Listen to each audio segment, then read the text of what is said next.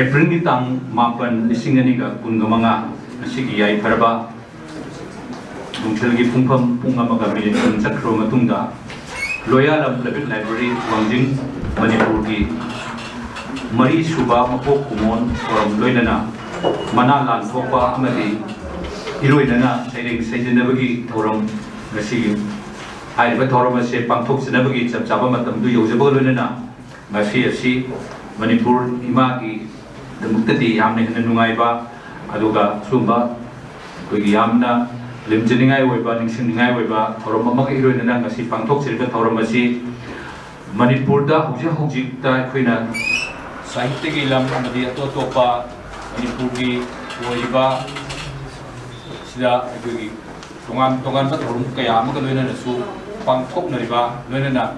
Film Gilam da Haragan number of the Sismala Manipur and Film Matuki Dukiba Nana Manipur Kiba Yamna Sanana Sigma Thormasi Pangtok Sabak Pangtok Sanabaki Thormasi Latok Sabodona Nasi Loyal Public Library Wangjing Manipur ki Mari Suba Mapok Kumon Moramabadi Manala Topaluna Saying Sajinabaki Thormasida Kampam Lang the Links and Nabaki Dabaka Ming Moina Panjarabada Wing Commander Akujam Devenders and retired President Manipur Sahitya Samiti Thobalna Chief Guest Pampam Landa Aduga Yenkum Indira Devi retired DI School of John Tree Thobal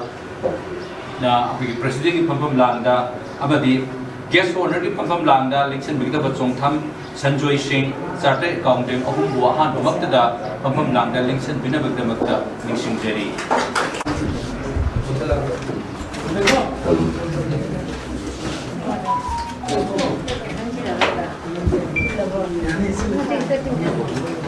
Si Pampam Landa Lincoln Bersing Nasibu Senja Landa Remakai Dengi Lengyan Dol Tobida Bagda Magda Kokshen Jabalona Loyal Public Library Thobal Wangjing Manipur ki Secretary Weba Salamna Lengyan Kudol Tobigani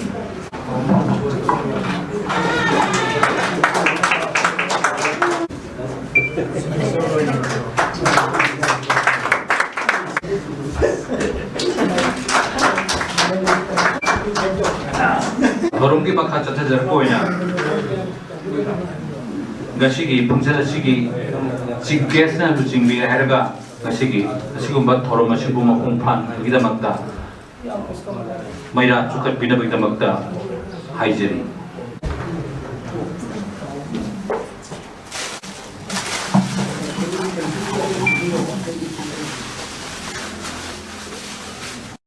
Thorum ki Maira Chukat Pimatunda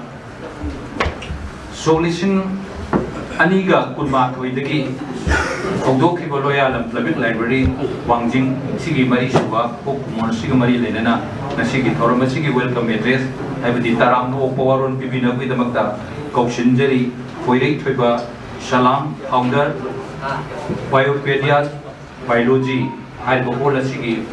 when the Silang Wamapu Founder Vidiba Poirate Tweba Salam Nasigi Loyal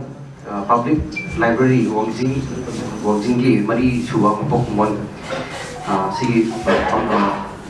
Thoramasida Levi Reva and Nazariba Chief Guest President Guest of Honor Amadi Levi Reva Saying Sing Maku Kudimapu Taram Kokchari Lakiwa Ade Lakio Yapun the Sigi Thoramasibu had a Popana Papupana Vidamaka and Sinde Kudimapu Taram Kokchari Nathan Lakada was Higi Bio Royal Public Library Tabak Thorum Kaputasu had a Pompava had a Sapapa Wanaba, Trevi Ravixing, Ki by the issue, Papagon, Pia Pika, Yapatoni, Pibika Nava, Hijani. Where is he had a gut? Thorumgi welcome address Lobi Promatunda Nasigi Asugumba Thorum Loyal Public Library Wangjing Gi Founder Su Ibiriba Zat Salam Sarat Salamna keynote address Ki Wapum Khara Ambina Bugidamata Haijari I Kokon Kundari Aina Loyal Public Library See Equity ꯁꯤꯗꯒꯤꯗꯤ ꯌꯥꯝꯅ ꯍꯩꯔꯕ ꯋꯥꯡꯖꯤꯡ ꯊꯧꯕꯥꯜ ꯗꯤꯁꯇ꯭ꯔꯤꯛꯀꯤ ꯋꯥꯡꯖꯤꯡ ꯃꯐꯝ ꯑꯃꯗ ꯊꯝꯖꯕꯅꯤ ꯑꯗꯨꯒ ꯑꯩꯈꯣꯏꯅ ꯍꯣꯟꯁꯤ ꯃꯐꯝ ꯑꯁꯤꯗ ꯏꯁꯥꯒꯤ ꯍꯣꯟꯁꯤ ꯑꯣꯏꯕ ꯃꯐꯝꯁꯤꯗ ꯑꯩꯅ ꯄꯨꯈꯠꯂꯒ ꯄ꯭ꯔꯣꯒ꯭ꯔꯥꯝꯁꯤ ꯁꯤꯟꯖꯕꯅꯤ ꯄ꯭ꯔꯣꯒ꯭ꯔꯥꯝꯁꯤ ꯁꯤꯟꯖꯕꯁꯤꯗ ꯑꯩꯅ ꯍꯥꯏꯖꯔꯨꯕꯗ ꯌꯥꯕꯤꯔꯛꯈꯤꯕ ꯑꯩꯈꯣꯏꯒꯤ ꯆꯤꯐ ꯒꯦꯁ ꯄ꯭ꯔꯁꯤꯗꯦꯟ ꯒꯦꯁ ꯑꯣꯏꯔꯛꯅꯕ ꯍꯥꯏꯖꯔꯨꯕꯗ ꯌꯥꯕꯤꯔꯛꯄ ꯑꯁꯨꯛꯀꯤ ꯃꯇꯤꯛ ꯌꯥꯝꯅ ꯅꯨꯡꯉꯥꯏꯕ ꯑꯃꯗꯤ ꯑꯩꯈꯣꯏꯒꯤ ꯑꯍꯟꯁꯤꯡ ꯂꯥꯏꯔꯤꯛꯁꯨ ꯑꯩꯅ ꯑꯃꯨꯛꯇꯪ ꯃꯈꯣꯡ ꯁꯨꯛꯆꯒꯦ ꯐꯪꯖꯗ꯭ꯔꯕ ꯑꯣꯖꯥ ꯑꯍꯟꯁꯤꯡ ꯃꯌꯥꯝ ꯑꯃ ꯂꯥꯛꯄꯤꯕ ꯑꯩ ꯃꯁꯤꯗꯒꯤ ꯍꯦꯟꯅ ꯅꯨꯡꯉꯥꯏꯕ ꯊꯃꯣꯏꯗ ꯄꯦꯟꯖꯩ ꯑꯗꯨꯒ ꯑꯩꯅ ꯂꯣꯌꯥꯂꯝ ꯄꯕ꯭ꯂꯤꯛ ꯂꯥꯏꯕ꯭ꯔꯦꯔꯤꯁꯤ ꯇꯧꯖꯔꯤꯕꯁꯤꯅ ꯑꯩꯈꯣꯏꯒꯤ ꯈꯨꯡꯒꯪꯁꯤ ꯂꯥꯏꯔꯤꯛꯁꯤ ꯑꯩꯈꯣꯏꯒꯤ ꯂꯤꯔꯒ ꯊꯝꯗꯕ ꯑꯗꯨ ꯇꯧꯕꯇꯕꯨ ꯍꯧꯖꯤꯛꯇꯤ ꯐꯣꯟꯒꯤ ꯃꯇꯝꯅꯤꯅ ꯂꯥꯏꯔꯤꯛ ꯄꯥꯕꯒꯤ ꯆꯥꯡꯕꯨꯗꯤ ꯌꯥꯝꯅ ꯍꯟꯊꯩ ꯌꯥꯝ ꯍꯟꯊꯕ ꯍꯥꯏꯁꯤ 100% ꯍꯟꯊꯔꯦ ꯑꯗꯨ ꯐꯣꯟꯗ ꯁ꯭ꯃꯥꯔꯠ ꯂꯣꯏꯅ ꯆꯠꯈ꯭ꯔꯦ ꯑꯗꯨꯝꯕ ꯑꯣꯏꯔꯒꯁꯨ ꯑꯩꯈꯣꯏꯒꯤ ꯂꯥꯏꯔꯤꯛ ꯂꯩꯍꯧꯕ ꯑꯁꯤ ꯇꯉꯥꯏ ꯐꯗꯅ ꯑꯩꯈꯣꯏꯒꯤ ꯑꯏꯕ ꯂꯥꯏꯔꯤꯛ ꯊꯤꯔꯛꯇꯕ ꯍꯥꯏꯕꯗꯤ ꯊꯤꯔꯛꯄ ꯂꯥꯏꯔꯤꯛ ꯌꯥꯝ ꯊꯤꯔꯛꯑꯦ ꯑꯩꯕ ꯑꯩꯈꯣꯏꯃꯛꯅ ꯑꯉꯥꯡ ꯑꯣꯏꯔꯤꯉꯩꯗ ꯊꯦꯡꯅꯈꯤꯕ ꯂꯥꯏꯔꯤꯛ ꯑꯏꯕ ꯑꯣꯖꯥꯁꯤꯡꯅ ꯊꯝꯕꯤꯔꯝꯕ ꯑꯣꯖꯥ ꯂꯩꯈꯤꯗ꯭ꯔꯕ ꯑꯣꯖꯥ ꯑꯍꯟꯁꯤꯡ ꯂꯥꯏ ꯑꯣꯏꯔꯕ ꯑꯣꯖꯥꯁꯤꯡ ꯀꯕꯤ ꯑꯩꯈꯣꯏꯒꯤ ꯃꯤꯡ ꯄꯟꯕꯗꯨꯐꯥꯎꯗ ꯑꯩꯈꯣꯏꯒꯤ ꯄꯟꯕ ꯉꯝꯖꯗ꯭ꯔꯕ ꯑꯣꯖꯥ ꯑꯍꯟꯁꯤꯡꯗꯨꯅ ꯊꯝꯕꯤꯔꯝꯕ ꯂꯥꯏꯔꯤꯛꯁꯤꯡꯁꯦ ꯍꯧꯖꯤꯛꯇꯤ ꯊꯤꯕ ꯐꯪꯗꯕꯗꯤ ꯑꯋꯥꯕ ꯌꯥꯝ ꯂꯩ ꯁꯨꯝꯕ ꯂꯥꯏꯔꯤꯛꯁꯦ ꯑꯩꯈꯣꯏꯅ ꯑꯉꯥꯡ ꯑꯣꯏꯔꯤꯉꯩꯗꯗꯤ ꯃꯌꯥꯝ ꯐꯪꯈꯤꯕ ꯑꯗꯨꯒ ꯋꯥꯏꯔꯒ ꯄꯥꯅꯔꯝꯕꯒꯤ ꯍꯦꯛꯇ ꯊꯧꯔꯣ ꯑꯕꯨꯛ ꯑꯃ ꯄꯥꯏꯔꯒ ꯅꯣꯕꯦꯜ ꯑꯃ ꯄꯥꯏꯔꯒ ꯊꯧꯔꯣ ꯑꯣꯟꯕꯒꯤ ꯑꯩꯈꯣꯏꯅ ꯅꯨꯡꯉꯥꯏꯕꯒꯤ ꯀꯩꯅꯣꯗꯣ ꯂꯩꯔꯝꯃꯦꯕ ꯑꯗꯣ ꯍꯧꯖꯤꯛꯇꯤ ꯑꯗꯨꯁꯨ ꯂꯩꯁꯤꯜꯂꯛꯇꯕ ꯑꯗꯨ ꯂꯩꯇꯦ ꯍꯥꯏꯔꯒꯁꯨ ꯂꯥꯏꯔꯤꯛꯇꯤ ꯊꯤꯕꯗꯤ ꯇꯣꯛꯇꯦꯕ ꯍꯧꯖꯤꯛ ꯀꯔꯤꯒꯤꯅꯣ ꯍꯥꯏꯔꯀꯥꯟꯗ ꯑꯩꯈꯣꯏ ꯀꯣꯂꯦꯖꯀꯤ ꯑꯩꯈꯣꯏꯒꯤ ꯔꯤꯁꯔꯁ ꯇꯧꯕ ꯁꯥꯇ꯭ꯔꯁꯤꯡꯅ ꯇꯧꯗꯕꯗꯤ ꯌꯥꯗꯕꯅꯤꯅ ꯃꯣꯏꯅ ꯂꯥꯏꯔꯤꯛꯁꯤ ꯌꯥꯝ ꯗꯔꯀꯥꯔ ꯑꯣꯏꯔꯀꯥꯟꯗꯗꯤ ꯉꯁꯥꯏꯒꯤ ꯑꯩꯈꯣꯏ ꯀꯩꯅꯣꯗꯗꯤ ꯐꯪꯉꯛꯇꯕꯅꯤꯅ ꯂꯥꯏꯔꯤꯛꯁꯤ ꯌꯥꯝ ꯗꯔꯀꯥꯔ ꯑꯣꯏ ꯈꯨꯗꯤꯡ ꯊꯤꯔꯛꯄ ꯑꯗꯨꯅ ꯃꯔꯝ ꯑꯣꯏꯔꯒ ꯑꯁꯤꯒꯨꯝꯕ ꯃꯌꯥꯝꯁꯤ ꯂꯩꯕꯗꯒꯤ ꯑꯩ ꯏꯁꯥꯃꯛ ꯀꯩꯅꯣ ꯇꯧꯖꯗ꯭ꯔꯒꯁꯨ ꯂꯥꯏꯔꯤꯛꯁꯤꯡꯁꯦ ꯑꯩꯅ ꯈꯔꯇ ꯈꯣꯝꯒꯠꯆꯔꯒ ꯑꯩꯒꯤ ꯂꯩꯖꯕ ꯈꯔꯗꯨ ꯑꯩꯅ ꯊꯝꯖꯔꯒ ꯀꯩꯒꯨꯝꯕ ꯀꯅꯥꯒꯨꯝꯕꯗ ꯊꯤꯕꯤꯔꯛꯄꯗ ꯑꯩꯅ ꯀꯩꯅꯣ ꯄꯤꯅꯕ ꯉꯝꯅꯕ ꯑꯗꯨꯒ ꯑꯩꯈꯣꯏꯒꯤ ꯑꯣꯖꯥ ꯂꯩꯕꯤꯔꯤꯕ ꯑꯩꯈꯣꯏ ꯑꯣꯖꯥ ꯂꯥꯏꯒꯨꯝꯂꯕ ꯑꯣꯖꯥ ꯑꯏꯕꯁꯤꯡ ꯃꯌꯥꯝꯁꯤꯅ ꯑꯩꯈꯣꯏꯒꯤ ꯗꯣꯅꯦꯠ ꯄꯤꯕꯤꯔꯛꯄ ꯂꯥꯏꯔꯤꯛ ꯄꯤꯕꯤꯔꯛꯄꯁꯤꯡ ꯑꯗꯣ ꯑꯩꯒꯤ ꯂꯣꯌꯥꯂꯝ ꯂꯥꯏꯕ꯭ꯔꯦꯔꯤꯁꯤꯗ ꯑꯩꯅ ꯊꯝꯖꯔꯒ ꯃꯌꯥꯝꯒꯤ ꯈꯤꯇꯪꯇ ꯑꯣꯏꯔꯒꯁꯨ ꯅꯣꯡꯃ ꯐꯥꯠꯇ ꯑꯣꯏꯔꯒꯁꯨ ꯈꯤꯇꯪ ꯋꯥꯈꯜ ꯈꯤꯇꯪ ꯀꯥꯟꯅꯒꯗ꯭ꯔꯥ ꯍꯥꯏꯗꯅ ꯊꯝꯖꯕꯅꯤ ꯑꯩꯒꯤ ꯊꯣꯏꯗꯣꯛꯄ ꯁꯤꯗꯩꯁꯤꯗ ꯑꯩꯒꯤ ꯆꯥꯎꯈꯠꯄꯒꯤ ꯑꯩꯒꯤ ꯇꯣꯉꯥꯟꯕꯒꯤ ꯀꯩꯅꯣꯒꯨꯝꯕ ꯑꯃꯇ ꯑꯩ ꯂꯩꯖꯗꯦ ꯑꯩ ꯀꯩꯒꯨꯝꯕ ꯑꯃꯇꯪ ꯑꯩꯁꯤ ꯁꯦꯟꯇ꯭ꯔꯦꯜ ꯂꯥꯏꯕ꯭ꯔꯦꯔꯤꯗ ꯑꯩꯒꯤ ꯀꯔꯤꯒꯨꯝꯕ ꯐꯜ ꯑꯃꯇ ꯑꯩ ꯇꯥꯟꯅꯗꯦ ꯑꯩ ꯀꯩꯒꯨꯝꯕ ꯑꯃꯇ ꯇꯧꯗꯦ ꯀꯩꯒꯨꯝꯕ ꯇꯧꯒꯦꯁꯨ ꯈꯟꯗꯦ ꯆꯨꯝꯅ ꯈꯤꯇ ꯑꯩꯒꯤ ꯄꯥꯝꯖꯕ ꯈꯛꯇꯅꯤ ꯑꯩꯅ ꯂꯣꯌꯥꯂꯝ ꯂꯥꯏꯕ꯭ꯔꯦꯔꯤꯗ ꯂꯩꯖꯔꯤꯁꯦ ꯑꯩ ꯃꯁꯤꯗ ꯑꯩꯅ ꯃꯤꯅ ꯒ꯭ꯔꯥꯟ ꯅꯨꯡ ꯑꯗꯨ ꯇꯥꯟꯅꯕ ꯑꯗꯥ ꯇꯥꯟꯅꯕ ꯑꯩ ꯀꯩꯒꯨꯝꯕ ꯑꯃꯇ ꯑꯩ ꯄ꯭ꯔꯣꯁꯦꯁꯁꯨ ꯇꯧꯗꯦ ꯇꯟꯁꯨ ꯇꯟꯗꯦ ꯑꯗꯨꯒꯤ ꯄ꯭ꯔꯣꯁꯦꯁꯇꯨꯅ ꯍꯦꯟꯅ ꯍꯩꯅꯖꯗꯦ ꯑꯩꯉꯣꯟꯗ ꯑꯗꯨꯅ ꯑꯩꯒꯤ ꯏꯆꯝ ꯆꯝꯕ ꯑꯣꯖꯥꯁꯤꯡꯅ ꯄꯤꯕꯤꯔꯛꯄ ꯂꯥꯏꯔꯤꯛ ꯈꯔ ꯑꯣꯖꯥꯁꯤꯡꯅ ꯑꯩꯈꯣꯏ ꯊꯃꯣꯏ ꯁꯦꯡꯅ ꯑꯩꯉꯣꯟꯗ ꯃꯇꯦꯡ ꯄꯥꯡꯕꯤꯔꯛꯄꯁꯤꯡ ꯑꯗꯨꯅꯤ ꯑꯩꯅ ꯂꯣꯌꯥꯂꯝ ꯂꯥꯏꯕ꯭ꯔꯦꯔꯤꯁꯤ ꯂꯤꯡꯈꯠꯄ ꯉꯝꯖꯩꯁꯦ ꯉꯁꯤ ꯃꯥꯡꯗ ꯅꯤꯡꯁꯤꯡꯕꯤꯔꯤꯕ ꯑꯣꯖꯥꯁꯤꯡꯁꯤꯅ ꯃꯇꯦꯡ ꯄꯥꯡꯕꯤꯔꯛꯄꯁꯤꯡ ꯑꯗꯣ ꯑꯃꯁꯨꯡ ꯑꯩꯈꯣꯏꯒꯤ ꯊꯃꯣꯏ ꯌꯥꯎꯅ ꯄꯥꯡꯕꯤꯔꯛꯄꯁꯤꯡ ꯑꯗꯨꯅꯅꯤ ꯑꯩꯅ ꯉꯁꯤ ꯂꯣꯌꯥꯂꯝ ꯂꯥꯏꯕ꯭ꯔꯦꯔꯤꯒꯤꯉꯁꯤ ꯃꯐꯝ ꯑꯁꯤꯗ ꯁꯤꯟꯕ ꯉꯝꯖꯔꯤꯕꯁꯨ ꯃꯁꯤ ꯍꯥꯏꯖꯔꯒ ꯑꯩꯒꯤ ꯋꯥꯍꯩ ꯈꯔꯁꯤ ꯃꯇꯥꯡꯁꯤꯗ ꯄꯤꯖꯔꯤ ꯊꯥꯒꯠꯆꯔꯤ ꯉꯁꯤꯒꯤ ꯐꯥꯎꯟꯗꯔ ꯑꯣꯏꯔꯤꯕ ꯂꯣꯌꯥꯂꯝ ꯄꯕ꯭ꯂꯤꯛ ꯂꯥꯏꯕ꯭ꯔꯦꯔꯤ ꯋꯥꯡꯖꯤꯡꯒꯤ ꯁꯂꯥꯝꯅ ꯃꯍꯥꯛꯀꯤ ꯄꯨꯛꯅꯤꯡꯒꯤ ꯋꯥꯔꯣꯜ ꯀꯤꯅꯣꯠ ꯑꯦꯗ꯭ꯔꯦꯁ ꯄꯤꯕꯤꯈꯤꯕ ꯃꯊꯪ ꯑꯁꯤꯗꯤ ꯍꯧꯖꯤꯛ ꯑꯩꯈꯣꯏꯅ ꯈꯧꯔꯥꯡꯅ ꯉꯥꯏꯔꯛꯏꯕ ꯃꯅꯥ ꯂꯥꯟꯊꯣꯛꯄꯒꯤ ꯊꯧꯔꯝ ꯑꯗꯨ ꯑꯩꯈꯣꯏ ꯌꯧꯁꯤꯜꯂꯛꯂꯦ ꯁꯤꯒꯤ ꯏꯔꯣꯏꯅꯅ ꯑꯩꯅ ꯃꯔꯛꯁꯤꯗ ꯍꯥꯏꯖꯅꯤꯡꯕ ꯑꯃꯅ ꯉꯁꯤꯒꯤ ꯊꯧꯔꯝ ꯑꯁꯤ ꯃꯅꯤꯡꯗ ꯑꯩꯈꯣꯏꯒꯤ ꯁꯩꯔꯦꯡ ꯁꯩꯗꯤꯟꯅꯕ ꯍꯥꯏꯕ ꯑꯃꯁꯨ ꯂꯩꯕꯅ ꯃꯔꯝ ꯑꯣꯏꯔꯒ ꯁꯩꯔꯦꯡ ꯁꯩꯗꯤꯟꯅꯕꯗ ꯌꯥꯎꯕꯤꯒꯗꯧꯕ ꯑꯩꯈꯣꯏ ꯑꯣꯖꯥꯁꯤꯡꯅ ꯃꯁꯥꯒꯤ ꯃꯤꯡ ꯄꯤꯁꯟꯕꯤꯅꯕꯁꯨ ꯑꯩꯈꯣꯏ ꯃꯗꯨꯒꯤ ꯇꯥꯟꯖꯥ ꯑꯗꯨ ꯂꯧꯖꯒꯦ ꯃꯗꯨꯁꯨ ꯄꯤꯁꯟꯕꯤꯅꯕ ꯍꯥꯏꯖꯔꯤ ꯃꯅꯥ ꯂꯥꯟꯊꯣꯛꯄ ꯉꯁꯤꯒꯤ ꯃꯅꯥ ꯂꯥꯟꯊꯣꯛꯄꯤꯒꯗꯧꯕ ꯁꯤ ꯃꯔꯨꯑꯣꯏꯅ ꯑꯍꯥꯟꯕ ꯃꯤꯡꯗ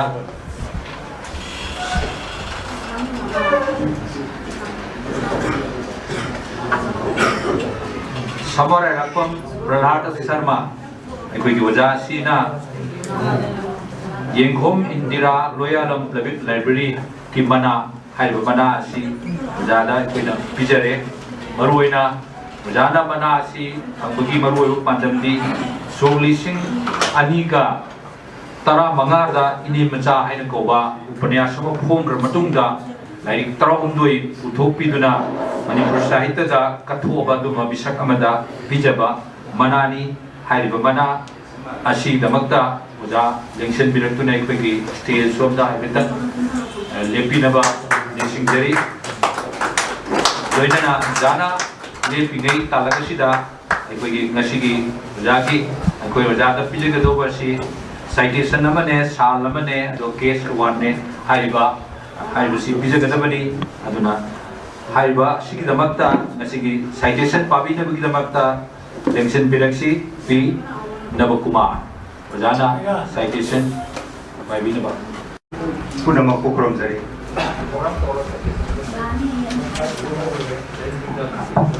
श्री समलापम प्रहलाद शर्मा की Samlap पुलसिवारी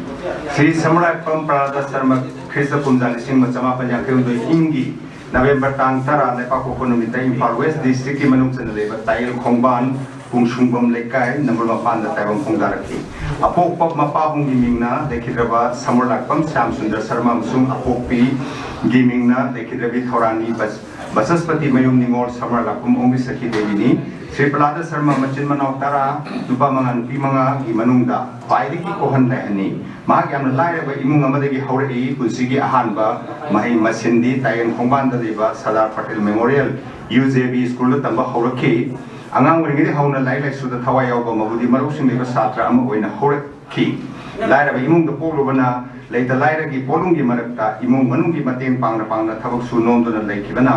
yamna thengthana manipur university gi makha da be pass to ki piling di hauna saite gi lamda khongda ba hauraki class 3 4 tamning gi hauna sereng iba pa ba hauraki agastranga amsung saraswati puja gamari linen school na sinba competition kaya da saruk yarki aibagi khongsatta ngasi fawda makhal makha kaya gi laik tron doi phongkhre madudi christ kumjali kum lising machama pan phumudrani pan thongam yaithalon sereng christ kumjali lising machama pan mogra newton manjuri nobel लिसिंग चमापन मोग्राम नोंदम्बगी साफ फंगलबी अमगी पाउदम खंदकब्या मरी सुबदा लिसिंग चमापन मोग्राम Anupama Nobel अदि मंगा सुबदा ख्रिस्त लिसिंग चमापन मोग्रामरी मालेमदा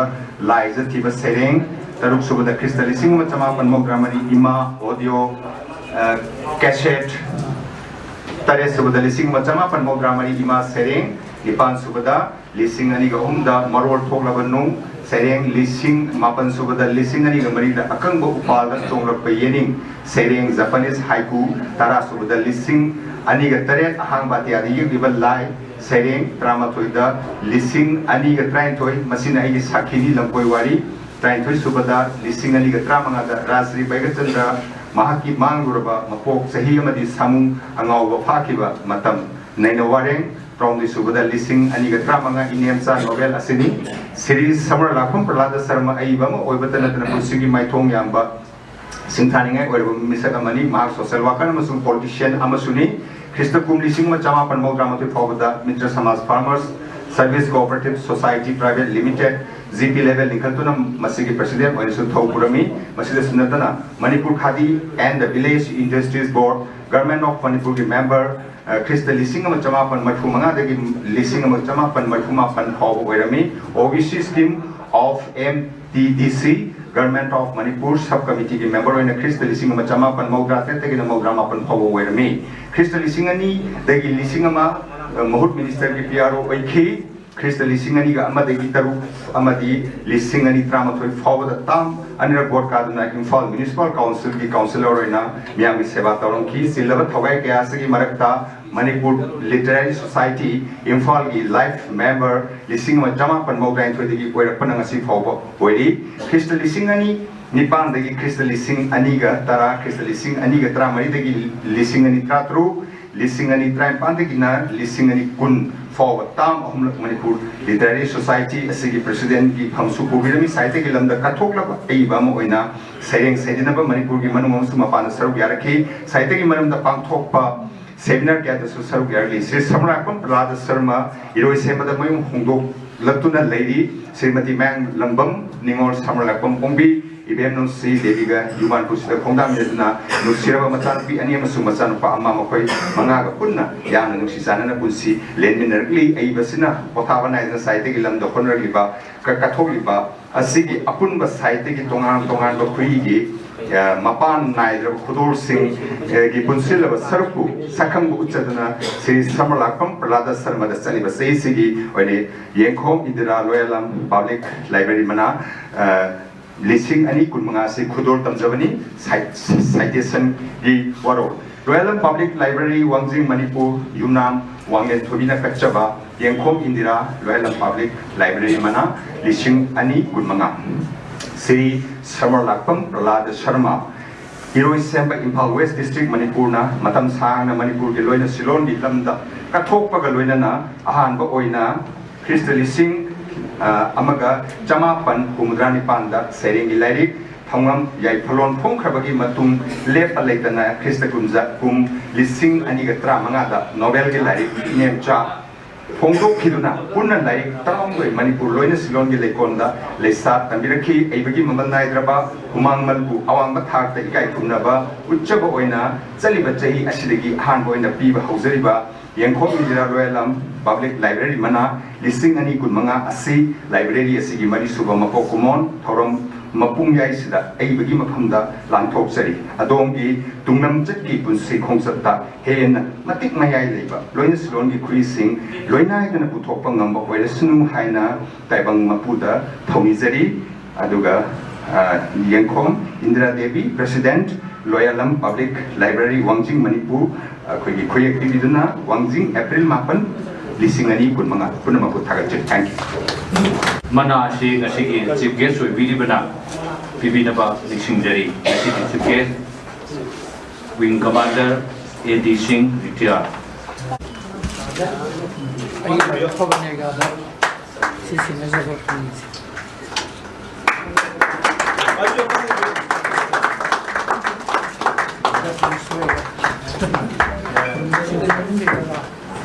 Ladies, Chida, pibinaba Lishingjari. Madangi awardee Dr. Salam Santibala Devi Mangna Pilibasina Waikom Samu Yaima Ningsing Royalam Labit Corridor Mana Hailiba Mana Sigi Habigani Jagi Nainaroigi Warinda Bijabani Mahaki Lari Pongok Loan Haiba Sigumbala Sida Bijabani, Lengsen Brexit, Waja Salam Santibala. I am Punabaku Hanmutan Kuni. One of the leader of the Dagi Solution, Lawyer of Public Library, Mountain Money, Dr. Salam Santibala Devi, Kai Kunabagi, Sakamsi, Manipuri Korologi, Landam. Dr. Salam Santibala Devi, Yamna Porabakandi meditation. Silver Tawai Barata, Makuto Kodisi and the Padna, Lam Kayada, Kutari Biaman. Nongdambana Hanna Tan Hepi Biaman. In Hanutumbokana Talava, which he comes to Sida, Adoki Neroi, I receive Mertagi, a son big Nere Amani Lojana, Adongi, Kundon, Nero Warren. Dari asida Loyalam Public Library na Waikom Ongi Tampak Lima Nakasaba Waikom Samuyay man Masing Kurul Mana 2025 ase Ratok pada Matiksari Kandadana Manasi Kusim Najari Founder Secretary Sir Salam Loyalam Public Library Wangjing Manipur President Yankom Indira Devi Loyalam Public Library Wangjing Manipur Dari citation batang sendiri. Masigi President we bili ba Da Indira na Sumana si Libigani.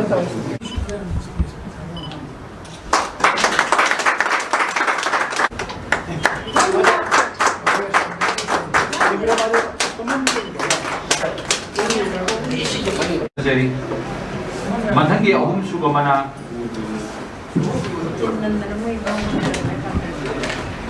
Mana Achi Damakta Kangalabad awardee to the Niranjan Usham Hyde Bamana Achi Salam Library Loyalam Library Corridor Mana Ashikuma Mana Achi Manipur Kobi Imawo Haina Koba Lebak Nimba Sering Biktiba Rasida Sibu Manasi Bijabani Marmasina Manasi Tupiratuna Epiro Matunda Hoji Maki Citation Panabi Damanta Oxinjari Saikom Haikam Sawa Devi Makuahan memagdana ko pada kunjari si mana pembigado riba ikai kunjari riba Niranjan Usam yari po mamo lekai Thoban district lai bana ibiba Manipur Kobi Imawo Minthon ba Sri Lari Pasida Wahi Paring Singi Seleban Manaba Rhyme Rhythm Amadi Education Hazana Yoba Timlay Haiduna Laiba Nimba Isai Sereng Tegi Koiba Asigunaba Makhanbi Lai Asi Atang Bani Kanjaduna Salam Naiba Ningsing Korion Mana English Singani Kunmangasi Loyalam Public Library Mari Suba Apok Mondi Thoromasida Aibagi Mapamda Bijari Basingi Kuyek Ikai Kunajariba Salam Sharad Founder Secretary Loyalam Public Library Wangjing Manipur Loinana Ikai Kunajaribi President Yenkom Indira Devi Loyalam Public Library Wangjing Manipur Punabaki Amuna Kurumjari Sigi mana si sigi guest of honor Piliba Za Chongtham Sanjuina and Topigani.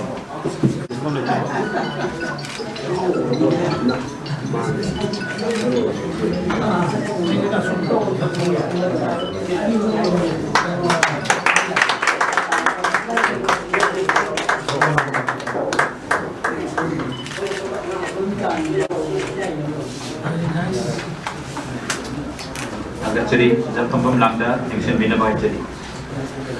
Kau gimana ahum lang thok saba luai kibaga loina na matangi tol masidi kau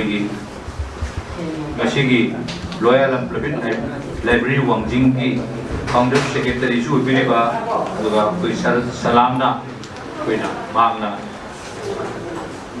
Jon sijaba al kerada mahak ki acam pokudot to bilaba lokat segi. Bada Equigi Jasser Lincoln Birna Manisingari Ahan Bada Baza Khetri Bira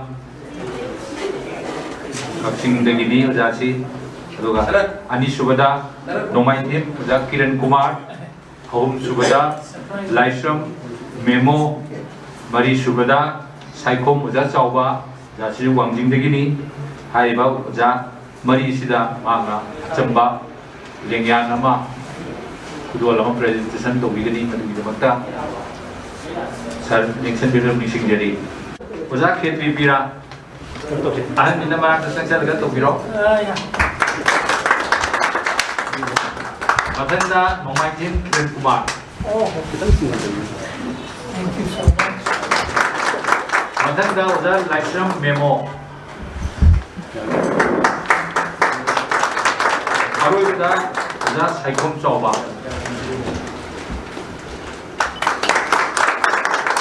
Sangat seri. Matang sini yang tentak waror ama mana kapit bersinggi amatang dokter jaraga waror nama tambina bahajari jadi amujo waiko Nixon Birsi amujo waiko Loyalam Public Library ki Mari Suba Mapok Kumulgaluyana Pharmacy ki Medicine Viva Nimone Panjaroda Sequest Medicine Viva Poison Devendra Singh Wing Commander ATR President Saita Samiti Kapal Manipur Amri Kaikuna Butchari Pharmacy ki Recite Viva President Foundation Vivi Nimone Panjaroda Srimati Yankom Indra Devi Vidya DI Public School Zone 3 Tawan Manipur Kaikuna Butchari Loina Catch one early for another election Viva Sri Songthang Sanjay Singh Chartered Accountant oza wasu kai kuma wurtsari loina asigi sai mapun engine bigidaba belizin nauren award sai academy award in yudi kai kuma wurtsari loina asigi award presentation sida award pambiriba ni mulai pajar dasi Sangrapun Brother Sarma kai kuma wurtsari Srimati Dr. Salam Santibla kai kuma wurtsari loina Nirenzen Ucham pada usia kita usia. Landa masih ki literasi yang ngaplo boleh beri ba, boleh paina kai kunza iba. Pangdo itu seserang na, suri kai kunza ucap ba. Ini mana tuan tuan panjang juga su. Yang beri ba, ani beri su. Kopi kai kunza ucari. Loina na asyik print media lagi, kalau beri ba, alaman. Cinau kai kudi mampusu kai kunza ucari. Loina na Manipuri desa kita anda tuan-tuan pun lagi awai kaya bau panggung jadi ba isu di mana ba alaman kali mampusu kai kunza kai kunza ucari. Loyalam public library si Wazar Salamna library yang tentang handling hai lagi hai si lagi maruina manga lensin biwa wajib Wazar kami mulai drop di mana panjara pada lagi Wazar Salamna pun nama orang bagi dia lagi pada mentana laga hai bukan si isa mengiyauna dalam library si sebenarnya pak yang bukan jadi kudung sama mah dia program mai mana sini mari suwa tahun yang sudah berjalan imam besar Paul atau luar ni jam mai mana 2022 ki April kita mabunda yang di pusing bulan itu bisa sangai mana mai dah cukup tu na Waisa Salami sangai dah untuk pilih mesin Masina sagi dalam library ki madugi maceta acuba inu ama hafam berahal si ayu modali paul ado loina na nadam madamda wangjing modal library ba na taga impal modal library ba tuan ba literature ki lam thawa yaw singdina library si bu kinna bo kona wada biduda asa na formula si atma masa laiba lai sing angam angam bapinadna lai library sing apung pawa asa nama boleh pergi tauna ama bila mudah semua itu mah pawa posisi aduna malam boleh kan saya quality semua jadi ba amana lari pongi ba amasung Manipur literature na Manipur di pangan nama happy ba quality postmodernism ga imagery ga ani ki tadda thana da ya da ba masat asi kunai amada literature na mai kunai adugi sanari ba sana kamon matam ki thok patulu pathok sing amadi buari go ba masat si homjin na mum form de tanduna aikoi ki kunai ni ba akoi kongul amaka lai da biuti thauna amaka si akoi kwai ni mapuina matam ki saklonda matam ki masakda aku lain itu magun, madugi magun nama hap hai besi karawai anu hai besi nasi lagi padra di ewara maka koina dalam library dekat segi hasil macam dah dalam library di pabulu sih na harau na ya dia pai besi ewara kat liba aku di yang mai seba amu pawai masih na karawai dah punjen ki hai dah kadi literature ki makhong somna chatpa masigi kunaida masinji yape makai literature ki padan si mang dawni mai khongul nama koi ni hai si masi suadu koi masi kudam moina ko ki Manipur su India ki na Sahitya Academy Award 1990 ga 7 lagi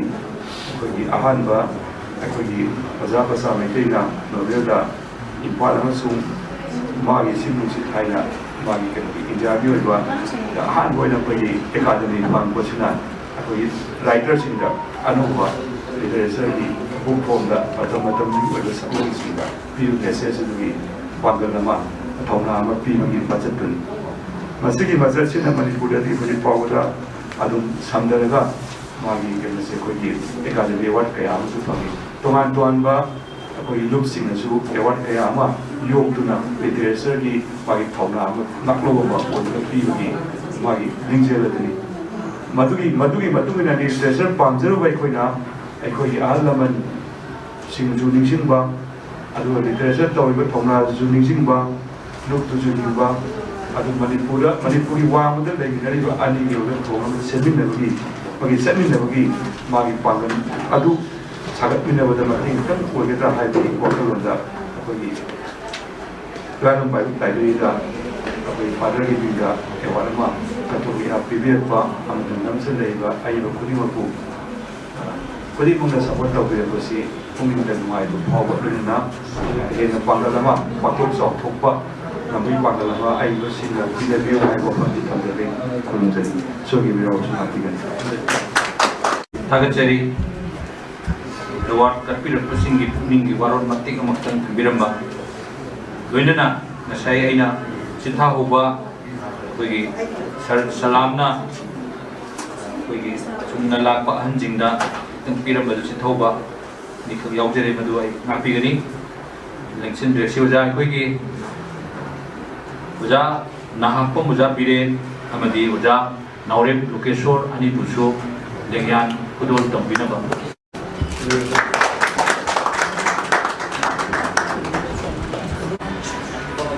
ꯍꯧꯈꯤꯕ ꯆꯍꯤ 4 ꯃꯄꯨꯡ ꯐꯥꯔꯛꯇꯨꯅ ꯉꯁꯤꯗꯤ ꯃꯍꯥꯛꯀꯤ 4ꯁꯨꯕ ꯄꯣꯛꯐꯝꯣꯟ ꯊꯧꯔꯝ ꯑꯁꯤꯒꯤ ꯌꯥꯝꯅ ꯆꯝꯅ ꯃꯥꯒꯤ ꯉꯝꯖꯕ ꯈꯔ ꯀꯠꯆꯕꯒꯤ ꯑꯗꯨꯒꯨꯝꯕ ꯊꯧꯔꯝ ꯑꯁꯤꯒꯤ ꯑꯩꯈꯣꯏꯒꯤ ꯃꯌꯥꯏ ꯆꯕꯨꯛ ꯆꯜꯂꯛꯄ ꯍꯥꯏꯕ ꯇꯥꯔꯦ ꯁꯨꯝꯕ ꯃꯇꯝ ꯑꯁꯤꯗ ꯑꯉꯝꯕ ꯈꯔ ꯃꯥꯅ ꯑꯍꯟꯁꯤꯡꯗ ꯈꯨꯗꯣꯜ ꯇꯧꯕꯒꯤ ꯇꯥꯟꯖꯥ ꯑꯗꯨꯒꯤ ꯑꯔꯣꯏꯕ ꯑꯣꯏꯅ ꯂꯩꯕꯤꯔꯤꯕ ꯑꯣꯖꯥ ꯅꯍꯥꯛꯄꯝ ꯑꯣꯖꯥ ꯕꯤꯔꯦꯟꯗ ꯑꯩꯈꯣꯏꯒꯤ ꯂꯣꯌꯥꯂꯝ ꯄꯕ꯭ꯂꯤꯛ ꯂꯥꯏꯕ꯭ꯔꯦꯔꯤꯒꯤ ꯐꯥꯎꯟꯗꯔ ꯁꯦꯀ꯭ꯔꯦꯇꯔꯤꯅ ꯄꯤꯕꯤꯅꯕ ꯅꯤꯡꯁꯤꯡꯖꯔꯤ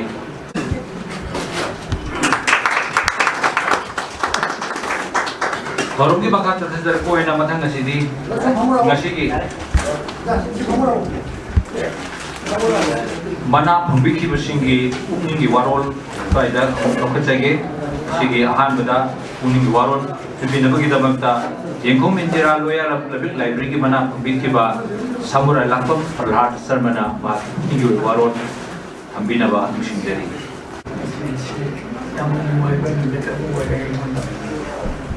Loyalam Public Library,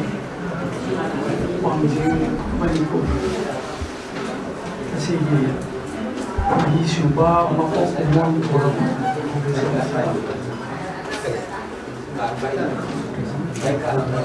Forum Asigi Sibia Swagiriba Ojam Devendra Singh, Oza Devendra, Konya Shina. Kojariba un commander, Setia President, Site Sanity Papa, Amadi, President of Bidi Babasi, Yankom Indira, see I can Kujari by Yakuboga. So the Runana, Sundam Sanjoishi, guess of order would be right now, but the Ikaku Mangda Lengsen Biriba Sunday Academy awarding will be Ba Wadi Lengsen Biri Amun Member Lengsen Biri and Maruk Kiran and the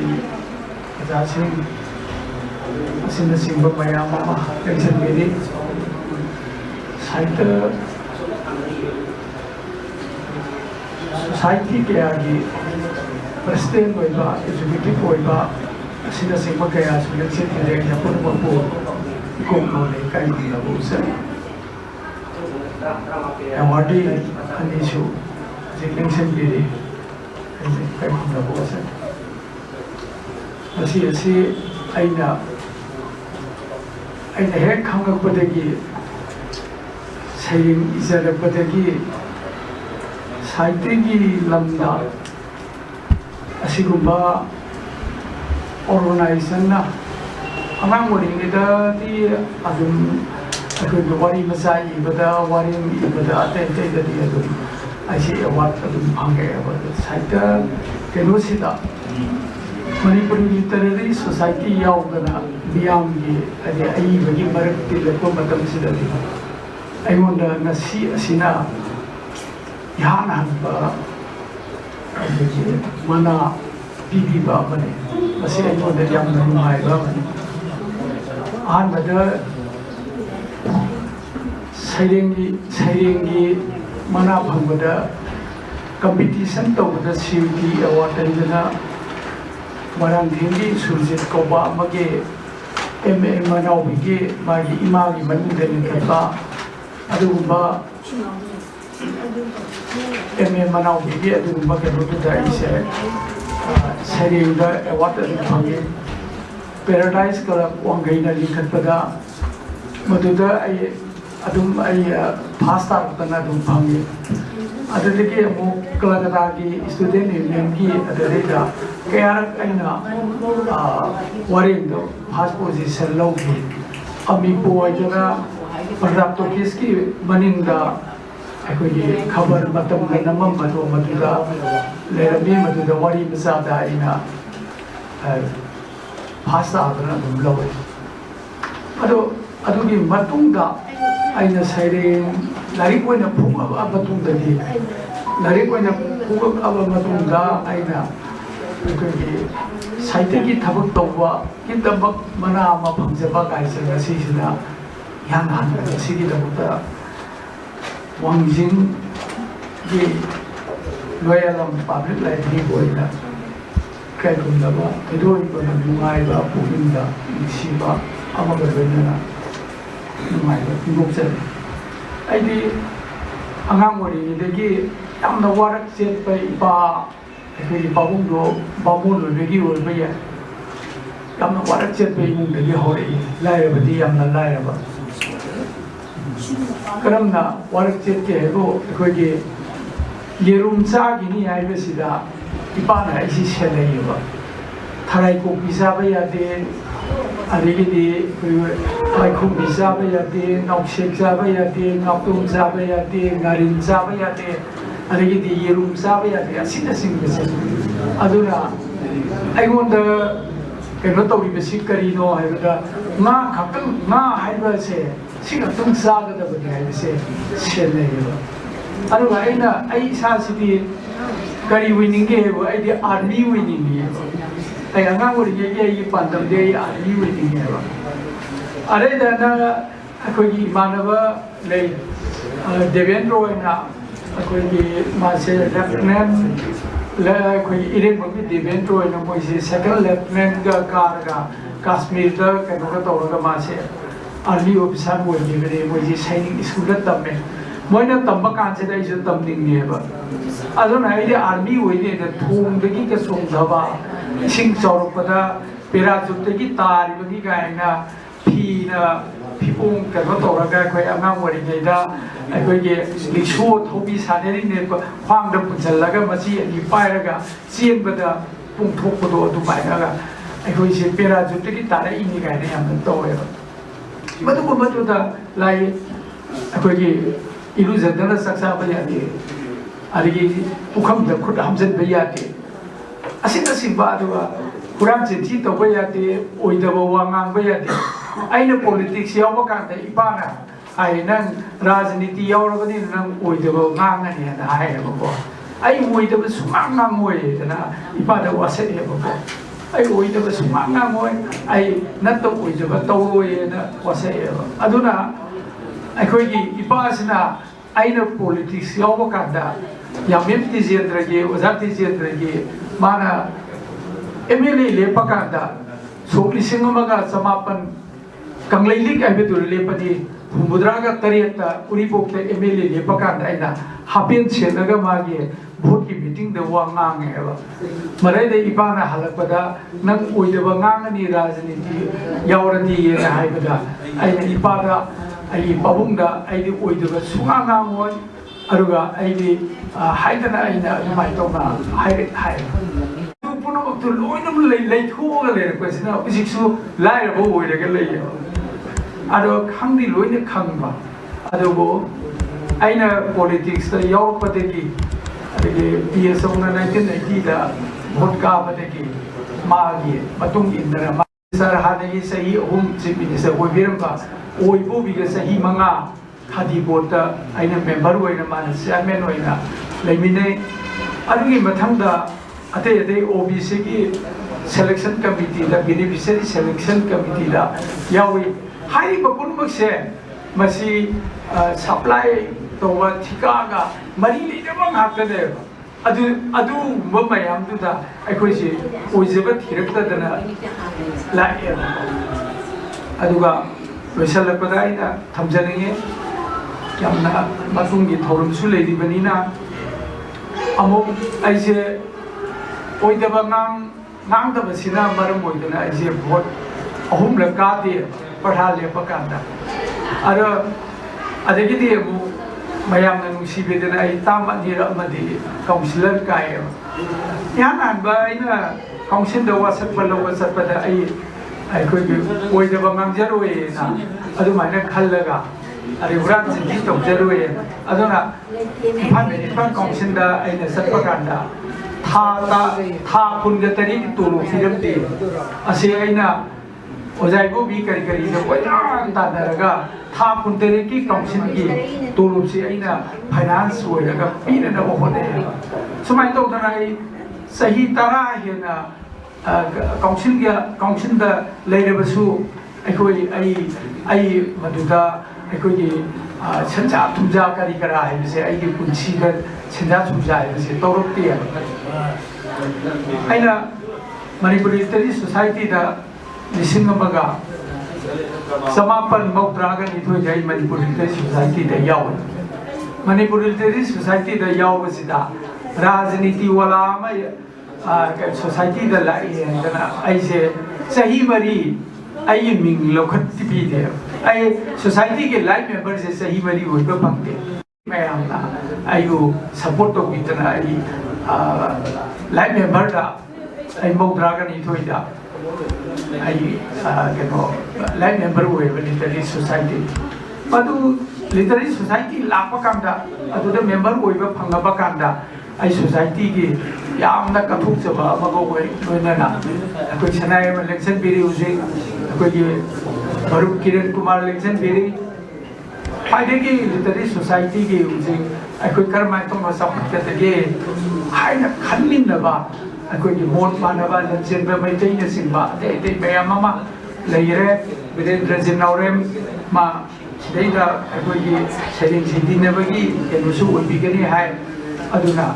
अखोई ma'am सिना पुजलगा Manipuri literary society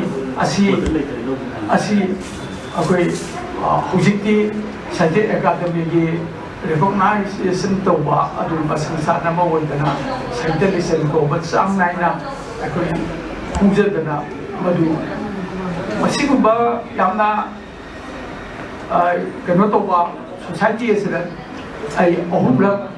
अखोई member सिंग ना आइबो ताम अहुमलक अखोई president होइना खनबीदना आई ताम अहुमलक खुजबा ममे आइना Manipur literary society से काउजबा लेते ngasi असुमना आइना सही क्या कि ममांग के अंगांग होइदगी सरिंग इजरपा आई यामना नुसिबा माने यामना अंगांग होइदगी इबा सही तारा मोथदा अदवाइ तंदा वन डे प्ले गाइना तवी अदगी कोली फैंसी ड्रेस गाइना तवी मतमदा सही अखोई क्लास 3-4 तंबा मतम अदगी इसाना इबा सरिंग इसाने इबा डायलॉग इसाने इबा केनो मैम से अखोई 15 अगस्त ने सिंबा अमदी सरस्वती पूजा ने सिंबा स्कूल दा अखोई सरिंग थीबने सिंबा अदे प्रोग्राम के तो पकांदा आई सब यारगा तुले लाई आई लाई अहानबा सरिंग फूमदो 1978 Thomumyak Hello Lena, Sanai Valentin Bidi, Mana, Misi, compositor, with Miraga, Mapoina, Nambiraga, Press Loraga, Nambiragas, setting Villari, Adupumi, Matamadu that Yang setting Pumani, Aduni, Matam, and Lari, Pumapatuna,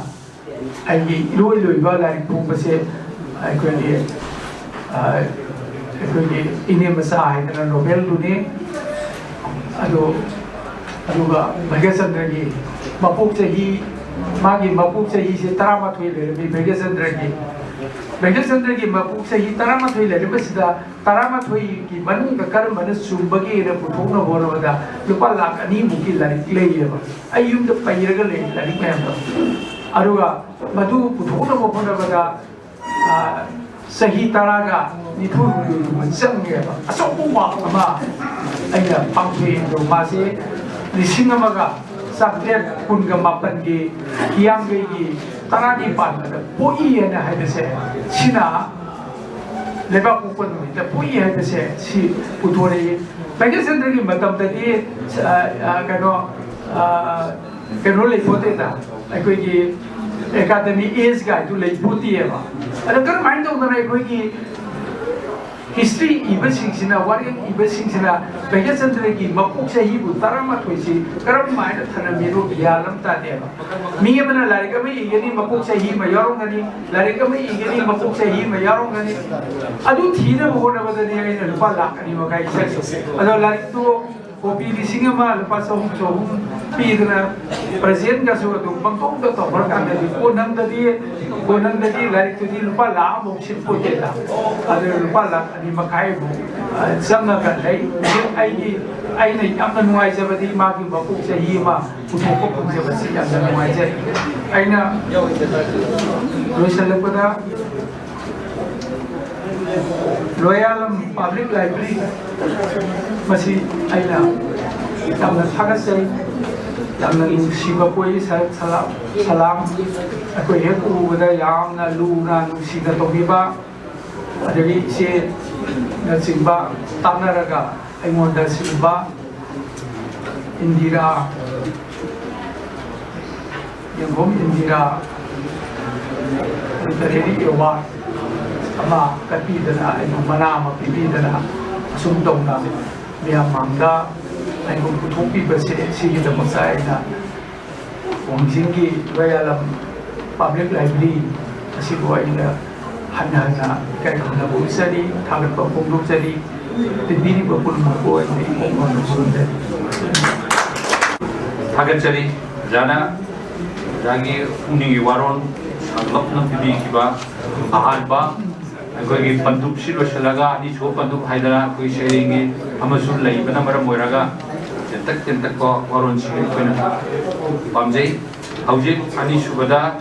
असिगे award बीबी जा doctor सलाम शांतिबला देवी उनगी वरोन तक बीबी दमाजे हाल नमक्तदा मसिगी दाइजलिंग सिनबिबा बिगो एंदोला इकाय खुनजरबा Oza ming oina panjatra kasu aku anak mu mana kurang jari oina na mang daleng sin biri ba pero dona kai pun nazara ba halaman lai guru ai butapi tan biri ba oza sing una ma amadi sai tai lamda dongan ba pandai lengbirak tuna masidatin biri ba kai bono ko aina po nonjari masih Royal Public Library Wangzing Manipur di Mari Subramangpo Kumon Forum Asida ay hapo kayo ndonga aina wala jari bagara asida uling thawat biduna Waikom samu yaima nising Royal Public Library kuri role mana ay wanda kusin nabi bagi damagta ay naahan mamagtada kuri Royal Public Library amadi mana kapila iba unang mampo ay na amuka hana aina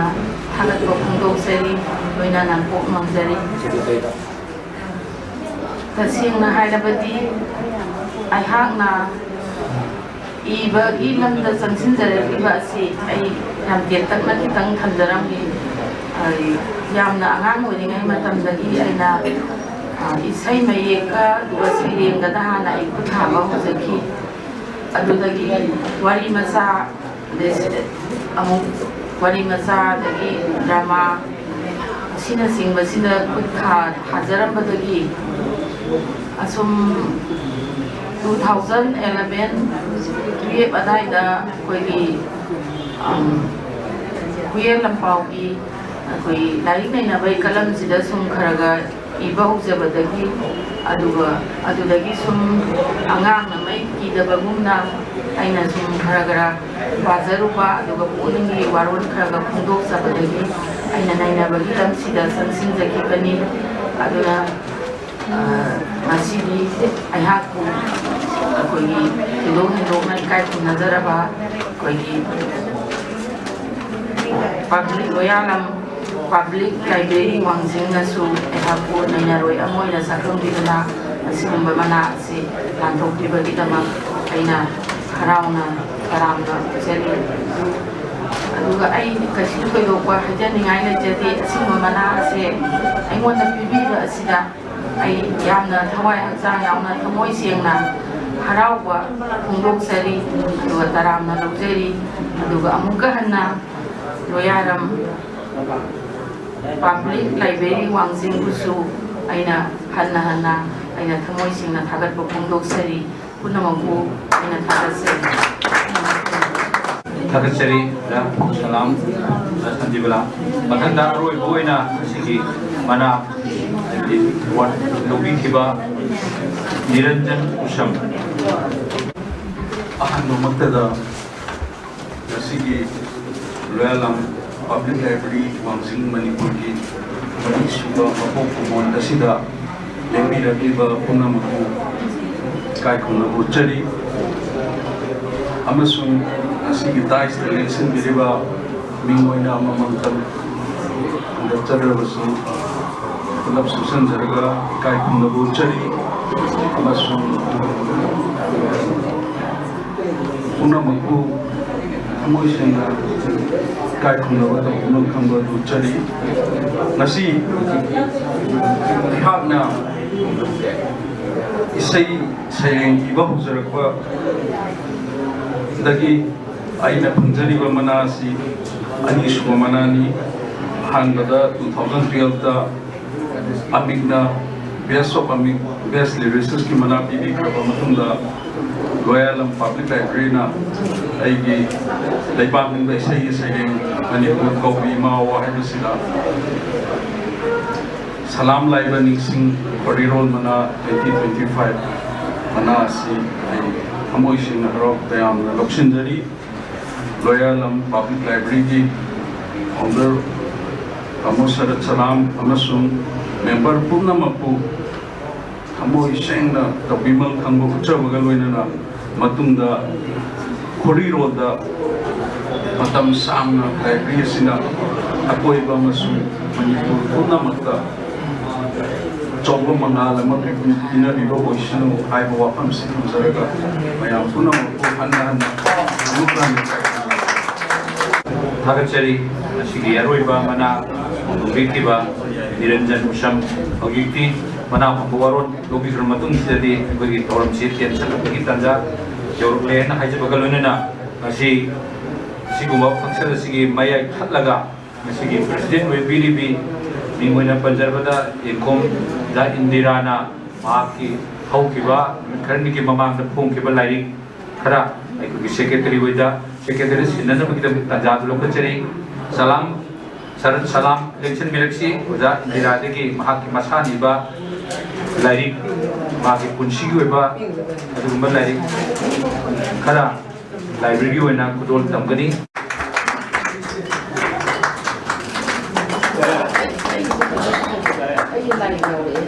Pani, pergi. Masih ke awak di udah Chanti Balana su, like kara ꯁꯔꯠꯇ ꯂꯥꯏꯔꯤꯛ ꯈꯨꯗꯣꯜ ꯇꯧꯕꯤꯒꯦꯅ ꯍꯥꯏꯕꯤꯔꯛꯏ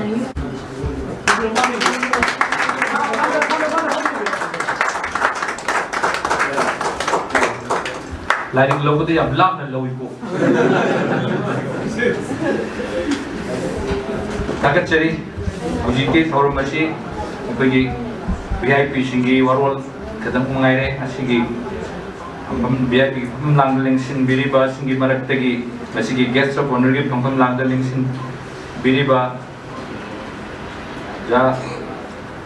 ꯆꯣꯡꯊꯥꯝ ꯁꯟꯖꯨꯏ charter ꯑꯦꯀꯥꯎꯟꯇꯦꯟꯠꯅ ꯉꯁꯤꯒꯤ ꯐꯪꯁꯟ ꯑꯁꯤꯒ ꯃꯔꯤ ꯂꯩꯅꯕ ꯋꯥꯔꯣꯜ ꯈꯔ ꯊꯝꯕꯤꯅꯕ ꯅꯤꯡꯁꯤꯡꯖꯔꯤ ꯑꯍꯥꯟꯕꯃꯛꯇꯗ ꯂꯝꯗꯝ ꯑꯁꯤꯕꯨ ꯀꯣꯟꯕꯤꯔꯤꯕ ꯊꯥꯅꯝꯗꯆꯦꯅ ꯊꯥꯒꯠꯅꯖꯔꯒ ꯉꯁꯤꯒꯤ ꯑꯁꯤꯒꯨꯝꯂꯕ ꯂꯣꯌꯥꯂꯝ ꯄꯕ꯭ꯂꯤꯛ ꯂꯥꯏꯕ꯭ꯔꯦꯔꯤ ꯋꯥꯡꯖꯤꯡ ꯃꯅꯤꯄꯨꯔꯒꯤ ꯃꯔꯤꯔꯛ ꯁꯨꯕ ꯃꯄꯣꯛ ꯀꯨꯝꯑꯣꯟ ꯊꯧꯔꯝ ꯑꯁꯤꯒꯤ ꯆꯤꯐ ꯒꯦꯁꯠ ꯑꯃꯁꯨꯡ ꯄ꯭ꯔꯦꯁꯤꯗꯦꯟꯠꯀꯤ ꯐꯝꯐꯝ ꯂꯥꯡꯗ ꯂꯦꯡꯁꯤꯟꯕꯤꯔꯤꯕ ꯂꯩꯀꯥꯏ ꯈꯨꯡꯒꯪ ꯂꯣꯏꯅꯅ ꯊꯧꯔꯝ ꯑꯁꯤꯗ ꯂꯦꯡꯁꯤꯟꯕꯤꯔꯤꯕ ꯑꯩꯒꯤ ꯅꯨꯡꯁꯤꯖꯔꯕ ꯑꯣꯖꯥꯁꯤꯡ ꯈꯨꯠ ꯄꯥꯏꯗꯨꯅ ꯇꯥꯛꯄꯤꯔꯛꯄ ꯑꯃꯗꯤ ꯂꯦꯡꯁꯤꯟꯕꯤꯔꯤꯕ ꯏꯆꯤꯜ ꯏꯅꯥꯎ ꯄꯨꯝꯅꯃꯛꯄꯨ ꯏꯀꯥꯏ ꯈꯨꯝꯅꯕ ꯎꯠꯆꯔꯤ ꯇꯁꯦꯡꯅ ꯉꯁꯤꯁꯤ ꯏꯁꯥꯗ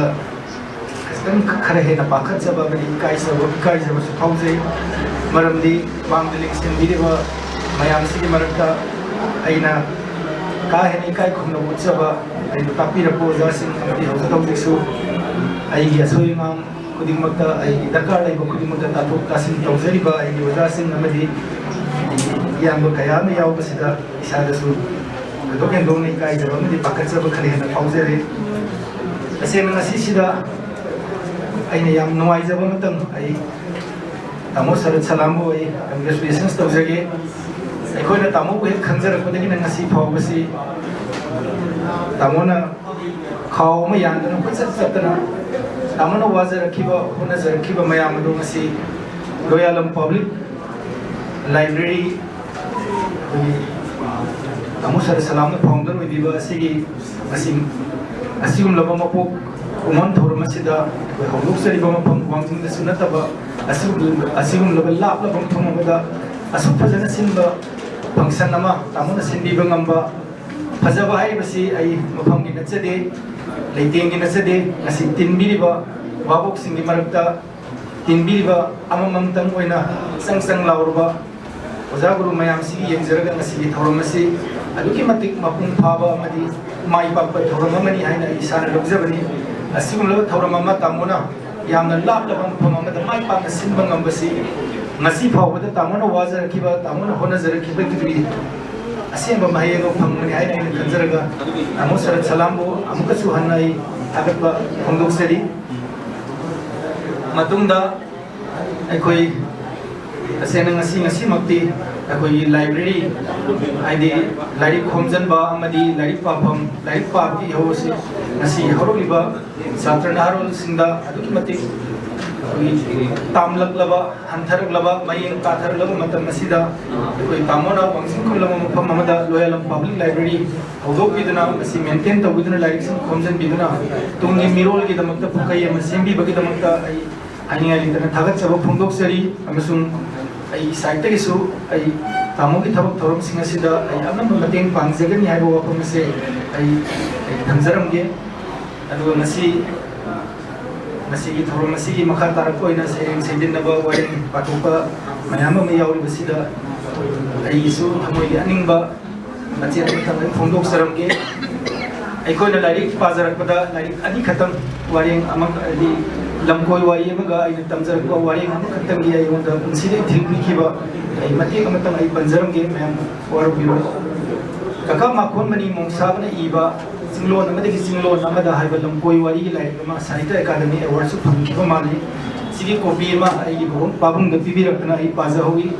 lai to paru matamda aduki matik thamoi da nuai jaba pen jaba mani ikai jaba su phawjaki masida koina ai thamoi da lai to paru phawo phango ko ithil lai ragadi ai koina social work social service amadi patriotism leibak ning bagi thilasi ai koina tohan be activity hoina ai society sida एक उत्पदोंना मसी we अदु lyric से पार robo मतुंदा एकोगी लेबाक निंबा लेबाक निंबगी ethyl लेबाक निंबगी थौदौ थवाई है तारे अदुगा सोशल वर्क सोशल सर्विस है तोान एक्टिविटी होगदबनते अखोई normal day to day life अखोई हिंगीब पुंसीगी तौरीब थबकसिंग असिदा मसिगी मचत अमा यावगदबनी हाबसे लाइरिक अदुदगी फंगजहोगी अदुना ngasi फावबदा अइने हिंगजरीब पुंसीसिदा अइने तौजरीब थबकसिंग असिदा अइ यारिब मखै मसिगी थिलसे उथोक्तुना अतोपदसु मसिगी इंस्पिरेशन अमा पीननबा अइ यारिब मखै हिंगनब होनजै मसिमक अइना रगा मखोन मनी मुंगसाबगी लंकोई वारी चिंगलोन अमदगी चिंगलोन अमदा हाबसे पारुबदगी फंगलपै थिलदुनी हाइ मयाम तमजगे अदुगा अमना 1994 दा अइना मतंदुदा जॉनस्टोन हायर सेकेंडरी स्कूल दा 12 कॉमर्स तमलिंगेदा पाजखिबा तमजखिबा वारी मतंग कवि साउबगी कला अमसुंग पुंसी हेबा वारेंग अदुदा रविंद्रनाथ टैगोर ने इबीरंबा वारेंग हागद्रा सेलिंग हागद्रा मतेक अमतंग कोट तौरगा अइबने इबीरमी नोंग तारमदाई नोंग नुमिदांग वायरम अमा तारमदाई नुमिन हांगी अइ थौसे अइ हुत कनाना सिलौगदगे हैना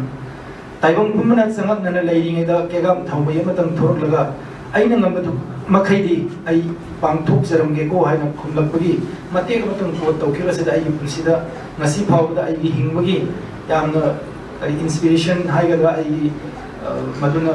लंबी अमा ओइना ngasi फावबदा अइना हिंजेबा पुंसिसिदा अइना ngamba ngamdaba achauba apikpa thidana society सिगदमकता अमदि तुंगी मिरोलगदमक अमदि मियामगदमकता अइना ngamjaba saruktumadang अइ पुक्सिल सेंगना तौजरमगे हाइबा वाफम असी मसिगी थिलसी अइ वारे ngदुदुगी फंगजखिबनी अदुना असिगुमलबा इथिल सिंग असिना अइ पुंसिदसु सावरबा अइ पुंसिगी खोंगसकी खोंगलोय मोइना ngasi फावबा लेरिबा सिगुम मसि मफमसिदा तिंबीबा अइबा अइबी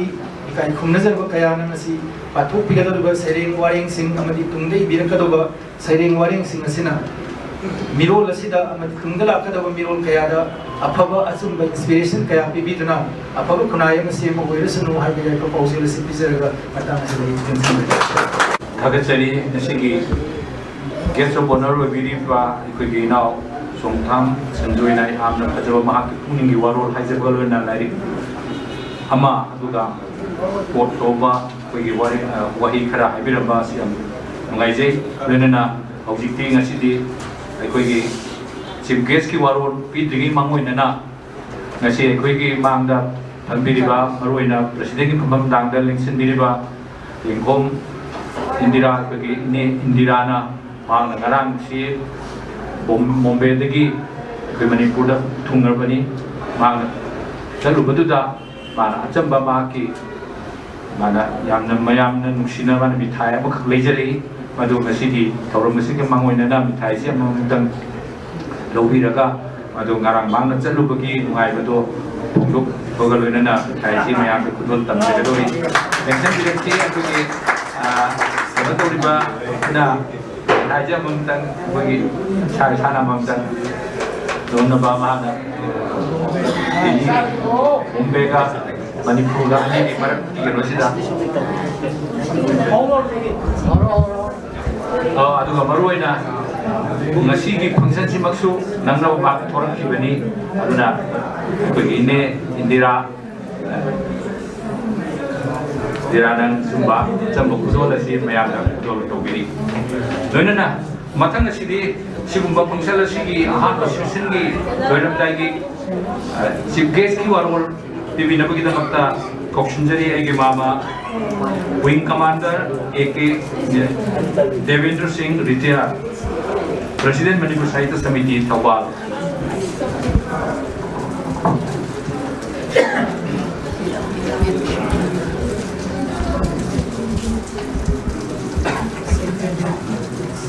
अहमदा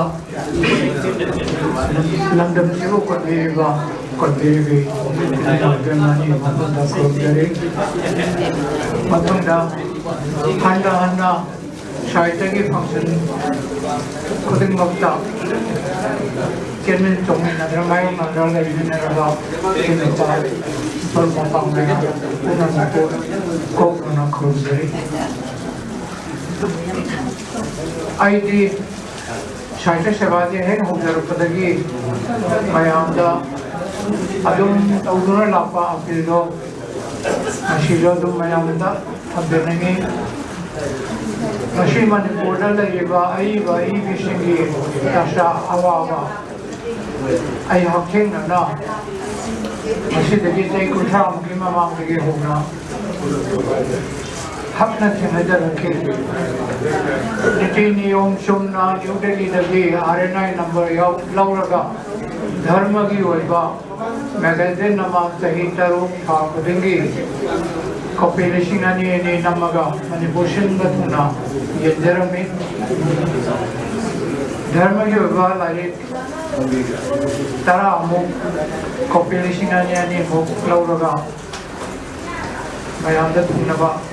kona jarami maduda sangi boshen tum mayam marumapang mayam se Nahawara mani khola mani du torone na rupaya kai macha mama lishingama tara hapapaki wapun de ai khenetar khide ai ondagi formidable action do pavina ba kona ro present to na gi khod lan thor padi mayama thimnagi no ai vai bisinga akasari bashe ai apa madudam phangna ba ona bivada Sangiba Matamama de Shantundo Mangyariana Kandirunu Maduvisu Maman Naidra Poshak Adum Lehovi Havashima de Mayavapanda Kamdenegi Nashiki Jokshe Yamna Modern Were visit to Ekudong Chabo Kaya Malem Shindatuna Pamnare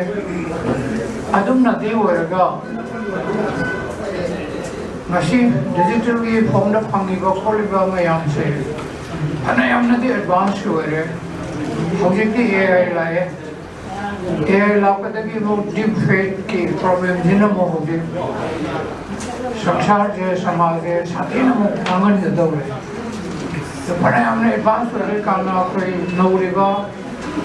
मजिन टुकड़े बा problem का हुआ अनु हुआ Chena yomaga yaman dole chingaira gena hogaliba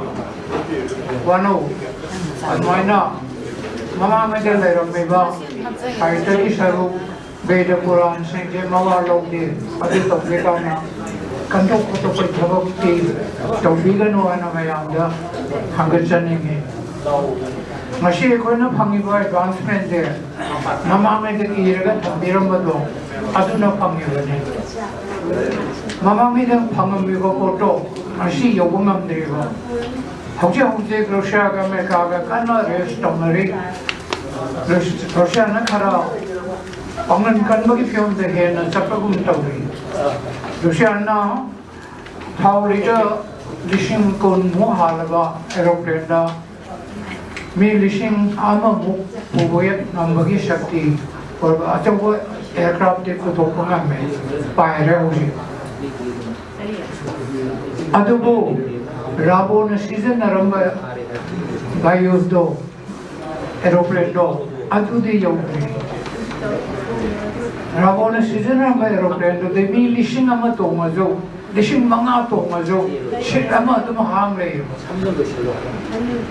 Masimayam, Tengeram Birmaya, Tengeram Davaya. Americana quite job Pothoiba, France and Pothoiba Airbus nursing Mayam limitation Layriba Ravona, season number bio Ramna, Nankadagi, Matimana, Nemayam, Neyum, Shavum, Tengo, Dunela Ego, aeroplane. Milishingama, Lishingama, Tara, Lankaka, Shitamadum Hang Layriba Shingami was there. Matam duna namam bane hoje adu yaudri atopa mana maya mapam de hamde se ko wato enen khanda jo khanbiyo aje maya mapam de samjane bane ai bagi shakti hai barbad muni hoy vishomitra hoy na iraga thamam ba poshatuna ashi khulai maya amje Malem the Utonari when Shamnari when ever thrown Pampi, Hypersonic Mishai Kundia Makamdi. Sahi Lishing Tara, the Redkim Avangani, जटाजुटा भगवान श्री राम ना अवतार तौरंबगी वारी अखोइना ngasi पारिबसे चही लिसिंग तरा तरह की ममांगदा श्री राम ने करी हरमे करी दो में करी चारों में तो कोई मजे खंगी बदे आई वसिंग मबान लगे ने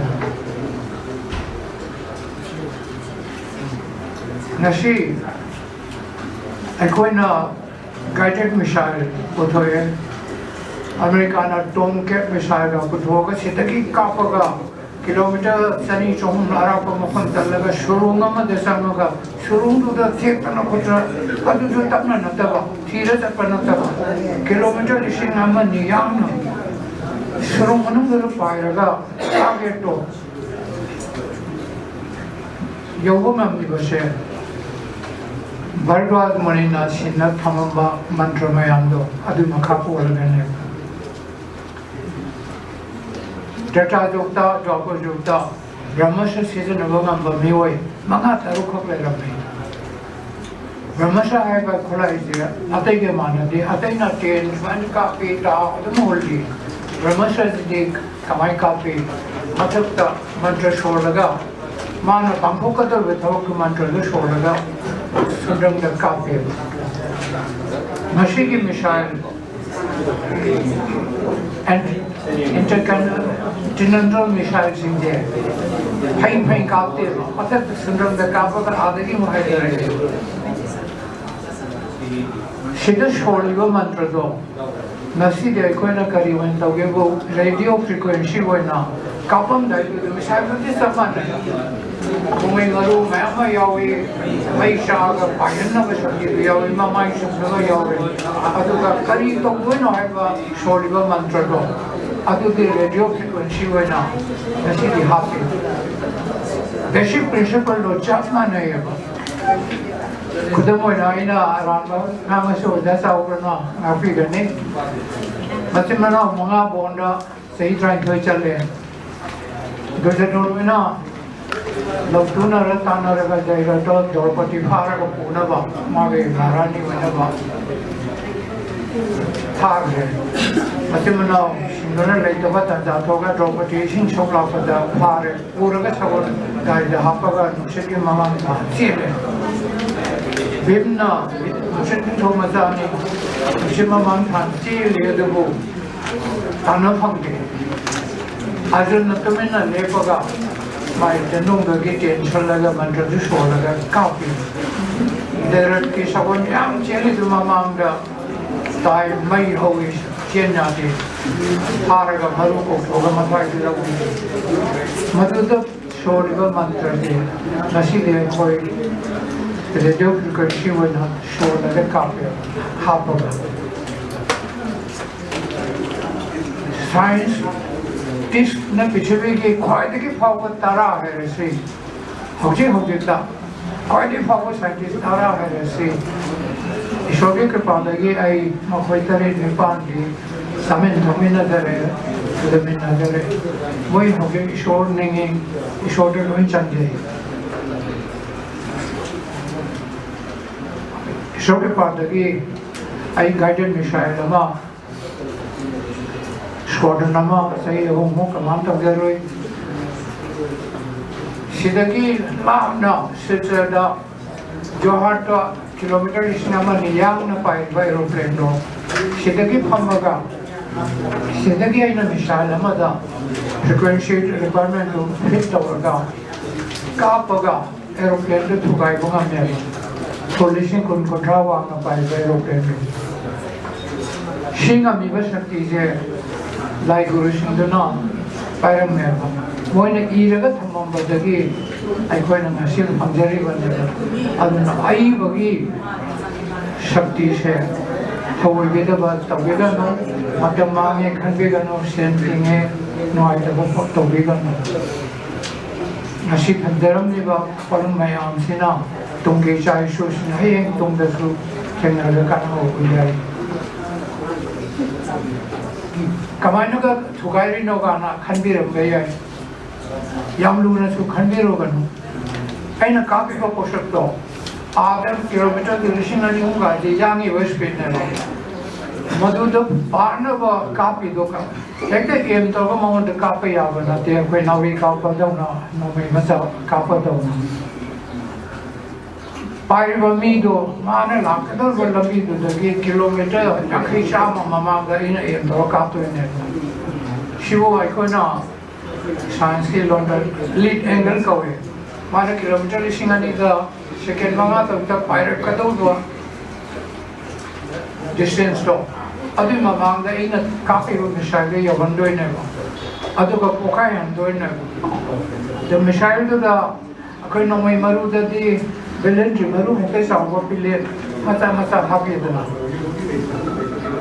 jor ko mai maru da ka haidari ba missile da happy di khobi de khare hai ba mishi je lishing yang khai mo ha pe ba la mo ha pe ba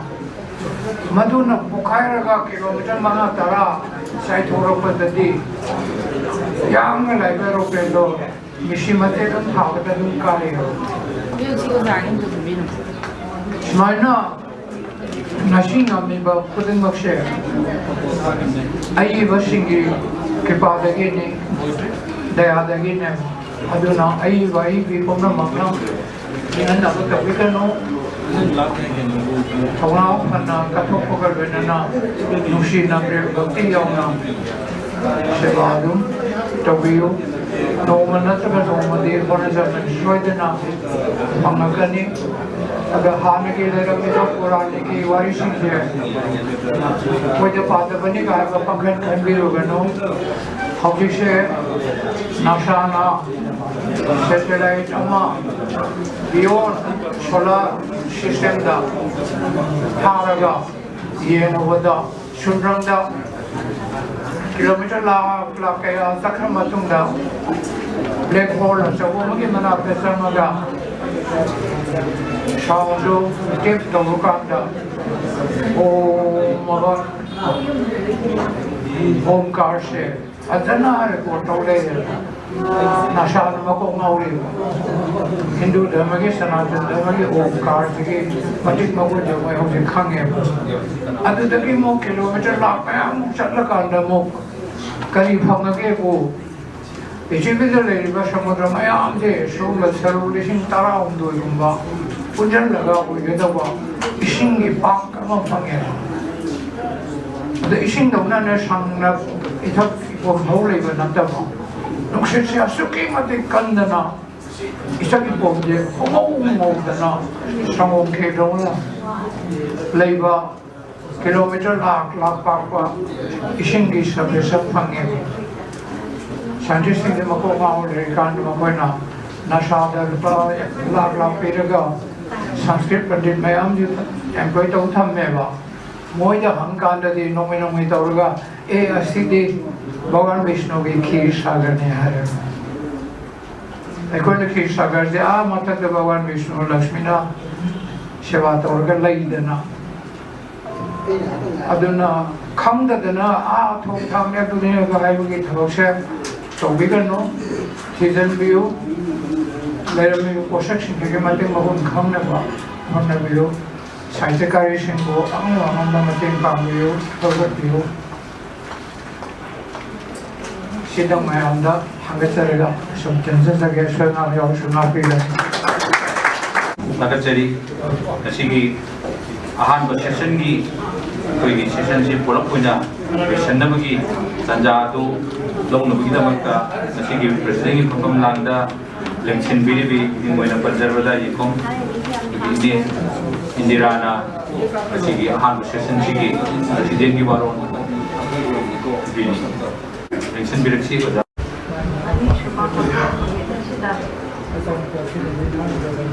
Yes, when I Namba, Devendra Commander, Vidya, President, Cyber Committee Tawalingu,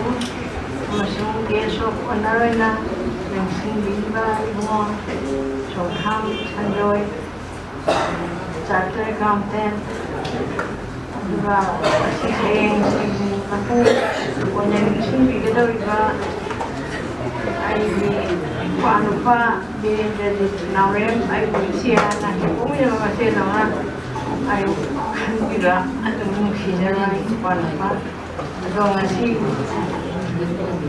mana panggilga amara pun parada salam panggilga semua cara birengga memberana nuaira pangopsari koi mana pangbasra aina choki mati haram je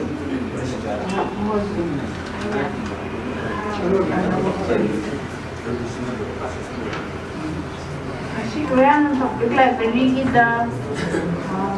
search. Hay là đi ra một mặt cái quan bao miệng xin nói đến đó mà nói với tôi là gì đó là mà đó là thành bản đúng là đi mà đây mà đi con chăm bên nhau thấy họ nói rằng coi là họ nói cần bản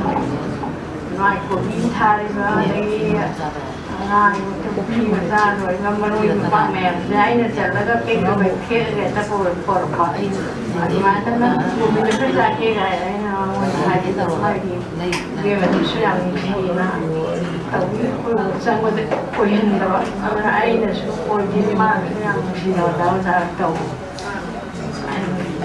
mai đâu rồi nó bảo là mình nó mang ra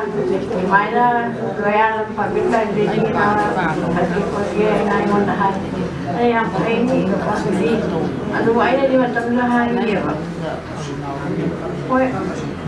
cái bài đi về thì ôi là mình ăn sao nó phải là tao như na rồi mình sẽ luôn phải có kita kan ini sebuah aku sebuah beda kan tahu di sini di sana sih beda sama tahu lagi mana ni beda sama kau tahu tahu itu dari imong sih jadi am mulai kau orang hak tu ya sesuatu kau jadi paling mulai di sini kalau kau yang makan cuba Oi ba supaya dia harus betul pagi harus wali ada ini masih wali atau sang ayah kira kau miut wali pagi harus tengah nan mira dari kami adua supaya jadi perawat dia hak lagi tapi perawat yang tenang nanti ada masih paham dulu lagi ada sangat harga कोई पानी पानी बनाए तो खल लगा पाए बा वहाँ तक हमने रोइना जब हम वर्ड लगा मुखनम बा अन्य तो ये कुछ नहीं करना कोई शांग लोग क्या है वो नांद को लोग ऐसा सेक्शन में सुनते हो हमारा याना ये की करेंगे कुछ साफ सियाम जरा सिर मगर थम नहीं बा अदुमाइना दी तौनिंगे अदुमोคนลายแบบนี้นะดีเป็นช่างอะไรจะไปยาแต่มาเนี่ยตัวดีทำเนี่ยดูชงต่อแล้วก็ทำมาตั้งแต่ดีอารมณ์วิปริตเราทำยังไงตัวกันเลยในงานหางก็จะช่วยนะห้ามไปซะไม่เห็นได้งานที่คุยจะช่วยให้เกิดขึ้นห้ามไปได้เราได้นะyang atau rumah sih ada apa nama kabar di negara mana betul ya itu oh kabar sih macam kan sunnah bah lalu sih itu bah nanya karena apa sih terus di bin seberapa di kayak betul nggak ada malah tentang kamu nggak kabar lu baru apa ngomong ini kenapa jadi macam bah jadi betul orang masih ada yang saya sentuh jam memang ada. Kalau ada pun pani dan aku diam dalam kalau ada laur ga kalau saya ini saya kata saya pun kalau ada pasal dia hai kalau ayah mana so kalau ini kandil. Tapi orang kalau bahan ni muat je dah. Raja dah kalau ada laur si makan sudah. Bahan macam pan lapa, kalau kita thầm pasal dah ni kerja ni. Ada lagi like saya pula itu anak saya pernah kita rasul. Kalau ngasih dia ni pun kalau orang nak hutang orang pilih malah begitu mama lagi. Ayah pun jadi orang makan dulu orang kalau masih yang dengan kalian luar sudah kerja sama dengan orang. Jadi itu kalau ꯂꯥꯏꯔꯤꯛ ꯑꯏꯕꯁꯤꯅꯁꯨ ꯑꯗꯨꯝ ꯄꯤꯔꯛꯑꯦꯕ ꯑꯗꯨꯃꯥꯏꯅ ꯌꯥꯝꯅꯗꯤ ꯆꯥꯎꯍꯟꯅꯤꯡꯉꯤ ꯑꯗꯩ ꯃꯣꯏ ꯕꯣꯝꯕꯦꯗꯒ ꯇꯧꯔꯤꯕ ꯈꯣꯠꯂꯤꯕ ꯑꯗꯨꯃꯥꯏꯅꯁꯨ ꯌꯥꯝ ꯇꯧꯍꯟꯅꯤꯡꯉꯤ ꯑꯗꯨꯕꯨ ꯑꯩꯈꯣꯏꯅ ꯂꯥꯏꯔꯕ ꯑꯣꯏꯕꯅꯤꯅ ꯑꯩꯈꯣꯏꯅ ꯉꯝꯗꯦ ꯑꯩꯁꯨ ꯄꯩꯁꯥ ꯅꯨꯡꯁꯥꯗ ꯌꯥꯝ ꯄꯥꯡꯅꯤꯡꯉꯦ ꯑꯩꯁꯨ ꯑꯗꯨꯒꯤ ꯍꯧꯔꯛꯄꯗ ꯑꯩꯈꯣꯏꯒꯤꯅ ꯈꯤꯇꯪꯗꯤ ꯀꯠꯆꯈꯤꯕꯅꯦꯕ ꯑꯍꯥꯟꯕ ꯑꯣꯏꯅ ꯑꯗꯣ ꯏꯁꯥꯅ ꯑꯝꯇ ꯄꯥꯏꯔꯗꯤ ꯄꯩꯁꯥꯒꯤ ꯃꯊꯧ ꯉꯥꯛꯇꯅꯤ ꯑꯗꯣ ꯈꯔ ꯁꯨꯝ ꯗꯣꯅꯦꯁꯟ ꯈꯣꯠꯁꯤꯔꯥ ꯀꯥꯏꯅ ꯑꯩꯅ ꯗꯣꯅꯦꯁꯟ ꯇꯧꯈꯤꯕꯅꯤ ꯏꯃꯦꯜꯒꯤ ꯑꯣꯏꯔꯣ ꯑꯃ ꯑꯣꯏꯔꯣ ꯑꯗꯨ ꯈꯔ ꯇꯧꯔꯒ ꯑꯩ ꯐꯖꯅ ꯆꯥꯎꯈꯠꯅꯕ ꯈꯣꯠꯅꯕ ꯇꯧꯁꯤꯅ ꯑꯩ ꯆꯠꯂꯨꯗꯦ ꯃꯥꯏꯗꯣ ꯀꯃꯥꯏꯅ ꯇꯧꯕꯅꯣ ꯍꯥꯏꯕ ꯈꯪꯗ꯭ꯔꯦ ꯆꯠꯂꯨꯗ꯭ꯔꯤ ꯍꯟꯗꯛꯁꯨ ꯃꯣꯏꯗꯨ ꯇꯧꯗ꯭ꯔꯕꯅꯤ나 ꯑꯩꯈꯣꯏꯁꯦ ꯇꯧꯔꯕꯅꯤꯅ ꯈꯪꯗ꯭ꯔꯦ ꯑꯗꯨꯃꯥꯏꯅ ꯑꯩꯅ ꯁꯖꯦꯁꯟ ꯇꯧꯖꯕꯅꯤ ꯃꯉꯣꯟꯗ ꯌꯥꯝ ꯀꯥꯟꯅꯩ ꯑꯉꯥꯡꯒꯤ ꯑꯣꯏꯔꯣ ꯑꯩꯈꯣꯏꯒꯤ ꯑꯣꯏꯔꯣ ꯑꯉꯥꯡꯒꯤ ꯂꯥꯏꯔꯤꯛ ꯄꯥꯕ ꯄꯨꯟꯁꯤꯒꯤ ꯋꯥꯔꯤ ꯑꯗ ꯃꯤ ꯑꯐꯥꯎꯕꯒꯤ ꯄꯨꯟꯁꯤꯒꯤ ꯋꯥꯔꯤꯒꯤ ꯊꯝꯕ ꯌꯥꯏ ꯅꯨꯡꯉꯥꯏꯕ ꯅꯣꯕꯦꯜ ꯊꯝꯕ ꯌꯥꯏ ꯑꯗꯒꯤ ꯃꯈꯜ ꯁꯨꯅ ꯑꯗꯨꯝ ꯊꯝꯕ ꯌꯥꯏꯑꯕ ꯑꯩꯈꯣꯏ ꯑꯉꯥꯡꯁꯤꯡꯗꯨꯅꯁꯨ ꯂꯥꯏꯔꯤꯛꯇꯣ ꯉꯥꯛꯇꯪ ꯄꯥꯖꯔꯒ ꯃꯣꯏ ꯅꯣꯂꯦꯖꯁꯨ ꯑꯣꯏꯅꯩꯗꯅ ꯑꯗꯩ ꯉꯥꯎꯁꯟꯅꯗꯧꯕ ꯈꯣꯠꯇꯧꯕꯁꯨ ꯉꯥꯎꯁꯟꯅꯔꯔꯣꯏꯕ ꯂꯥꯏꯔꯤꯛꯇꯣ ꯄꯥꯅꯤꯡꯈ꯭ꯔꯗꯤ ꯑꯗ ꯑꯗꯨꯒꯨꯝꯕꯒꯤ ꯃꯐꯝ ꯈꯔ ꯑꯉꯥꯡꯁꯤꯡꯒꯤ ꯀꯔꯤ ꯑꯃꯒ ꯊꯝꯕꯤꯕ ꯈꯣꯠꯄꯤꯕ ꯀꯥ ꯑꯃꯗ ꯑꯗꯒꯤ ꯑꯗꯒꯤ ꯑꯋꯥ ꯉꯥꯡꯕ ꯈꯣꯠꯂꯒ ꯊꯦꯜꯂ ꯈꯣꯠꯂꯒ ꯂꯥꯛꯑꯒ ꯀꯔꯤ ꯋꯥ ꯉꯥꯡꯒ ꯋꯥꯔꯤ ꯁꯥꯕꯗꯤ ꯀꯥꯟꯅꯗꯦ ꯑꯗꯨꯅ ꯑꯩꯈꯣꯏꯅ ꯋꯥꯔꯤ ꯁꯥꯗꯅ ꯇꯨꯃꯤꯟꯅ ꯂꯥꯏꯔꯤꯛ ꯈꯔ ꯄꯥꯎ ꯁꯤꯗꯅ ꯑꯁꯨꯛ ꯐꯥꯎꯕ ꯇꯧꯅꯤ ꯑꯁꯨꯛꯇ ꯀ꯭ꯔꯣꯁ ꯇꯧꯅꯤ ꯀꯥꯏꯅ ꯈꯔ ꯁꯦꯠꯂꯒ ꯑꯗꯒꯤ ꯑꯍꯜ ꯂꯃꯟꯒꯤꯁꯦ ꯑꯗꯨꯝ ꯇꯣꯉꯥꯟꯅ ꯃꯣꯏꯒꯤ ꯑꯗꯨꯃꯥꯏꯅ ꯍꯥꯏꯔꯨ ꯌꯥꯗ꯭ꯔꯦ ꯃꯣꯏꯅ ꯂꯥꯛꯅꯤꯡꯕ ꯃꯇꯝꯗ ꯂꯥꯛꯇꯕ ꯑꯗꯨꯃꯥꯏꯅ ꯇꯧꯕꯒꯤ ꯑꯗꯨꯒꯨꯝꯕ ꯑꯃ ꯑꯄꯥꯝꯕꯒꯤ ꯋꯥꯈꯜꯂꯣꯟꯗꯤ ꯂꯩꯇꯦ ꯑꯗꯨꯅ मारी लाइब्रेरी से मानो खल्लदी मानो खल्लदी आई अनिंग बदा पावल ले दिशोइना दिशोना अनिंग बदा खल्ला कनी जो कोने आशु आई सपोर्ट तो बीसी शाम हारा तो सुचत बदा को चाहिए ने हाय पे मेरे सब बवरो शाम में वाला सब आजिया के डोनेशन का तो जी तो अमोय hai yang benar apa balik je kalau ada saya kena pakai dalam kita mengira orang sang mengajar roy mahal ke library saya macam macam belum tenang orang sing di makan lagi warung yang saya lagi karena laptop tak sing bah makan sunnah Hamma ba library ama wala sa mga wakam sa kandala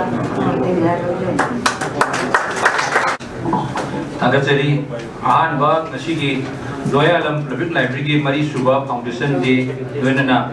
Manala Popa Amadi Serin Sedinaba Haiba Thoramasi ahan session ni Thoramasi Matang Sida koi tension jare Haudik Matang City Serin Sedinabagi Wina ꯑꯩꯈꯣꯏ ꯃꯗꯨ ꯌꯥꯅꯕꯒꯤꯗꯃꯛꯇ minute 3ꯒꯤ ꯃꯇꯝ ꯃꯌꯥꯝ ꯂꯥꯛꯄꯤꯔꯤꯕ ꯈ꯭ꯋꯥꯏ ꯄꯨꯝꯅꯃꯛꯀꯤ ꯃꯇꯝ ꯂꯧꯖꯒꯦ public library ꯋꯥꯡꯖꯤꯡ ꯃꯅꯤꯄꯨꯔ ꯃꯔꯤ ꯁꯨꯕ ꯐꯥꯎꯟꯗꯦꯁꯟ ꯗꯦ ꯃꯅꯥ ꯂꯥꯟꯊꯣꯛꯄ ꯂꯣꯏꯅꯅ ꯁꯩꯔꯦꯡ ꯁꯩꯗꯤꯟꯅꯕ ꯍꯧꯖꯤꯛ ꯁꯩꯔꯦꯡ ꯑꯔꯣꯏꯕ ꯑꯅꯤꯁꯨꯕ ꯁꯦꯁꯟꯒꯤ ꯁꯩꯔꯦꯡ ꯁꯩꯗꯤꯟꯅꯕꯒꯤ ꯊꯧꯔꯝ ꯍꯧꯖꯤꯛ ꯑꯩꯈꯣꯏ ꯍꯧꯅꯕꯒꯤꯗꯃꯛꯇ ꯊꯧꯔꯥꯡ ꯄꯨꯝꯅꯃꯛ ꯂꯣꯏꯔꯦ ꯍꯧꯖꯤꯛ ꯃꯌꯥꯝ ꯄꯨꯝꯅꯃꯛ ꯍꯣꯜꯒꯤ ꯀꯔꯤꯒꯨꯝꯕ ꯃꯄꯥꯟꯗ ꯊꯣꯛꯄꯤꯈꯤꯕ ꯂꯩꯔꯒꯗꯤ ꯍꯣꯜ ꯃꯅꯨꯡꯗ ꯂꯦꯡꯁꯤꯟꯕꯤꯗꯨꯅ ꯉꯁꯤꯒꯤ ꯇꯪꯗꯨ ꯂꯩꯇꯥꯗ꯭ꯔꯕ ꯃꯇꯝ ꯑꯁꯤꯗ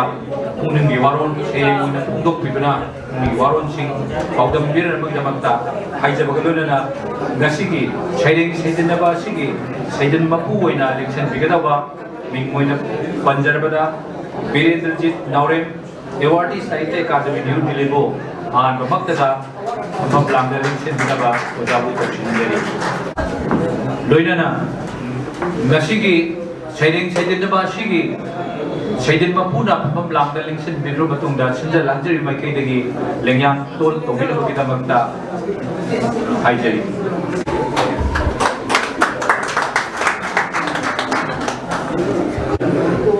ngasigi saidin mapuda lengyang tudon tawbra matungda ꯑꯅꯤꯁꯨꯕ ꯁꯦꯁꯟ ꯑꯁꯤꯒꯤ ꯁꯩꯔꯦꯡ ꯁꯩꯗꯤꯟꯅꯕꯒꯤ ꯑꯁꯤꯒꯨꯝꯕ ꯊꯧꯔꯝ ꯑꯁꯤꯗ ꯉꯁꯤꯒꯤ ꯁꯩꯗꯤꯟ ꯃꯄꯨ ꯑꯣꯏꯕꯤꯔꯤꯕꯅ ꯁꯩꯔꯦꯡ ꯑꯃ ꯑꯍꯥꯟꯕꯗ ꯈꯨꯗꯣꯜ ꯇꯧꯕꯤꯒꯅꯤ ꯄꯨꯛꯅꯤꯡꯒꯤ ꯋꯥꯔꯣꯜ ꯍꯥꯏꯕꯤꯒꯅꯤ ꯂꯣꯏꯅꯅ ꯉꯁꯤ ꯃꯥꯡꯗ ꯂꯩꯕꯤꯔꯤꯕ ꯑꯩꯈꯣꯏꯅ ꯉꯁꯤ ꯂꯥꯡꯖꯔꯤꯕ ꯁꯤ ꯍꯦꯛ ꯁꯩꯔꯦꯡ ꯄꯥꯊꯣꯛꯄ ꯆꯪꯉꯛꯄ ꯃꯇꯝꯗ ꯑꯩꯈꯣꯏꯅ ꯁꯩꯗꯤꯟ ꯃꯄꯨꯗꯒꯤ ꯉꯛ ꯅꯣꯟꯕꯤꯔꯒ ꯃꯍꯥꯛꯀꯤ ꯂꯦꯡꯌꯥꯟ ꯑꯁꯤ ꯂꯧꯕꯤꯌꯨ ꯃꯇꯨꯡꯗ ꯁꯩꯔꯦꯡ ꯄꯥꯊꯣꯛꯄꯤꯌꯨ ꯍꯥꯏꯖꯕꯒ ꯂꯣꯏꯅꯅ ꯑꯍꯥꯟꯕꯁꯤꯗꯤ ꯉꯁꯤꯒꯤ ꯁꯩꯔꯦꯡ ꯁꯩꯗꯤꯟꯅꯕ ꯃꯄꯨꯅ ꯋꯥꯔꯣꯜ ꯊꯝꯕꯤꯕ ꯂꯣꯏꯅꯅ ꯃꯁꯥꯒꯤ ꯑꯣꯏꯕ ꯁꯩꯔꯦꯡ ꯄꯥꯊꯣꯛꯄꯤꯅꯕꯒꯤꯗꯃꯛꯇ ꯑꯍꯥꯟꯕꯗ ꯅꯣꯂꯨꯛꯆꯔꯤ Loyalam Public Library Wangjingi Manalan Puri Thurong Saruk Amawaina Asi Pangtok Piriba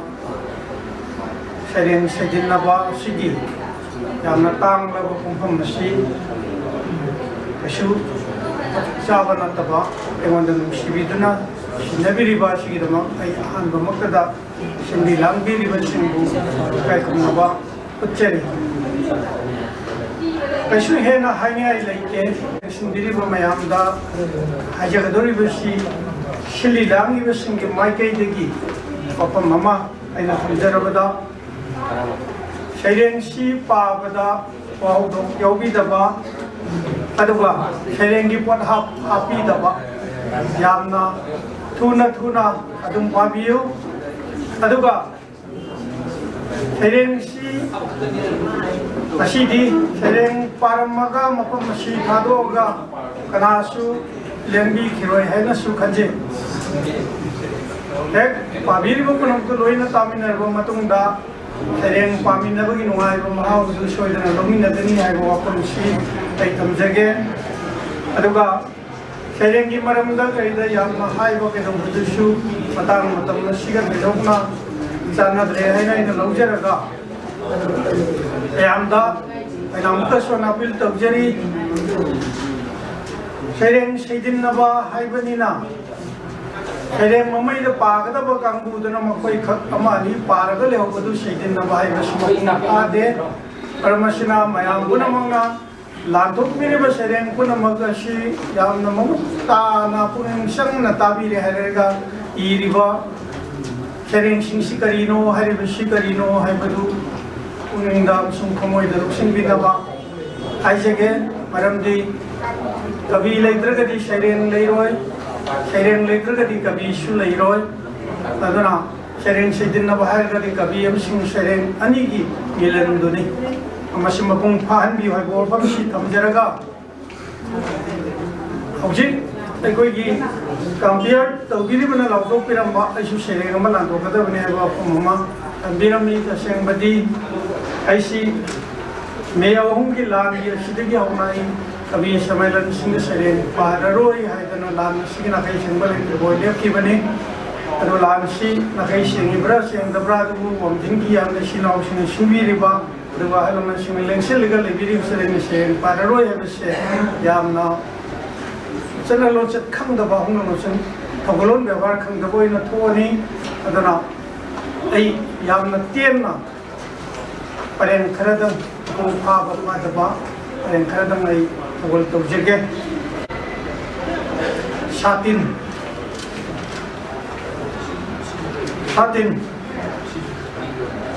Na Shuribanong Lepan Bangambra Ngamde Satin na Shuribanong Lepan Bangambra Ngamde Adu Lepan Badingami Kana Rumbabu Nong Lutta Swadhandana Adu Kana Gumbabadi Lepan Bangami Nong Lutta Swadhandana Nong na hang Krabamatam Kana Satin Butoksana Babe Nong na hang Krabamatam Kana Satin Butoksana Babe Aduna Kali Marakta Aina Aishibu Satin Oigadorita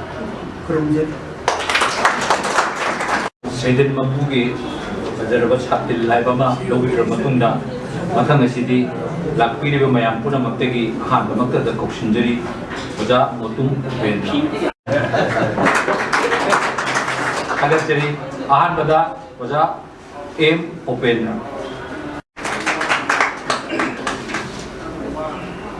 ꯑꯍꯥꯟꯕꯃꯛꯇꯗ ꯏꯀꯥꯏ ꯈꯨꯝꯅꯖꯔꯤꯕ moderator ꯑꯣꯖꯥ ꯕꯤꯔꯦꯟꯗ꯭ꯔꯖꯤꯠ ꯑꯩꯒꯤ ꯃꯔꯨꯞꯄꯨ ꯏꯀꯥꯏ ꯈꯨꯝꯅꯖꯔꯤ ꯃꯥꯒꯤ ꯂꯩꯕꯤꯔꯤꯕ ꯑꯣꯖꯥꯁꯤꯡ ꯃꯄꯥ ꯄꯨꯝꯅꯃꯛ ꯏꯀꯥꯏ ꯈꯨꯝꯅꯖꯔꯤ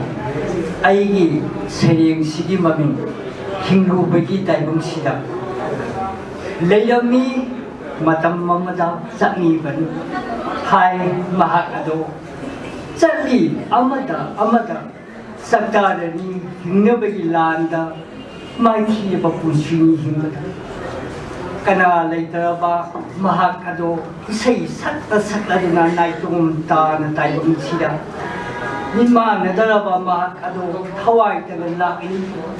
ꯃꯤꯠꯂꯨ ꯄꯤꯔꯥꯡ ꯁꯤꯟꯊꯗꯨꯅ ꯍꯤꯡꯂꯨꯕꯒꯤ ꯇꯥꯏꯕꯪꯁꯤꯗ ꯎꯈꯣꯡ ꯋꯥꯈꯣꯡꯗ ꯁꯩꯗꯥꯟꯗꯨꯅ ꯂꯦꯜꯂꯤ ꯍꯤꯡꯅꯕꯒꯤ ꯂꯥꯟꯐꯝꯗ ꯐꯤ ꯊꯨꯡꯗ꯭ꯔꯕ ꯍꯛꯆꯥꯡ ꯀꯨꯞꯂꯤꯕ ꯐꯤꯅ ꯊꯛ ꯂꯤꯛꯂꯅ ꯎꯈꯥꯗꯨꯗ ꯇꯥꯕꯤꯅꯕ ꯂꯩꯇꯦ ꯃꯐꯝ ꯑꯁꯤꯗ ꯍꯤꯡꯁꯥ ꯌꯥꯏꯇꯝꯕꯒꯤ ꯇꯥꯏꯕꯪꯁꯤꯗ ꯏꯈꯦꯡ ꯇꯩꯔꯕ ꯍꯛꯆꯥꯡꯅ ꯏꯪꯅ ꯆꯤꯛꯅ ꯍꯛꯆꯥꯡꯅ ꯌꯥꯗꯥꯔꯤꯕ ꯑꯌꯣꯅ ꯍꯦ ꯆꯜꯂꯕ ꯆꯣꯛꯊꯔꯕ ꯂꯦꯡꯉꯝꯗ꯭ꯔꯕ ꯃꯍꯥꯛ ꯑꯗꯣ ꯀꯠꯈꯤꯕꯅꯤ ꯊꯋꯥꯏ ꯏꯔꯝꯗꯝꯁꯤꯒꯤ ꯃꯥꯡꯈꯤꯗ꯭ꯔꯕ ꯊꯋꯥꯏ ꯃꯍꯥꯛ ꯑꯗꯣ ꯂꯩꯔꯝꯃꯤ ꯃꯇꯝ ꯑꯃꯗꯨꯗ ꯆꯠꯅꯤꯡꯕꯅꯤ ꯍꯥꯏ ꯊꯦꯡꯀ꯭ꯌꯨ ꯃꯊꯪꯗꯕꯨ ꯂꯧꯈꯠꯆꯔꯤ ꯅꯨꯄꯤ ꯃꯔꯛꯇꯒꯤ ꯆꯣꯡꯊꯥꯃꯣꯡꯕꯤ ꯁꯨꯕꯗꯅꯤ ꯗꯦꯕꯤ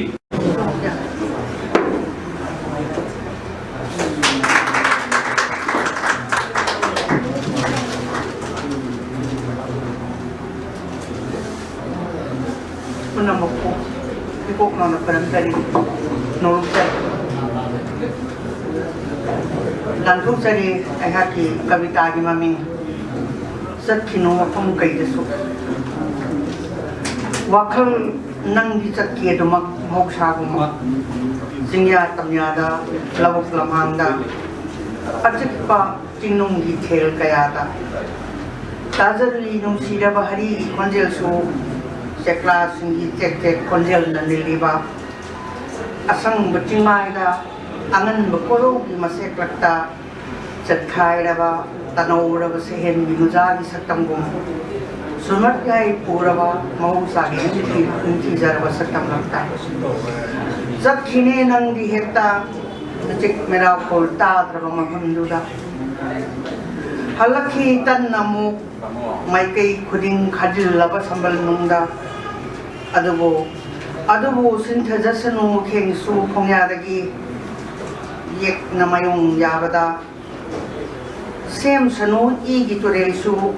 अदुबो हलक्की बंगातनी मकुट पायरदुना निंग तंबगी फिरासु वाखल नंगी खोंचती ओइजकी मपाल नायद्रब समुद्र नंगना लमजिंगी की नकुट पायरदुना अछागी लई चरोंग कनागी अथिंग लैत्रबा निंग तंबगी लंबीदा नंगना कुंजन बिरखी असागी मचुगी लेरांसिंग हापी रखी चरे जिगाव थन्ना हे वाखल नंगी सेंगलब मरुप नियगी अदुना चखिनो नंग थादोक नाइनातगी मफम कईगसु पुनः मुक्पम तंगे अगी सैरे की मम्मी ये रखले मिटकुप्तो बेलू पिरांगी थमोइदगी निमिदांग वरमगी लांग थुरबा कौजे खोंसा सिंगना इथबी तने थबा मरुम थुरबा पुरापुदी नते लांगी मपु लैदी मखोइनी मपुदी लेंगा लोई नीलबदी इराव कोन इसेल उदा ममलबा लबीदुगी असेपा सोलबा पुरासिंदी नाथुफम पसिन थुंद्रबा सखोम खुवांगी वही यावदा चांगीबी मखोई हक्चांगना फिगाव सनना नीरिबा येगिबा मसुदी सिनबानगी लोंथोक्त्रबा थमोइगिनी खोंथांगी वही पुंबा कंग्रबा नते थवान बिसासु मंगालोसबा नते थासु ममी सामलबा मलंगी सौमना चेलिबा सकल हिक्थरबी पुरा यावरोई सरगसु तारोई नरक तसु कुमलीब लंबीदी नोंगलेती फिजोल की महुत्ता सेंजोन समलांगिन नरकता उनावना नाथुक जबक कोराती यरे खमदी येरे ताइबम खुवाती लेना काइनरे आइती हंगामा पालगा लेहौरे नुक्सीबसु वाहेगी वांगदा मरुम तंगाइरे कोमद्रबा कुमजा अमा लाखिगनी खन अहिंग ममैगी मंगान ओय खोलावगी नुलिकना येथरबा पाइखतलीबा मसादी फनोपनंगा पाइखतलीबा मसादी फनोपनंगा लेंजावसु नंगले तुसोलबी पुरा सारे मालेम से फुटले सैफमदा येरगले खोंयाय थंबाल फावना सायोन अमसु नते मपोक्ति फजबिगी लाइरेमिगी सिरोंदा नते पमुबने इथोपिरबिसु नोंगले न फुमलबा कुरांगनी मपोक्ति पागल न माई लेद्रबा सदा नवदादी ताइबंगी नुक्सीबगी लाइरेमि ई मरी फजबा पेंजबा खांजबा नुक्सीबदा तमजबनी सदा नवदा थुक्तुन थमली थमोय लायुंदा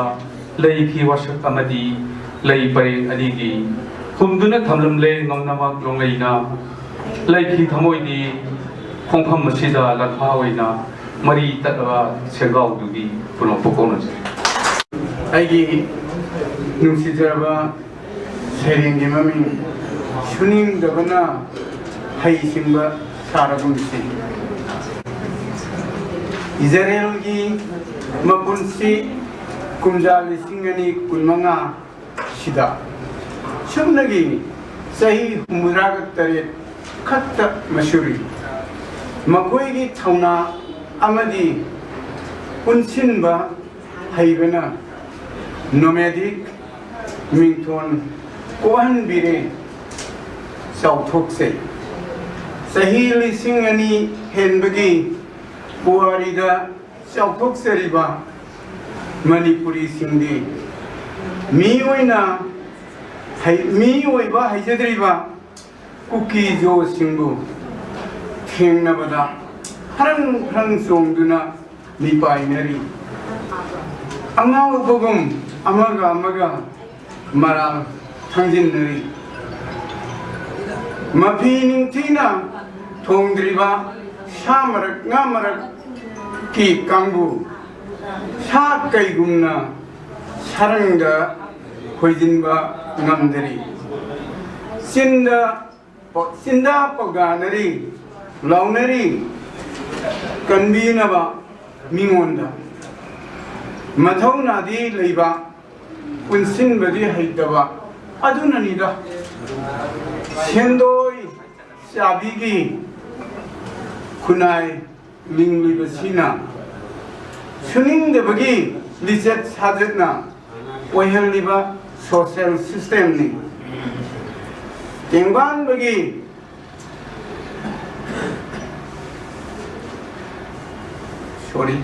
tengban na bagi mingda masel isuknari karanna unsingani animawang kunaya sida aitabu soidragal loire khanbasina turabada amana amabu ngakhat nabagi hainabi sigannaba shaugatnabagi masat semba poithoktri migi thaujal leitabada sakhau nungsit tari tinpha kapei siktanaba honabada imphal ulap tasinduna hingli sohor gi sanabi kudumindu나 파제라바 궁강수 흉나 식탁라와 윤비금 긴타랩리 궁강가 쇼호르가 아니기 말이 빠타레 싱가 땅가 아니기 말이수 무실라이 왕안가 누호이기 아이코이기 하이브시나 wasang habnari bese apun bagi piban segai rakani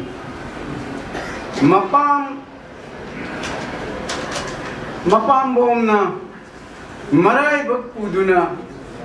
mingchat ki mapu oingamba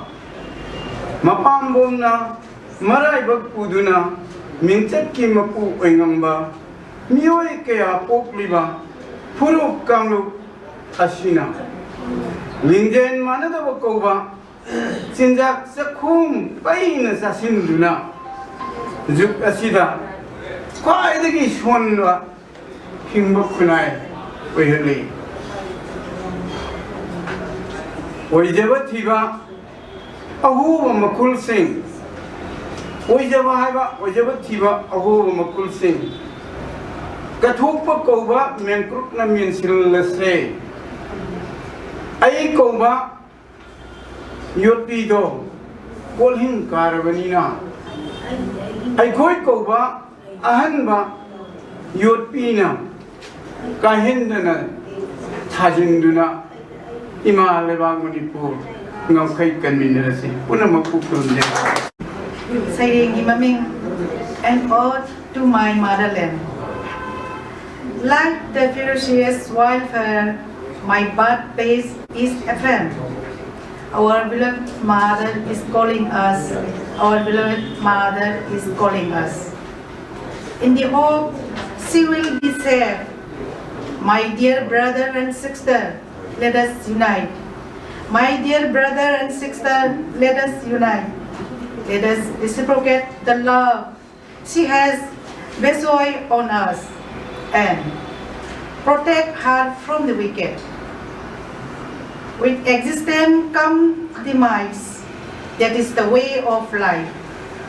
For our mother, we must offer the supreme sacrifice. For our mother, we must offer the supreme sacrifice. Thank you. Ay sharing mami mang oiram le mau sagum yahu ngan na hogduna sha saroi shawani subono madanai thaudang oi khusu khulai pai itaudang pangthoke khan labuk mai kai pangi nongsa pak khang kasani pamba kairen kaidoni song chanduna namduna ali khusu thalena makak kai kaktuna hali lusing madu miang gilan thum mat pagi thum morok sai sille ngaprum len bagum leli makak lelaga kari khallu bagi kari tawru bagi kari khallu bagi kari tawru aki bapokte nasung phaude loisal lagi khalei jangan rice koi thi thirei saing sab singdu senapati khulai thadui shakti mai samlabada asum cheli maikai phangna marana tingkhau tumau marakta tusalli upsan natai i purbu thoi songsanduna nami thina hali loi banai de mathang no he ngan badagi numit mayum changkra phau aki ba phau rei tu sungai makoi sumi hatpagi dandi phangbani aisu soidana dandi phangani aya kadai da chelaga hingani cheli yamna yangna maikai khangdana panthung khangdana aruba kum amada tasli mit maikai khut khong te i phuru thoi kanbina balaujai hanjin kana mata tabide hen adum aki ba polai upaya ma lekide siba ngai wanatana khalli punsi chuppa dandi phangbo budi ithanta sijagi bana phai upaya mata leitrabaduradi mang phawna ri sor sang na hondok chai ai mi hatte mang oramane punma kuthaga pathok chari ai buse kanana jingkhat pigani phira paklaba thamoi gi pak sida tawtha halladuna wakhal gi hi lanthengna duna laijai singa naurel masu yauda chumladuna himan पूरी थवाई सिंबु तनौरब खुसा तराना तनौरब खुसा तराना सोंथरब थमोई बुकु वागे हिगी मथक तुदा सेंथरकली माइके खंगदा निगम दबकी पिरांगना पुंगलु लो अमत ओइरेदुना इराव खोलगा अमत ओइरेदुना इराव खोलगा तोरबान दुबु सेना जरंबा उजाव उरेरवांग थोइबा खल्लदुना लुखरगनी इरोल लुंदा खुसमलदुना निगम दब खोंजेलबु सिनरदुना थामंबा AHINDA अवाब कोकथों थोनखिबा अवाब कोकथों थोनखिबा मिकुपतुदा पुनसिगी हौख्रब चेनाबु अममम तहाइदोक्तुना येंगलुबदा कोकलरोइदब मचुना ngaireduna leiramle thawai kaya kannanaba langthing nariba singbu khubigre makut paiduna sukna mamlaba lambi duda sukna mamlaba lambi duda matau dubu ubada mama kayana tengthari tingthokladuna makhong khallabra puduna chatlage khomladuna सिद्ध नांथा होबशिंग मालेम सिदगी खोंगुल मालेम सिदगी खोंगुल थारक Libra जेबाव पाखा लुखाना युमलिंगबा खुनाय अमगिदमा मुफम तना युमफम थोननाबा मुफम तना युमफम थोननाबा अदुंगै इमाने इनबिखिबा चाउम चाखोमदुना थवाइसिना सोकनरिबा लानफमदा सोकथदबा ओयु पीख्रबनी याइफा थौजान पीख्रबनी याइफा थौजान करिगुम्बा चतख्रबा थवाइसिंदुना मतमदुदा लैखिगद्रा लांगमले हाइदुना अचौबा पांबोम थांगतुना सिंखत पिननबा फिराल Singkat pinanaba firang dangsa karna ko anje 저에게 몸이 미워의 기쁜시 아라는 이걸 막기를 이제 마tam마기 공서체 홍두를 라이 lepte 마tam마기 공서체 홍두를 라이 lepte ahong mamarak sila mo masidi migi masu shalantay ahong mamarak sila mo migi masu shalantay makal mathengi anog sabtam manam suni anog manam makal mathengi anog sabtam manam suni anog manam anog matangi anog manam si tamthirvanisa number 4 ya laishu bugum luksilu bada laishu tamthirvanisa number 4 da laishu bugum luksilu bada laishu amanga tongi khalakti lungai da theliba mamida kakseng uri chui sapura me ho amanga tongi khalakti lungai da theliba mamida kakseng uri chui sapura me ho number 4 gumna kallaba थारोके खलबसु थारोपा गमदवा उसी खुनाल साई मसु ठोकतवा नमल लेतवा शरुकी Palamu number 4 गुना कल्लवा थारोके खलबसु थारोपा गमदवा उसी खुनाल साई मसु कोकतवा नमल लेतवा शरुकी पलाम उन्हें कई वही दमक हे पुंसी ब्रह्मांड फलंद्रवा 미워의 목이 분시 가이와 히다로 해 분시 매왕나 방암자가 무의 목이 분시 마땅히 상 군절입니다. ꯑꯩꯒꯤ ꯁꯩꯔꯦꯡꯒꯤ ꯃꯃꯤꯡ ꯑꯩꯅ ꯉꯝꯕꯗ ꯌꯦꯅꯤꯡꯊꯥꯒꯁꯨ ꯀꯥꯎꯈꯤꯗꯨꯅ ꯈꯧꯒꯪꯅꯔꯛꯂꯕ ꯃꯇꯝꯗꯨꯗꯅꯦ ꯂꯥꯎꯅꯔꯛꯏ ꯃꯍꯩ ꯃꯍꯩ ꯑꯃꯒ ꯑꯃꯒ ꯂꯩꯀꯥꯏ ꯄꯜꯂꯛꯑꯝꯅꯗꯨꯅ 이싱 따래 또띠 따르클레 꼬체 백제리 이빠해 바깥리 이따운두다 노리버라 카르미 아말롱 크락롱 마콩 마프까오르디 뚱큰 딸로르바 툴루도 엘렉트릭 핵다 탐전비우나 하우도피로이 판타다나 샴닝보이 톡로르바라 카우강나라바 파이트다기 남티크라바 만남나 람징라두나 무레이나바 마추가 로이나나 마돔 파자라카니 마칼리네 핵다 마차키 마이 이카이 TV 엘렉트릭 아무 핵다 라이 엘렉트릭 가야다 땡크라바 오 엘렉트릭션 넘바 응엄바 마이바 우고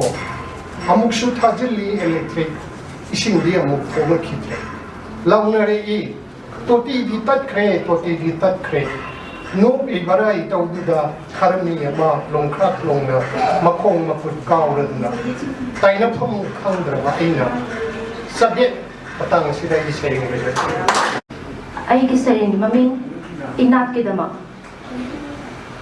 꼬로롱돌노 왕브라 라니 피나 마왕 마넴 레이만 알룸브라 왕카이 피나 마루미 kalem imana setra naton tu mina maseli ichi ichanna inra lona mina maili nat panushi jaba kadai da lai showroom da le hawi nat ke satam tak pana kadai da camera ni mamang da studio da puno thagajar ꯁꯩꯔꯦꯡꯒꯤ ꯃꯃꯤꯡ ꯊꯃꯣꯏ ꯃꯥꯒꯤ ꯋꯥꯀꯠ ꯊꯛꯂꯨꯔꯦ ꯑꯩꯅ ꯌꯣꯟꯐꯝ ꯀꯌꯥꯗ ꯅꯪꯇꯒꯤ ꯌꯥꯏꯐꯝꯅꯤ ꯈꯟꯗꯨꯅ ꯑꯩꯅ ꯌꯨꯝꯗꯁꯨ ꯊꯛꯈ꯭ꯔꯦ ꯂꯣꯟꯅ ꯀꯌꯥ ꯑꯃ ꯅꯪꯒꯤ ꯌꯥꯏꯐꯕꯗꯣ ꯑꯩꯒꯤꯅꯤ ꯈꯟ ꯍꯟꯅ ꯍꯟꯅ ꯊꯛꯈ꯭ꯔꯦ ꯅꯪꯕꯨ ꯑꯩꯅ ꯆꯔꯥꯡꯅꯕ ꯋꯥꯈꯜ ꯏꯪꯍꯟꯕ ꯅꯪꯅꯤ ꯇꯥꯎꯔꯨꯔꯦ ꯅꯪꯒꯤ ꯏꯔꯣꯟꯅꯨꯡꯗ ꯑꯩ ꯁꯔꯒꯅꯤ ꯃꯁꯤꯗꯒꯤ ꯍꯦꯟꯕ ꯈꯛ ꯍꯦꯜꯂꯣꯏ ꯂꯪꯖꯔꯨꯕꯒꯤ ꯃꯍꯩ ꯍꯧꯖꯤꯛꯇ ꯏꯊꯛꯇ ꯃꯥꯡꯖꯕ ꯅꯠꯇꯅ ꯀꯔꯤ ꯂꯩꯔꯤ ꯍꯛꯆꯥꯡ ꯁꯤꯟꯕ ꯊꯨꯡꯅ ꯋꯥꯀꯠꯂꯛꯂꯦ ꯑꯩꯕꯨ ꯑꯃꯨꯛꯇ ꯀꯟꯕꯤꯌꯨ ꯀꯩꯗꯧꯕꯒꯤ ꯄꯨꯝꯅꯃꯛ ꯀꯦꯝꯂꯕ ꯑꯩꯒꯤ ꯍꯛꯆꯥꯡꯅ ꯃꯤꯁꯅꯥ ꯑꯅꯤꯗ ꯏꯔꯥꯛꯁꯦꯟ ꯈꯣꯟꯖꯦꯜꯅ ꯍꯥꯏꯔꯛꯏ ꯑꯩꯉꯣꯟꯗ ꯀꯔꯤ ꯎꯄꯥꯏ ꯂꯩꯔꯤ ꯑꯩꯅ ꯉꯝꯕ ꯄꯨꯝꯅꯃꯛꯄꯨ ꯊꯥꯒꯠꯆꯔꯤ ꯑꯩꯒꯤ ꯁꯩꯔꯦꯡꯒꯤ ꯃꯃꯤꯡ ꯆꯦꯠꯅ ꯆꯤꯡꯈꯣꯡ ꯆꯤꯡꯌꯥ ꯂꯣꯏꯖꯤꯡ ꯂꯣꯌꯥꯒꯤ ꯃꯁꯥ ꯀꯪꯂꯕ ꯄꯥꯝꯕꯦꯜꯁꯤꯡꯗ ꯀꯌꯥꯝ ꯀꯨꯏꯅ ꯀꯥꯏꯊꯣꯛꯎꯗꯦ ꯃꯍꯨꯝ ꯄꯣꯟꯖꯦꯜ ꯃꯌꯥꯏꯈ꯭ꯔꯕ ꯆꯦꯛꯂꯥꯁꯤꯡ ꯃꯥꯁꯨ ꯑꯩꯒꯨꯝꯅ ꯅꯣꯡꯃꯒꯤ ꯆꯔꯥ ꯑꯅꯤꯇꯪ ꯐꯪꯕ꯭ꯔꯥ ꯑꯗꯨꯕꯨ ꯑꯩꯗꯤ ꯍꯤꯡꯅ ꯁꯤꯕ ꯉꯥꯏꯔꯤ ꯀꯣꯔꯠꯀꯤ ꯁꯔꯪ ꯃꯔꯛꯇ ꯄꯥꯏꯔꯛꯈꯤꯕꯅꯤ ꯁꯤꯅꯤꯡ ꯆꯤꯠꯇ ꯊꯋꯥꯏ ꯈꯨꯕꯥꯛꯇ ꯍꯥꯞꯇꯨꯅ ꯉꯁꯤꯗꯤ ꯀꯔꯝꯕ ꯁꯍꯔꯒꯤ ꯂꯝꯖꯥꯎ ꯁꯣꯔꯣꯛꯇ ꯀꯌꯥꯔꯛ ꯈꯨꯠ ꯊꯥꯡꯒꯠꯈꯤꯅꯤ ꯁꯥꯒꯞ ꯇꯣꯏꯅ ꯈꯞꯂꯁꯨ ꯉꯥꯏꯖꯕꯅꯤ ꯈꯧꯔꯥꯡꯅ ꯃꯍꯧꯁꯥꯒꯤ ꯊꯧꯖꯥꯜ ꯑꯃꯝꯕ ꯑꯍꯤꯡꯒꯤ ꯍꯨꯃꯥꯡꯅ ꯃꯂꯤ ꯈꯨꯠꯁꯨꯃꯟꯅ ꯀꯪꯕ ꯉꯥꯏꯔꯤ ꯈꯨꯕꯥꯝꯅꯨꯡꯗ ꯈꯨꯠ ꯇꯤꯡꯊꯣꯛꯇꯨꯅ ꯎꯐꯨꯜ ꯊꯥꯡꯂꯕ ꯌꯥꯡꯗꯧ ꯂꯝꯕꯤ ꯊꯛꯇ ꯆꯤꯟ ꯆꯣꯠꯇ꯭ꯔꯕ ꯏꯆꯥꯁꯤꯡꯅ ꯑꯍꯥꯡꯕ ꯐꯨꯔꯤꯈꯥꯎ ꯍꯨꯝꯗꯨꯅ ꯂꯥꯏꯔꯤꯛꯈꯥꯎ ꯐꯥꯎꯕꯗꯪꯗꯤ ꯌꯥꯜꯂꯤꯗꯣ ꯃꯄꯣꯛꯁꯤꯕꯒꯤ ꯁꯤꯗꯒꯤ ꯍꯦꯟꯅ ꯑꯋꯥꯕ ꯀꯔꯤꯕꯨ ꯂꯩꯔꯤ ꯇꯥꯃꯧꯔꯕ ꯁꯪꯒꯥꯏꯅ ꯍꯤꯡꯆꯥꯕꯒꯤ ꯃꯩꯔꯤ ꯑꯣꯟꯗꯨꯅ ꯇꯥꯡꯒꯣꯏꯕ ꯃꯤꯅ ꯋꯥꯈꯜꯒꯤ ꯑꯇꯤꯌꯥꯗ ꯄꯨꯟꯁꯤ ꯆꯨꯞꯄ ꯂꯥꯏꯕꯛ ꯑꯣꯏꯔꯗ꯭ꯔꯥ ꯍꯦ ꯄꯨꯟꯁꯤ ꯀꯣꯏꯅ ꯄꯥꯏꯕꯤ ꯆꯦꯛꯂꯥ ꯅꯪꯁꯨ ꯑꯩꯗꯧꯅ ꯇꯧꯕ꯭ꯔꯥ ꯄꯦꯟꯗꯕꯒꯤ ꯃꯩꯆꯥꯛꯅ ꯋꯥꯃꯩꯒꯨꯝꯅ ꯆꯥꯛꯂꯕ ꯊꯃꯣꯏꯅꯨꯡꯗ ꯌꯨꯝꯐꯝꯕ ꯃꯤꯅ ꯃꯨꯠꯈ꯭ꯔꯕꯁꯨ ꯑꯁꯥ ꯑꯃꯒꯤ ꯃꯪꯂꯥꯟꯗꯤ ꯃꯪꯂꯤ ꯉꯁꯤꯁꯨ ꯄꯨꯝꯅꯃꯛ ꯈꯨꯔꯨꯝꯖꯩ ꯑꯩꯒꯤ ꯁꯩꯔꯦꯡꯒꯤ ꯃꯃꯤꯡ ꯁꯖꯤꯕꯨ ꯊꯥꯅ ꯐꯣꯡꯗꯣꯏꯔꯛꯄꯁꯤꯗ ꯅꯣꯡꯉꯥꯜꯂꯝꯗꯥꯏ ꯁꯖꯤꯛ ꯊꯕꯥ ꯇꯨꯃꯤꯟꯅ ꯂꯝꯗꯥꯒꯤ ꯊꯥꯗꯁꯨ ꯆꯠꯈ꯭ꯔꯦ ꯊꯔꯣꯏ ꯅꯥꯔꯣꯏ ꯀꯌꯥꯒꯤ Sakta Khandogla Sitek Singhanara Punja Kumon Langaida Sajibu Kongdoy Kulakle Uksari Ano Wayaningi Mapa Pi Thadoi Ko Bisiklana Pi Thadoi Akang Mauna Na Ting Thar Balimai Thakta Lamay Na Chak Kravasingwaida Hanong Na Leng Salpada Sajibu Thagi Kombire Yarul Pata Saujabi Lamphel Pata Omjabi Ibudho Pakhangba Hamar Finally Yai Kabawjal Purana Lashat Lesu Ahenbi Lashat Tamakle Maning Tamna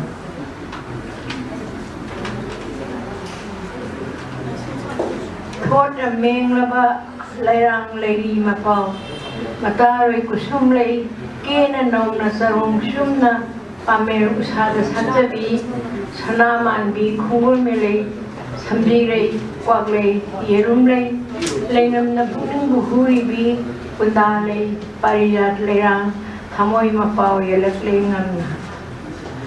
Ano Wakumona Lakpada Laing Thog Laing Bida Ungiano Wapet Athen Pot Katanava Nahore Matagum Haikha Hayai Hairi Malhei Motok Lay Sarong Sumna Sumna Palak Lay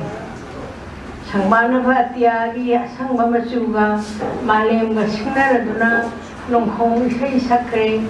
Kumdam Khona Nilak Lay Malem Pumba Madhaw Nare Tanaw Rabi Upar Haraw Mathoy Karaduna Momonok Na Sariba Jaboy Satekta Nuragi Pai Mapung Nungoli Pakhang Thamoy Sarang Nay Kansi Lehaw Leren Leyung Si Uri Thawai Oi Kibi Thamoy Lerang Sa Enbi Lainam Nalakay Palale Leksak Lechuni Thibi Akhang Kanbi Legak Lay Kalen Litangay Sinaraduna Sajibu Thana Lakpada Pugay Nabu Salak Lay Nongin Kawi Chigrasu Kuitum Narva Sayekta Kungi Se Salak Lay Itaw Tambi Tingong Kangong Tambakanagi Hosagun Pameru Sada Tungana Makaw Pona Kongak Lay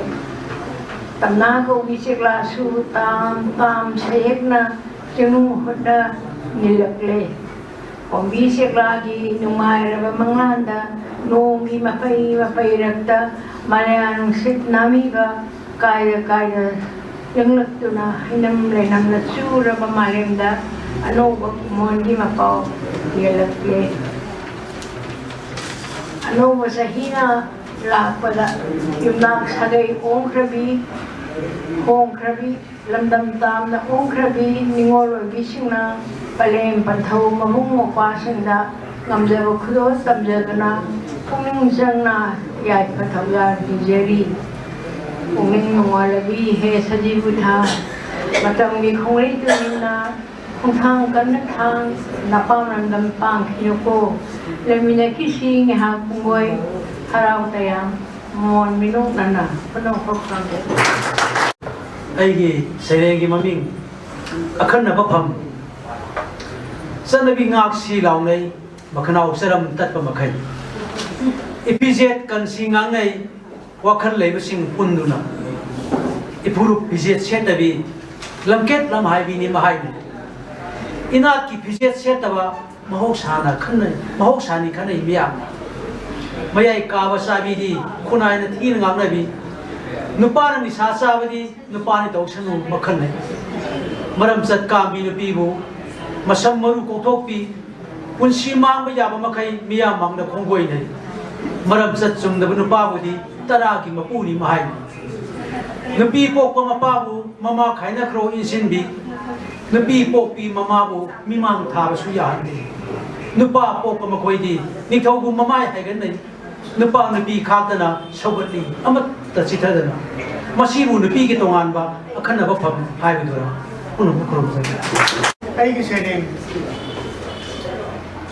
Nungsiba na ko wala mayak na ba? Yaro na. Ay Sereng Nungsiba na ko wala mayak na ba? Pai Kravasu nongmadon khedna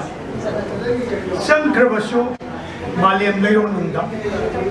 lirakigani nahak khongri thadong leroi punsi sina hingiba makai punsi sina hingiba makai chatlabasu khamnung sawa tamna leirabasu kujat chatuna yang bitatta akau parai chanduna tumi lakigani dangi nari tumi lakini dangi nami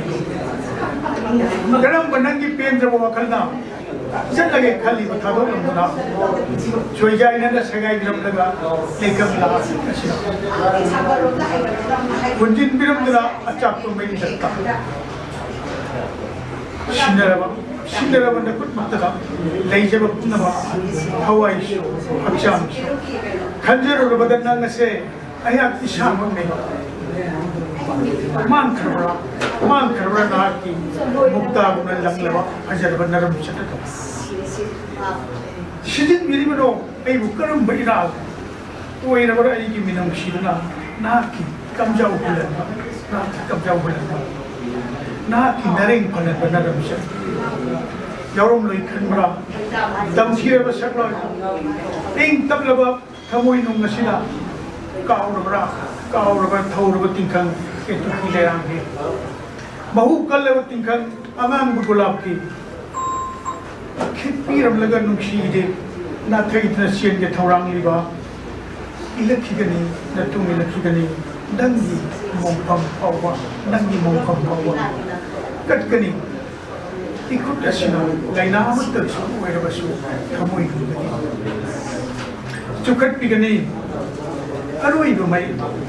milu pirang ke doina dangi da matta kau kroi mai ta na wa kai ko ola bani ya mushibal ola yenda oi jare ki sai sagadari ba shayengi mami ningsingli no shisu punsi tangkak amada para mapahawi ngasi pawa ningsingli punsi tangkak amada para mapahawi ngasi pawa ningsingli ako ang punsi gi marumda awang ba pidalay damani imana budi takpira ako ang punsi gi marumda awang ba pidalay damani imana budi takpira pumnang pongkano aigi sarengi maming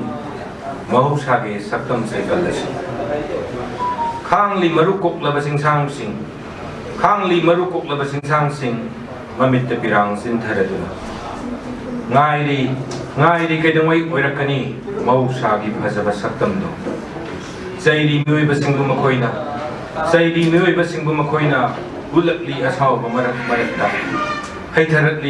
Haitharatli lainang nung laingoi ningkai halatli nepalai tanang nangali awas riteng kaya langzarubagi mahusagi maphamda taibang mioi bai khoina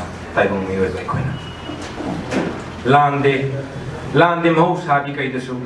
la libadi mioi ba ai khoi tanani kokthok lubadani ai khoina umong wamang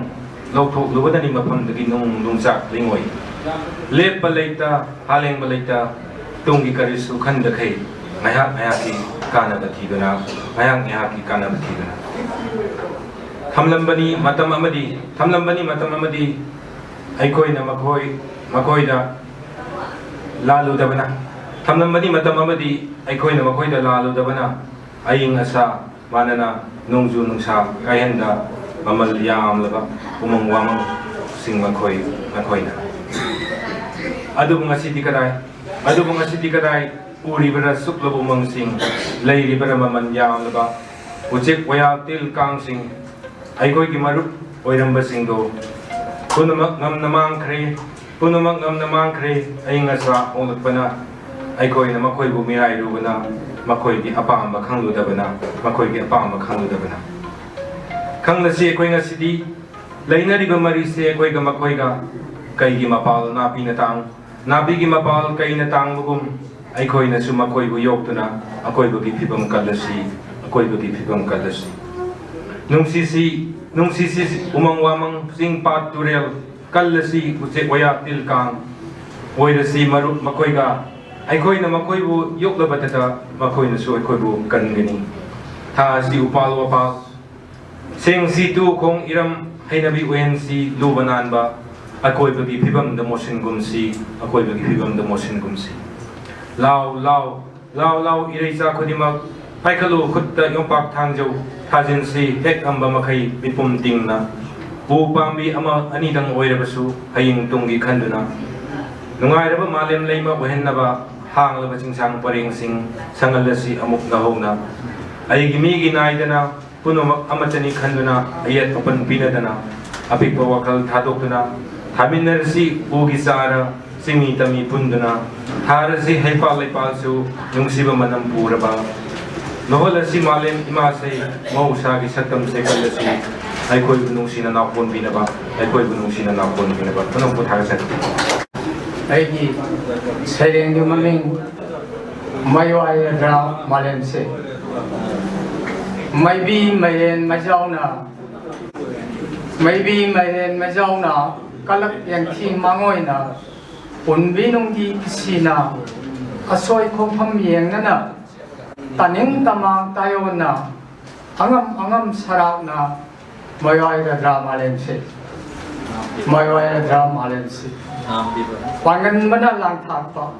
kuson mana lang thuba maigay sungdal khuding da sin bathong na malem da khambi maibun majam na nom makaro amada mayo ayadra malem se taibang malem phambak na tarang malang oiduna amam bagi ipakta ikham lagadra khaluba khalu khuding da mi pai le thamoina maiwai hadra malem se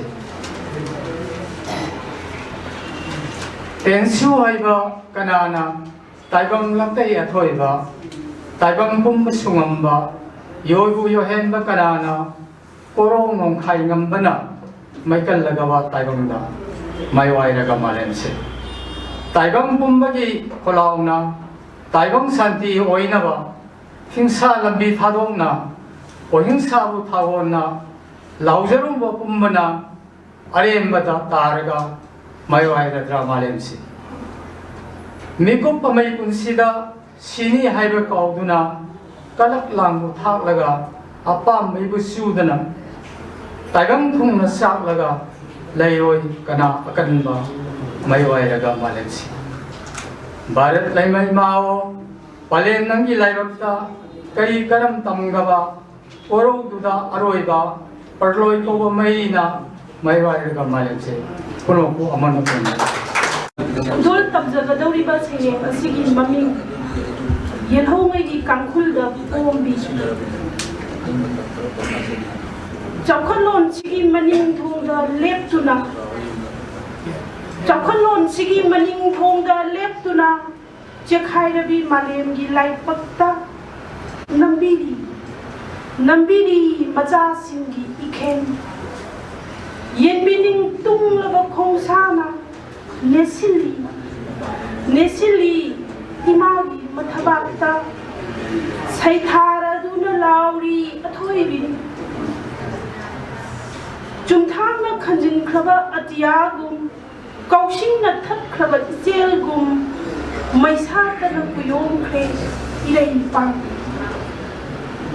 chumthangna khanjin khraba atiyagum kausingna that khraba ijelgum maisata na kuyom kre ilai pang chaitharap liba mangal gi phijang nungda tamjana pham khunai rol gi sajat sakai rakli leirang naton chabigum yelhongai gi kangkhul da pombi waxing gi nonglik na nawyok lakpi ahing leirang singarai gum ayuk ki likla na theng bada malang gi shahum na yei bada phiruk nabi lekang ikai thabi gum tingkhang gi khucha na shok bada saitheng phanglabi shingel gum khwangset machi langduna kokset nungda thawai singbu nauko libi leishalo leipak leigi shayonda soirom laban na chagi tunglam zat ki damat machu taret ki paphalna ꯅꯤꯡꯇꯝꯕꯕꯨ ꯅꯝꯗ ꯄꯣꯔꯤꯕꯤ ꯀꯔꯤꯒꯤ ꯐꯨꯡꯕꯪꯅꯔꯤꯕꯅꯣ ꯉꯁꯤ ꯀꯔꯤꯒꯤ ꯐꯨꯡꯕꯪꯅꯔꯤꯕꯅꯣ ꯉꯁꯤ ꯁꯛꯄꯤꯈꯣ ꯁꯛꯄꯤꯈꯣ ꯑꯗꯨꯉꯩꯒꯤ ꯏꯁꯩ ꯆꯠꯆꯒꯦ ꯁꯩꯔꯣꯜ ꯇꯟꯊꯥꯗ ꯊꯤꯖꯒꯦ ꯑꯄꯨꯟꯕꯒꯤ ꯄꯥꯡꯒꯜ ꯂꯝꯊꯨꯡꯐꯝ ꯈꯪꯗ꯭ꯔꯕ ꯂꯥꯟꯄꯨꯡꯁꯤꯗ ꯍꯌꯦꯡꯒꯤ ꯃꯥꯜꯍꯧꯅꯔꯕ ꯑꯌꯨꯛ ꯑꯃꯒꯤꯗꯃꯛ ꯑꯃꯛꯄ ꯊꯃꯣꯏꯕꯨ ꯁꯦꯡꯗꯣꯛꯇꯨꯅ ꯆꯤꯡꯕꯨꯔꯣꯏ ꯇꯝꯕꯨꯔꯣꯏ ꯈꯨꯁꯝꯅꯅ ꯃꯦꯔꯥ ꯊꯥꯎꯃꯩ ꯃꯉꯥꯜꯗ ꯂꯣꯏꯔꯨꯝ ꯐꯤꯅ ꯂꯦꯡꯒꯣꯟꯅ ꯑꯃꯨꯛꯇꯪꯗꯤ ꯂꯥꯎꯖꯒꯦ ꯍꯧꯅ ꯄꯣꯛꯆꯒꯦ ꯍꯤꯡꯖꯒꯦ ꯍꯟꯖꯤꯟ ꯁꯥꯟꯅꯖꯒꯦ ꯆꯤꯡꯖꯨꯝ ꯂꯥꯏꯖ ꯊꯛꯇ ꯂꯩꯁꯥꯠꯄꯤꯔꯣ ꯄꯠꯌꯥꯏꯒꯤ ꯊꯝꯕꯥꯜ ꯂꯩꯒꯨꯝ ꯋꯥꯡꯅ ꯉꯥꯟꯊꯣꯏꯕꯤꯔꯣ ꯎ ꯊꯝꯕꯥꯜꯒꯨꯝ ꯃꯥꯂꯦꯝꯁꯤꯅ ꯀꯣꯛꯊꯛꯇ ꯅꯟꯊꯔꯛꯇ꯭ꯔꯤꯐꯥꯎ ꯂꯩꯈꯣꯡ ꯁꯣꯝꯖꯒꯦ ꯃꯄꯣꯛ ꯑꯁꯤ ꯑꯃ ꯍꯤꯡꯍꯟꯕꯤꯌꯨ ꯍꯤꯡꯍꯟꯕꯤꯌꯨ ꯏꯃꯥꯒꯤ ꯂꯩꯁꯥꯗ ꯂꯃꯥꯡꯅꯔꯕ ꯊꯋꯥꯏ ꯂꯩꯔꯥꯡ ꯄꯤꯅꯕꯤꯌꯨ ꯄꯤꯅꯕꯤꯌꯨ ꯊꯧꯖꯥꯜꯒꯤ ꯏꯐꯨꯠ ꯐꯪꯖꯒꯦ ꯇꯝꯐꯥ ꯈꯨꯗꯣꯞ ꯌꯥꯏꯑꯣꯏꯕ ꯄꯤꯅꯕꯤꯌꯨ ꯊꯧꯖꯥꯜꯒꯤ ꯏꯐꯨꯠ ꯐꯪꯖꯒꯦ ꯇꯝꯐꯥ ꯈꯨꯗꯣꯞ ꯌꯥꯏꯑꯣꯏꯕ ꯄꯨꯅꯧ ꯍꯟꯅ ꯊꯥꯒꯠꯆꯔꯤ ꯑꯩꯒꯤ ꯁꯩꯔꯦꯡꯒꯤ ꯃꯃꯤꯡ ꯃꯇꯝꯒꯤ ꯁꯦꯟꯕꯨꯡ ꯃꯇꯝꯒꯤ ꯁꯦꯟꯕꯨꯡ ꯈꯣꯟꯊꯥꯡ ꯌꯩꯔꯝꯃꯤ ꯃꯇꯝꯒꯤ ꯁꯦꯟꯕꯨꯡ ꯃꯈꯣꯟ ꯈꯣꯟꯊꯥꯡ ꯌꯩꯔꯝꯃꯤ ꯃꯇꯝꯒꯤ ꯁꯦꯟꯕꯨꯡ ꯃꯈꯣꯟ ꯀꯪꯂꯥꯒꯤ ꯁꯨꯔꯨꯡ ꯃꯅꯨꯡꯗ ꯅꯥꯈꯣꯛꯇꯨꯅ ꯇꯨꯝꯂꯤ ꯄꯨꯋꯥꯔꯤꯁꯤꯡ ꯈꯣꯟꯊꯥꯡ ꯌꯩꯔꯝꯃꯤ ꯃꯇꯝꯒꯤ ꯁꯦꯟꯕꯨꯡ ꯃꯈꯣꯟ ꯀꯪꯂꯥꯒꯤ ꯁꯨꯔꯨꯡ ꯃꯅꯨꯡꯗ ꯅꯥꯈꯣꯛꯇꯨꯅ ꯇꯨꯝꯂꯤ ꯄꯨꯋꯥꯔꯤꯁꯤꯡ ꯋꯥꯔꯤ ꯀꯌꯥ ꯂꯤꯔꯤ ꯃꯃꯥꯡꯒꯤ ꯃꯇꯨꯡꯒꯤ ꯅꯣꯡꯗꯥ ꯂꯩꯔꯦꯟ ꯄꯥꯈꯪꯕꯅꯤ ꯃꯪꯒꯣꯜꯒꯤ ꯐꯛꯂꯥꯡꯗ ꯀꯣꯔꯧꯅ ꯃꯪꯒꯣꯜꯒꯤ ꯐꯛꯂꯥꯡꯗ ꯀꯣꯔꯧꯅ ꯌꯨꯡꯅ ꯑꯁꯨꯝ ꯀꯨꯝꯊꯔꯛꯏ ꯃꯪꯒꯣꯜ ꯃꯌꯥ ꯌꯧꯔꯦ ꯗꯥꯔꯤ ꯌꯧꯔꯦ ꯁꯨꯔꯤ ꯌꯧꯔꯦ ꯃꯄꯥꯟ ꯅꯥꯏꯗꯕ ꯑꯃꯗ ꯇꯨꯃꯤꯟꯅ ꯆꯦꯜꯂꯤ ꯃꯥꯂꯪꯗ ꯃꯃꯤꯁꯤꯡꯅ ꯈꯧꯁꯥꯔꯛꯏ ꯁꯨꯃꯪ ꯃꯇꯣꯟꯗ ꯎꯆꯦꯛꯁꯤꯡ ꯄꯥꯏꯕ ꯍꯧꯔꯛꯏ ꯃꯌꯨꯝ ꯃꯥꯏꯀꯩ ꯇꯝꯅ ꯅꯨꯃꯤꯗꯥꯡ ꯋꯥꯏꯔꯝ ꯆꯥꯛꯇꯥꯕ ꯅꯨꯃꯤꯗꯥꯡ ꯋꯥꯏꯔꯝ ꯑꯆꯥꯕ ꯑꯣꯛꯂꯤꯕꯤ ꯑꯃꯅ ꯅꯨꯃꯤꯗꯥꯡ ꯋꯥꯏꯔꯝ ꯑꯆꯥꯕ ꯑꯣꯛꯂꯤꯕꯤ ꯑꯃꯅ ꯃꯍꯥꯛꯀꯤ ꯃꯤꯁꯅꯥꯒꯤ ꯁꯦꯔ ꯐꯂꯥꯗ ꯌꯥꯝꯅ ꯆꯦꯛꯁꯤꯟꯅ ꯈꯜ ꯂꯣꯜꯂꯝꯃꯤ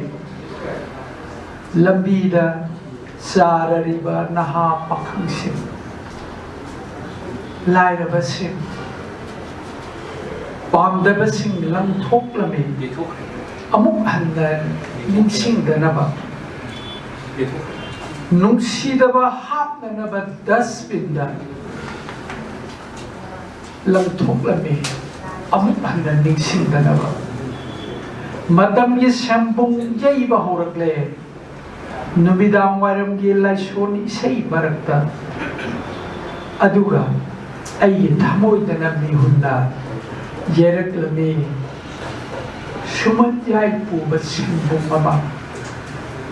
마부 닝싱자리네 인타라나와 그러고 그런자 아이기 세링기 마밍 시즌 나름다이시다 리드나 담바 짜포칭다 봄타다나 바하파 히다또 리드나 담바 짜포칭다 봄타다나 바하파 히다또 봄두나 레이람레 시즌 나름다이시다 분홍 부커르전 아이하게 세링기 마밍 싱나바 링나두나 랑라세 예통기 마친다 아마망 타다시리 호치리 리까나 마tam기 이치에다 세가이드나 따호르바 마이 쳇라바 타모이 와리세 호칭기 마tat도 상가리 마치 마카이 누미당 와이롱기 분시나 시테르파 타자고 잉드나 타반 겨워드바 잉시다 무싱드나 마tam기 구도 무싱드나 마tam기 구도 할라크라리 캉나 wari chama gi marum da lotuna mumuna ba minona pau khung ngai di halaklari khangna wari chama gi marum da lotuna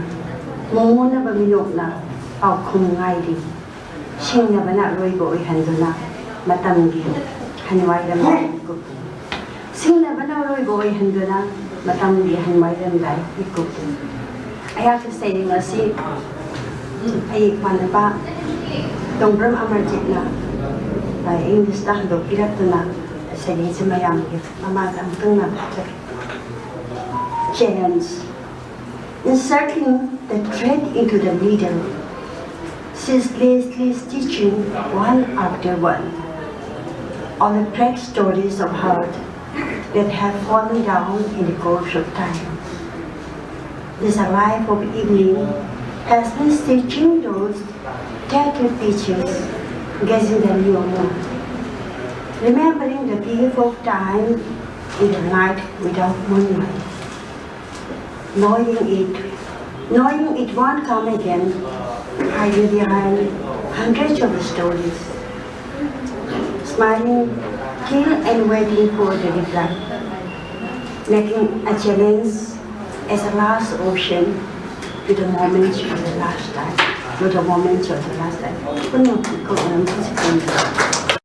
Aina sum chatpada karigumba cemetery amada thenglazarai. When you go home, tell them of us and say, for your tomorrow we gave our today. Salabani ay nakoy di hayeng gidamag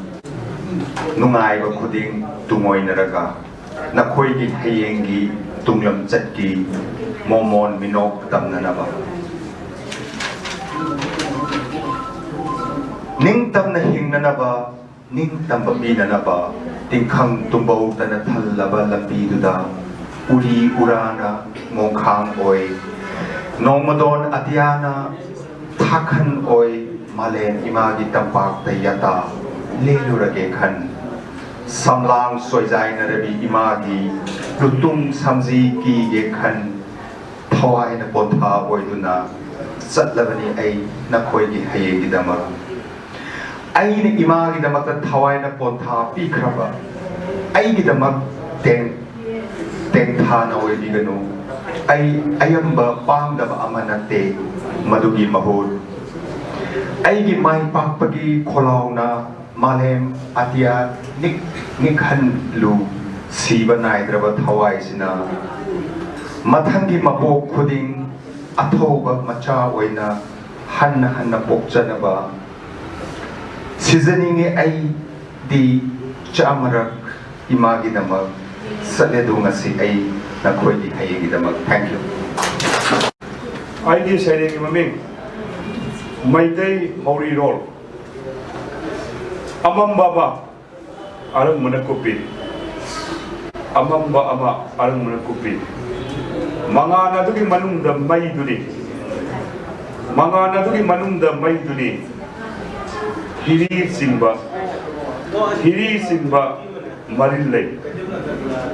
Duna Sangliba Maril Adugi Apaba Mangal Lay Maigi Sapugi Maidunani Maigi Sapugi Maidunani Maina Loida Tunga Tayuni Maina Loida Tunga Tayuni Maidik Ama Mami Ama Maidik Ama Mami Ama Tari Uduna Unduna Labani Tari Uduna Unduna Labani Maigi Sapu Yaunani Nungsitki Sabum Tariba ꯅꯨꯡꯁꯤꯠꯀꯤ ꯁꯥꯎꯝ ꯇꯥꯔꯤꯕ ꯑꯗꯣ ꯃꯤꯅꯤ ꯇꯥꯔꯤꯕ ꯑꯗꯣ ꯃꯤꯅꯤ ꯃꯤꯗꯨꯅ ꯑꯃꯨꯛ ꯍꯧꯔꯤꯔꯣꯅꯤ ꯃꯤꯗꯨꯅ ꯑꯃꯨꯛ ꯍꯧꯔꯤꯔꯣꯅꯤ ꯑꯃꯨꯕ ꯅꯣꯡꯗꯨꯝ ꯃꯤꯅꯤ ꯃꯤꯗꯨꯒꯤ ꯃꯅꯨꯡꯗ ꯃꯩꯅꯤ ꯑꯃꯨꯕ ꯅꯣꯡꯗꯨꯝ ꯃꯤꯅꯤ ꯃꯤꯗꯨꯒꯤ ꯃꯅꯨꯡꯗ ꯃꯩꯅꯤ ꯃꯩ ꯑꯗꯨꯅ ꯊꯣꯔꯛꯄꯗ ꯑꯔꯪꯕ ꯃꯆꯨꯒꯤ ꯑꯉꯧꯕ ꯎꯟꯁꯥ ꯂꯩꯆꯤꯜꯒꯤ ꯃꯐꯦꯜꯗ ꯆꯨꯝꯊꯥꯡꯒꯤ ꯃꯔꯨꯝꯗ ꯅꯣꯡꯖꯥꯕꯤ ꯄꯨꯝꯅꯃꯛ ꯃꯩꯇꯩꯅꯤ ꯄꯨꯝꯅꯃꯛ ꯃꯤꯇꯩꯅꯤ ꯍꯧꯔꯤꯕꯅꯤ ꯈꯨꯔꯨꯝꯖꯔꯤ ꯑꯩꯒꯤ ꯁꯩꯔꯦꯡꯒꯤ ꯃꯃꯤꯡ ꯇꯦꯡꯊꯥꯔꯤꯕꯔꯥ ꯄꯥꯝꯃꯨꯅ ꯀꯪꯂꯩ ꯂꯩꯕꯥꯛꯇ ꯄꯣꯛꯆꯕꯤ ꯀꯪꯂꯩ ꯂꯝꯗ ꯆꯥꯛꯊꯥꯕꯤ ꯁꯛꯇ ꯆꯨꯗ ꯁꯛꯍꯦꯟꯕꯤ ꯂꯝꯗꯝ ꯀꯩꯗ ꯎꯗꯕꯤ ꯁꯉꯥꯏ ꯍꯥꯏꯅ ꯀꯣꯂꯣꯏꯕꯤ ꯅꯨꯃꯤꯠ ꯂꯤꯁꯤꯡ ꯊꯣꯛꯂꯤꯉꯩ ꯊꯋꯥꯜ ꯂꯤꯁꯤꯡ ꯉꯥꯜꯂꯤꯉꯩ ꯅꯪꯒꯤ ꯅꯃꯤꯡ ꯅꯨꯡꯁꯤꯕ ꯃꯨꯠꯄ ꯅꯥꯏꯗꯅ ꯂꯩꯍꯧꯔꯅꯤ ꯃꯨꯠꯄ ꯅꯥꯏꯗꯅ ꯂꯩꯍꯧꯔꯅꯤ ꯏꯄꯥꯝ ꯈꯥꯝꯕꯤꯅ ꯃꯩꯍꯧꯔꯛ ꯁꯥꯃ ꯄꯥꯡꯒꯜꯅ ꯁꯣꯟꯊꯔꯛ ꯅꯪꯒꯤ ꯅꯄꯥꯡ ꯌꯥꯎꯗꯅ ꯑꯌꯣ ꯅꯍꯦ ꯇꯝꯂꯕ꯭ꯔꯥ ꯑꯌꯣ ꯅꯍꯦ ꯇꯝꯂꯕ꯭ꯔꯥ ꯍꯤꯡꯕꯒꯤ ꯃꯃꯤꯅ ꯁꯥꯝꯂꯛ ꯅꯨꯡꯍꯤꯛꯅꯅ ꯄꯣꯛꯅꯐꯝ ꯅꯨꯡꯁꯤꯕꯒꯤ ꯇꯦꯡꯊꯥꯔꯤꯕꯔꯥ ꯄꯥꯝꯃꯨꯅ ꯇꯦꯡꯊꯥꯔꯤꯕꯔꯥ ꯄꯥꯝꯃꯨꯅ ꯄꯨꯝꯅꯃꯛꯄꯨ ꯑꯃꯨꯛꯀꯅ ꯏꯀꯣꯒꯣꯜ ꯇꯧꯖꯩ ꯁꯩꯔꯦꯡꯒꯤ ꯃꯃꯤꯡ number 2 also known as second hand no word in Manipuri language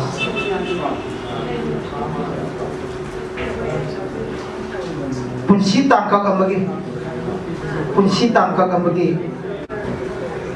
yamang nusiba wari tamina si seri onthong na supang lui dais onthong na supang lui dais punsi gi lemina do bonu pi budi laudu ne da khalo onthong na supang lui dais punsi gi lemina ga do bonu pi do budi laudu ne da khalo wajong na he apamba nang na wadana kana na wadi adubu khallu eina thawai tan lupa tara kun khak piba second hand gi moza dingkulabi no mai jin kai thien gi wang khai kai thien asan bigis lona dula pairiba ma paidu daki lona dula pairiba ma paidu daki ot tu phak tu thangkat tu na suknagi tha ani ohum khaki suknagi tha ani ohum khaki adubu kadai da nomadi hekta suda kadai da nomadi hekta accident tholami machu koklami atat pa yaurami aho balerami khuning patharami elastic komlami ahan bagadi manaw ko bumayadre ahan bagadi manaw ko bumayadre punna mo ꯑꯩꯒꯤ ꯁꯩꯔꯦꯡꯒꯤ ꯃꯃꯤꯡ ꯑꯈꯣꯡꯕ ꯒꯙꯥ ꯃꯉꯛꯇ ꯊꯧꯔꯤ ꯊꯨꯔꯒ ꯆꯤꯡꯗꯨꯅ ꯄꯨꯔꯛꯏ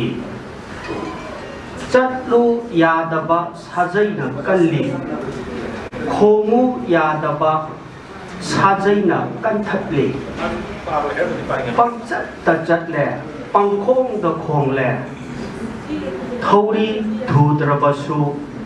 साजैना कंद्रबसु गधा अयुक नुंथिल नुमिता तुमदुना लेरे मपू निंगबा हुई खोंगदबा हुईगी खोंगलिबा गधाना महुत सिल्ले मनिंग मखा तौना हुरानबा missing यामखलकी Anam कल्लगा शुरू नैशिलगा इकाई बहैत्रगा मफम अयाम्बदा काचिन कोयादसु अतत अखम लैतना वाई चाइरई थुनामा अमोटपा सुमचितना शितलगा तासिन खुमजिलगा मफम चाना पैसिलगा मई थादोकलगा sit nalhallaga maka lamlaga tayang ta soiraga wakhal leitaraga momon nokjaraga hingjaningbani mangda mangra tanba huning muk changi phaikan muk chawi huran bana kurak hangdrabanina wakhal lainagi sanabung ole punsi kang khadalin changli khujinda tum changli thawai hingnaba miya sapagadaba maphamda lanjenei akhong baka thagi leibakta puno pukrumjai aigi sairengi maming oitaba tatpa angan basidani mamli basi aina tai makholi langli lawi khong taibangi khonje lakta awa numai adubu udi amatasu azumba asingbagi mami tadi khonjel su amata numai bagi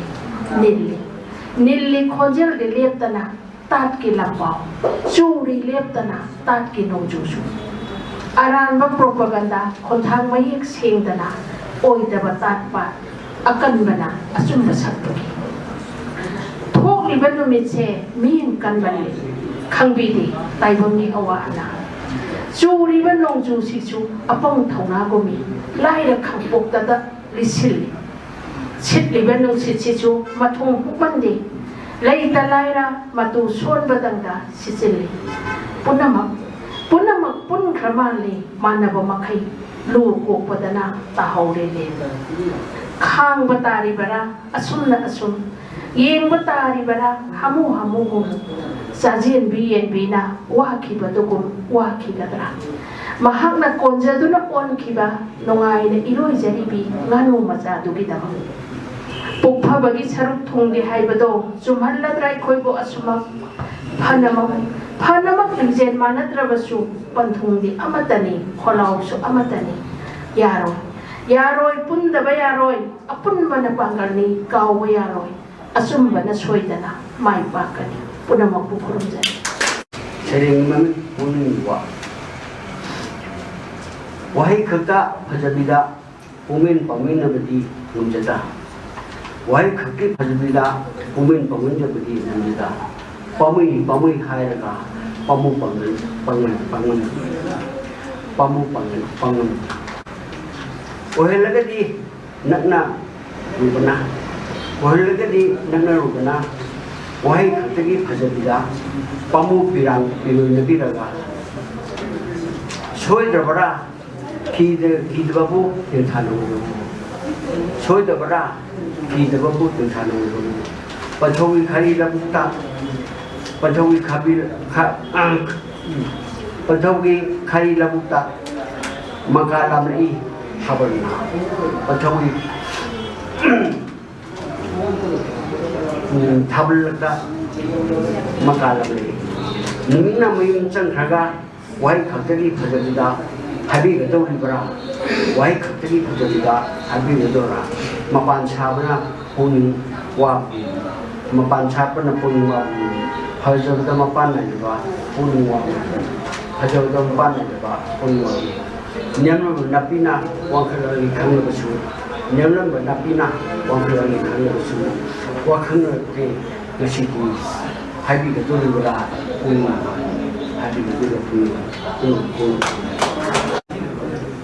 Inkalak pamatang gisari ng tagtijagya.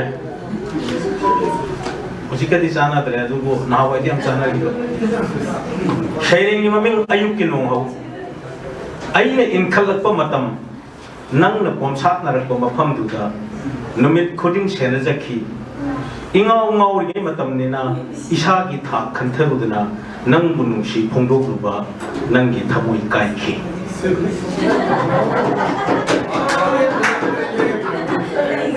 Nangi hainadaba na tawduda thawna pumba mangki thamoi ka khal khoding nungsi thongjau lonjeki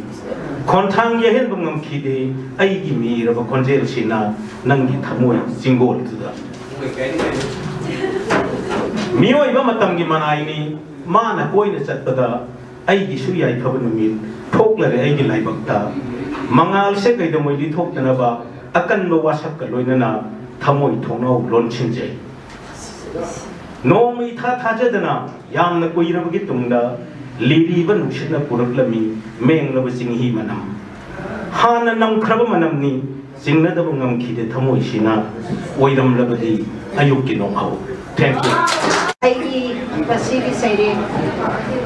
noma ngarang ngasi hayeng ngarang ngasi hayeng tek garina tumle yahaure isin pangle amuksu tumle yahaure isin pangle imanda mana boy manini matam magi khonsatsi khusa tarase tingtok tuna namsalui kanna matam magu phana khusa singi khuraktagi thokiba mangan hajan punsan ba ngamjahode tek tuna pazarui khusa tarase tara kun kuntra nipu yankai oh ai ji sahi yankai suramedana kadom da nan thokiba matam no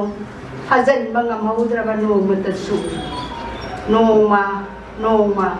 noma kaya no lariba noma kaya no satkriba masina on ki tha sahi yutha noma wat pada sahi sude noma hen pada sahi mapungpa kaya na saw karaba noma gi mabulno noma gi siom nungda sari suri tumli imanda mana boy manini adubu madi satkibani halak naroi da bakung chatta noma kariga sangdam naru kani nangi nangun se insang lubada nawa oibay matam kungkak saurakpa apam si paurakpa nupi angang layrakpa isa imaw isu laydik layrak tan oh kuitharaba masuk unsa sontharaba mipan yaudarabasin ngaudrabasam punamak-sira noma nang natam khudon se halakhidarne punamakto punamakputagasa Sarengi maming celebration makoi di misi aikoi na yu thai sa thong sai aikoi di misi makoi na yu thai sa thong sai asumna makoi su aikoi su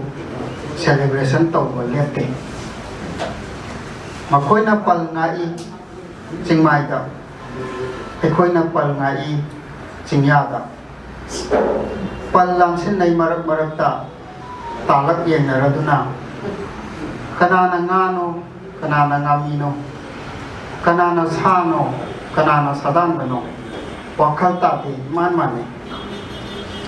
misi balete aikoi gisu makoi gisu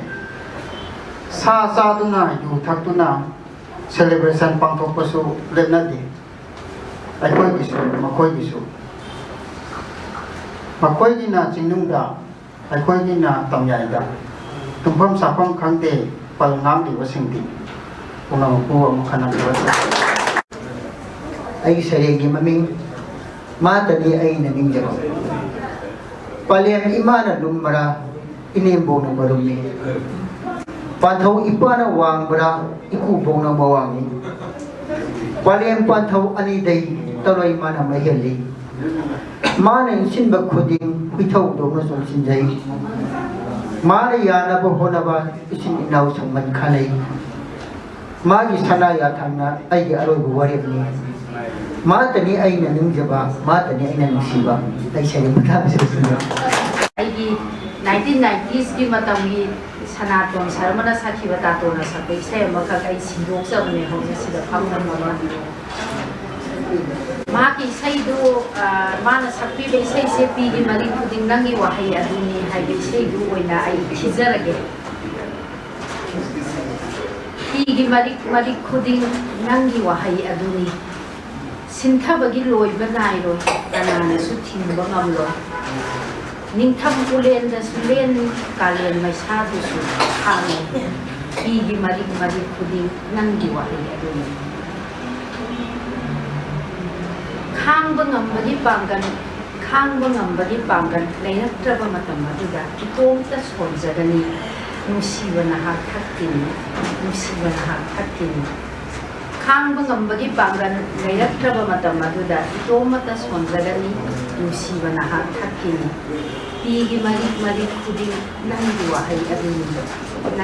aduni lojani undama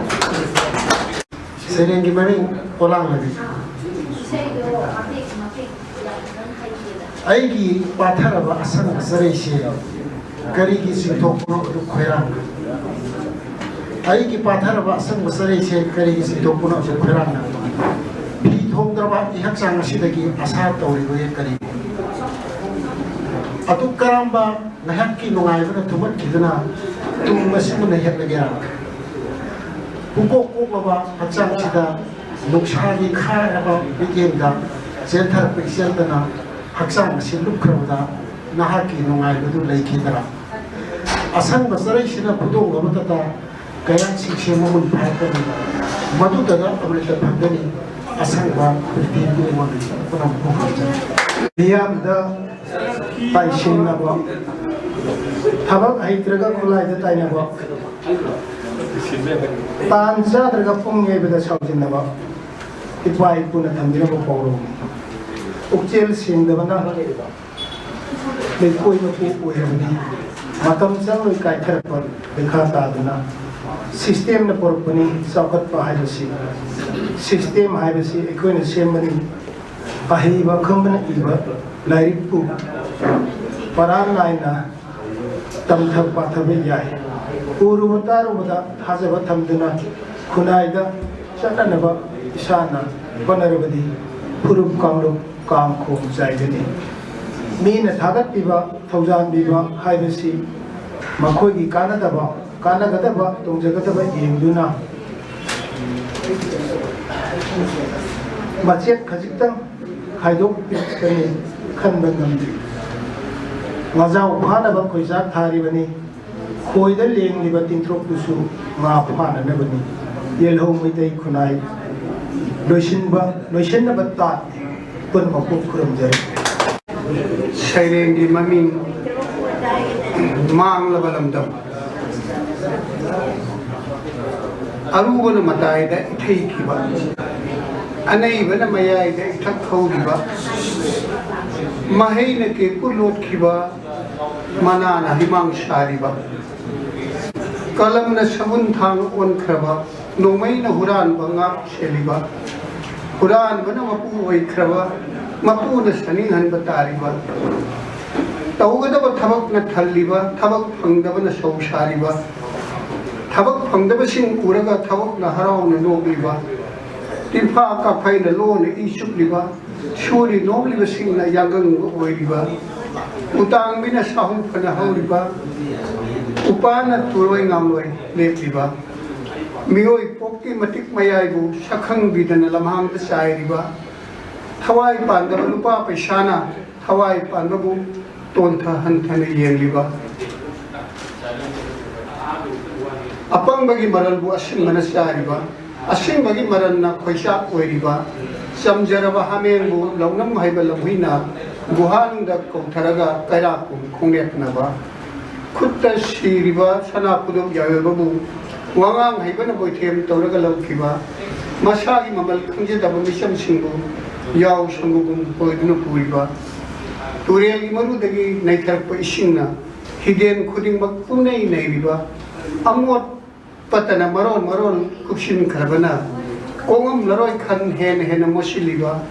mapandana fajaraba ganatantra gi signboard manungdana Hitler gi concentration camp Kong yang mo kong tek ko galamjen tanahan ba akha ngana singa gumbhir ga pun ni yomin na ba pangal lok singi mapai na mai gi singum ong du sa liba pen de bagi mai na la mai gi matogum na tum na sa la do ba mang la balam dam ni puno utha ga se saga serira asi de sereng sedin ba si mayam punama punna tami na bagi nungai do pung de bolona president wena masih sedin ma puan pambiro jagi wai amani su aroi bona tamnasi aini aigi thoi lai trabani mayam la landuk pi gi ba sereng sing do ꯃꯊꯪ ꯃꯗꯨꯒꯤ ꯁꯩꯔꯦꯡꯁꯤꯡꯗꯨꯒꯤ ꯋꯥ ꯍꯥꯏꯗꯅ ꯂꯩꯔꯒꯗꯤ ꯍꯌꯦꯡ ꯑꯌꯨꯛꯀꯤ ꯄꯨꯡ 10 ꯁ꯭ꯋꯥꯏꯐꯥꯎꯗꯤ ꯅꯪꯒꯗꯕ ꯃꯥꯟꯗꯦ ꯑꯗꯨꯅ ꯃꯌꯥꯝ ꯉꯁꯥꯏ ꯄꯨꯡ 1ꯗꯒꯤ ꯑꯩꯕꯨꯗꯤ ꯂꯣꯏꯔꯝꯗꯥꯏꯗ ꯂꯥꯛꯆꯈꯤꯕꯅꯤ ꯑꯗꯨꯅ ꯃꯗꯨꯗꯒꯤ ꯐꯝꯕꯤꯔꯛꯄꯁꯤꯡꯁꯤ ꯑꯣꯟꯊꯣꯛꯅ ꯋꯥꯕꯤꯔꯝꯃꯅꯤ ꯑꯗꯨꯕꯨ ꯑꯔꯣꯏꯕꯒꯤ ꯑꯣꯖꯥ ꯕꯤꯔꯦꯟꯅ ꯄꯥꯕꯤꯈꯤꯕ ꯁꯩꯔꯦꯡꯗꯨꯅ ꯃꯌꯥꯝ ꯄꯨꯝꯅꯃꯛ ꯃꯤꯠ ꯅꯥꯁꯤ ꯈꯪꯁꯤꯡ ꯅꯤꯡꯁꯤꯡꯕꯒꯨꯝꯕ ꯑꯃ ꯇꯧꯏ ꯀꯟꯇꯦꯝꯄꯔꯔꯤ ꯏꯁꯨ ꯑꯃꯗ ꯌꯩꯔꯛꯄꯅꯤ ꯑꯗꯨꯅ ꯂꯣꯏꯁꯤꯜꯂꯛꯄꯒꯤ ꯑꯔꯣꯏꯕꯒꯤ ꯄꯣꯂꯣꯏꯗ ꯐꯕ ꯍꯥꯏꯁꯦ ꯃꯊꯪꯗ ꯑꯃꯨꯛ ꯄꯥꯡꯊꯣꯛꯄꯤꯒꯗꯕ ꯀꯕꯤ ꯁꯝꯃꯦꯂꯟꯒꯤ ꯑꯁꯥꯅꯤ ꯌꯥꯝ ꯅꯨꯡꯉꯥꯏ ꯑꯁꯤꯗꯤ ꯐꯅ ꯌꯥꯝꯅ ꯑꯩꯈꯣꯏꯒꯤ ꯀꯕꯤꯁꯤꯡꯁꯤ ꯃꯐꯝ ꯊꯥꯗꯣꯛꯄꯤꯗꯦ ꯇꯉꯥꯏꯐꯗꯕ ꯈꯔ ꯊꯥꯗꯣꯛꯈꯤꯕꯗꯨ ꯅꯠꯇꯅ ꯑꯌꯥꯝꯕ ꯃꯁꯤ ꯌꯥꯝ ꯅꯨꯡꯉꯥꯏ ꯀꯕꯤ ꯁꯝꯃꯦꯂꯟ ꯇꯧꯕꯗ ꯀꯕꯤꯅ ꯀꯕꯤꯒꯤ ꯁꯩꯔꯦꯡ ꯇꯥꯗꯕ ꯍꯥꯏꯁꯦ ꯃꯁꯤ ꯌꯥꯝ ꯂꯥꯏꯕꯛ ꯊꯤꯕ ꯑꯃꯅꯤ ꯃꯁꯤꯒꯤ ꯀꯜꯆꯔꯁꯦ ꯑꯩꯈꯣꯏ ꯊꯥꯗꯣꯛꯃꯤꯟꯅꯕ ꯆꯨꯝꯃꯤ ꯁꯩꯔꯦꯡꯕꯨ ꯃꯥꯡꯂꯣꯝꯗ ꯄꯨꯈꯠꯁꯤ ꯁꯩꯔꯦꯡꯁꯤꯒꯤ ꯑꯩꯈꯣꯏꯅ ꯏꯖꯔꯤꯕ ꯁꯩꯔꯦꯡ ꯑꯁꯤꯒꯤ ꯀꯩꯅꯣꯁꯦ ꯃꯍꯥꯎꯁꯤ ꯃꯌꯥꯝ ꯄꯨꯝꯅꯃꯛꯄꯨ ꯌꯧꯍꯟꯃꯤꯟꯅꯁꯤ ꯍꯥꯏꯕ ꯇꯥꯔꯒꯗꯤ ꯁꯩꯔꯦꯡ ꯇꯥꯅꯕ ꯇꯥꯏ ꯑꯩꯅ ꯏꯕꯁꯨ ꯃꯤꯕꯨ ꯇꯥꯍꯟꯕ ꯑꯗꯩ ꯃꯤꯅ ꯏꯕꯗꯨꯁꯨ ꯑꯩꯅ ꯇꯥꯕ ꯑꯗꯨꯒ ꯁꯩꯔꯦꯡꯒꯤ ꯂꯥꯏꯔꯤꯛꯁꯤ ꯍꯦꯛ ꯐꯣꯡꯂꯛꯏꯕ ꯁꯩꯔꯦꯡ ꯂꯥꯏꯔꯤꯛ ꯄꯨꯝꯅꯃꯛꯁꯤ ꯄꯥꯅꯕ सिगी दंगाई फदब लई अदो सेरेंग इबा कयाना सेरेंग इबा कयागी लई पागे है बसिसु उगी वहंग होइना लई अदुगा कवि सम्मेलन सि सही अमदा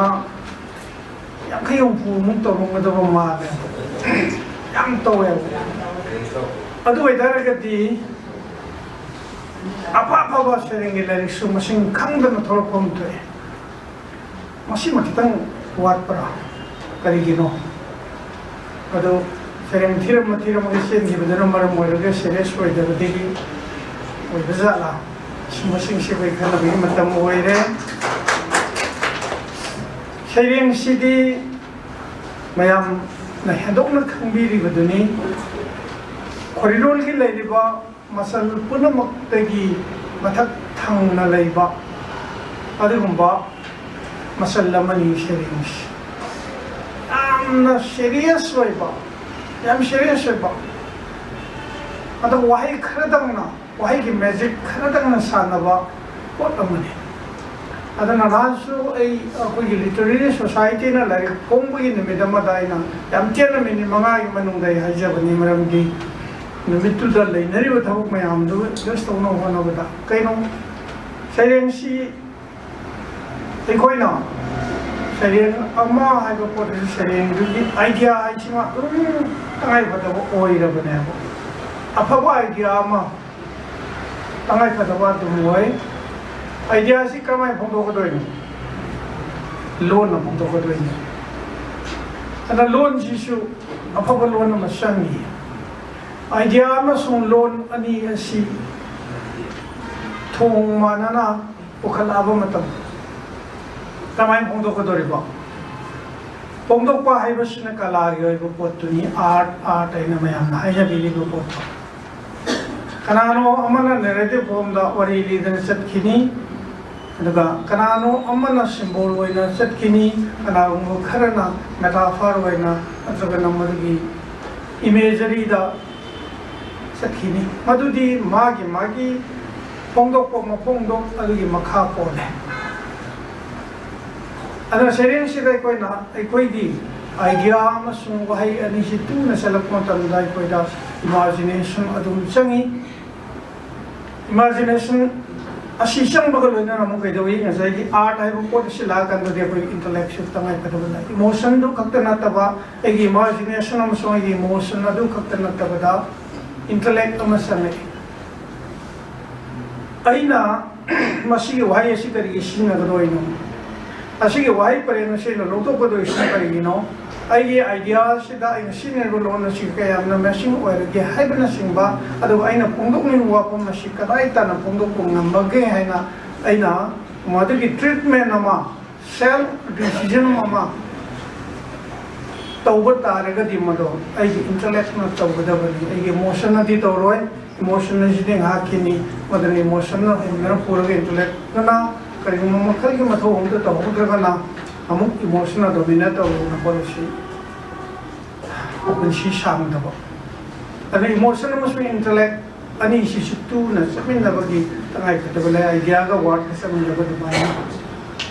ana sereng ibiri ba pun makta ay su sereng khara ijabani na masigi amjari ba asigi kurong sa lojara ga ina hajaning isya sereng ibiyo sereng iba mina kabina sereng idraga dikanani biro ni sereng ibiyo tawaladi migi sereng supa biyo karigino magi iba sereng sina siyong na pazaraga ay sina karigi pazadrino migi sereng sina mina pam naraga ay gina mina pam dribo karigino hay poda share masi ay isa itong tano self criticism masangi ay isa na isa gi sereng do madugun na inabang ang magpumatanda ko yung may pakuli kung hitang mahawag kanagumba amana tungdagi ingkat piraga ay step khara di ka gibay ingkat pirak to ban namit amada ay amona mapam do ka pangamo aduna ay isagi tawjir bo bora she masak khangja batay namaste ekwana sereng su asum tinaba aduga sereng sisu asum naina raga sakhiba ki tangai kadaba nei yame na phawadi pitara khaka sereng thian ba manga khaka sereng thian ba aduga tabi ribo mayam puna makta kari phawbuge kari hainingi sai matang sida losan ba yaudana hojik si kamai to weda mi singse kari gumba ma hairu bada madugi reaction ama lakadra haibagi khanabada aseng pot ama to thulaktre lari phongbase mangpham oire objekse ai bisinge mangpham krai de semi lari phongbam de shebe ai shamna ai yam kalle haina su khanbi ramgani adu akan mujhe haide yartrabani lari phongbo nimit amada hongna bini lari phongadi thagat gadabani apabanga ka haigedabani aduna thagat ki basina kara yogre anta ai bai biduna karimbo khangje da khandab jaga yo thagat piram me ba matudagi ai bai ji kumdar gongam kumdar gongam dar wandare ti etare siona thagat pe bongna de matam ma leirami ai koi gi ega pralado ai khangbiram gani tongtang yo sa mani har hoi leiringai eu pupung yo sa damodor hoi leiringai adagi nei na bosa to som jogendra leiringi matamda lai adum phongi lai phongbu matamda lai adugi aphab mayam am su hai adu lai adu da tahoning ba horga lerami ba mayam su ajana hai kana su warang nade madumangna kaidawera literature je hen mang of soiri ba la report to sida soire si habsan gadabni de silo to gadabni haibiram matamda yam kana hawe objective lari bungam singda lari pongi ma hai yam basabalon dai mi gi sosti samadabu mi gi masadu bu tu pasai pasai ti hayu ya bra yam basa bi sala bini adu matam gi samai basana bi singna ai bai bi sing sidi kongbam na kan masi to biroi da aduna ai khoi yo ban nei narol ama Pag-isya ba ito ngayon kada kuwairo abad Europe di kan mada sumiyang tamba Europe sentri ko miyang amada thamme raga aduda Shakespeare na adu hairam bani natrang na Dryden na adu hairam bani Mallarmé na adu hairam bani aduga manare ka na pang hai da hajal le ga mi do haro halaga thanam ba isya magi mitu isya laga manu magi waktu pari yang jauh itu mat kaya kini bukan punengo. Kita sahaja dia bukan tari, macam ni masih kumbasin amaram warga literature je bisa. Kau jalan macam ni, hai riba, kabi ilu ibu macam hai riba, bukan sana hai riba, ibu macam hai tu mani pun sering sum pak pari wangi tren hai. Am semua jangan. Pak pari aku ini am si nabi dong, dong lagi raga wangkat kon dia tren hai riba foto. Kau ini nyabum tu apa? Arge buman sana uji sharing litre kan hari itu, nanya bom thole. Kayak gino, aku ibu anda nandra ga ibu, aku ibu tuh sana hari benar tiapa. Manipuri literature da leriba poetry abja systematic tha wanganing badigi hairegi ne ye posing check paina aro horo na logi ge da adana kabi sammelan yam to biyo ba yam to biyo kabi sammelan tora ga ai ni sharing she mi tarana na tra kunna dra yang kai na tas na ba karimom ta halak tra return to tra di ai sharing pa tu do ho to return na masang ya ba adana tu maki interaction to na bagi thorang da sumang to biyo kabi sammelan she hanati am tang na toromi jidi kabi sammelan syam namarang kai kare adana kabi shuware jidi no mada kabi shaifam mari ke chana no mohana bada shastra pamda ocean chendana gari thau gusu ting adana no ware adana yaragati simbiri balup singsu kabi bangam ya pote sama pa ponte adana sering sering mase no isilagati hoi sila roi ko kaino paudo fauna biraga tawio marwai nupa singdi baiko nupi singdi yung kaina na kadoi ni kari nungdangi pung ni pantar ko kari gi shere na adana tindhar ko yaudori na adana kabi waining madila na pang tek na watok na ni nasumong bayama balai adawi ibiyo sering sa ira ka sum ira kanda sum paba isa ne iriba sering sa ngasi ibiro matung dagi thamjan bigro masi aigi kino dunia aigi practice makai me thamjagya ba aina ijaba sereng se aina ngasi iraga ngasi pa de ba thawum batung da pai thawum thamena thawum da pa ba du da engon na karim ta sereng se na hayak traba amusu thamme ba mana karim mo khare mo hayak bam thokra ne mana hayak ko da mana seran turan a disever lo mi do ne on hayak ga dei sereng beno mai pai hai ga tra Kerung makar mana sum namai voice mahar ko dong ne to ta bata ba adung ngai ba ni sering sem matam kuin sang sai ong mu sang ba adagi ani ge sang na sering si shu khara dum sering pa na ina hona biu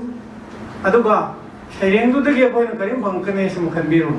just sering iba mi sing ji sender iba turen gumane hori bo pal gumane ba turel lamata na masagi sing khat khat ta bane upala mata na sagi wai she asin jang ne sa ta bane adu mu khwai gi thakti wang bane sheba ne turel upal shi sheba ne mai piri ni urum piri ni turel ni ko lang mo ko ni masi ekoi kabi she ai gi mi ang di upal ni turel na masi gi value से कोई शान गाक पता है कभी न गाक पता है कभी कोई गे है ना थोपी राबा शेरेंगी बिरो कभी कोई ना कोई की शेरेंगी कई कुम नबा कोई गाक कोई इतना ही पता बल लई शेरेंग हों तो हलवे जब ने तो कोई यारी मुके शिंबी लंबी रिबल शिंग नसु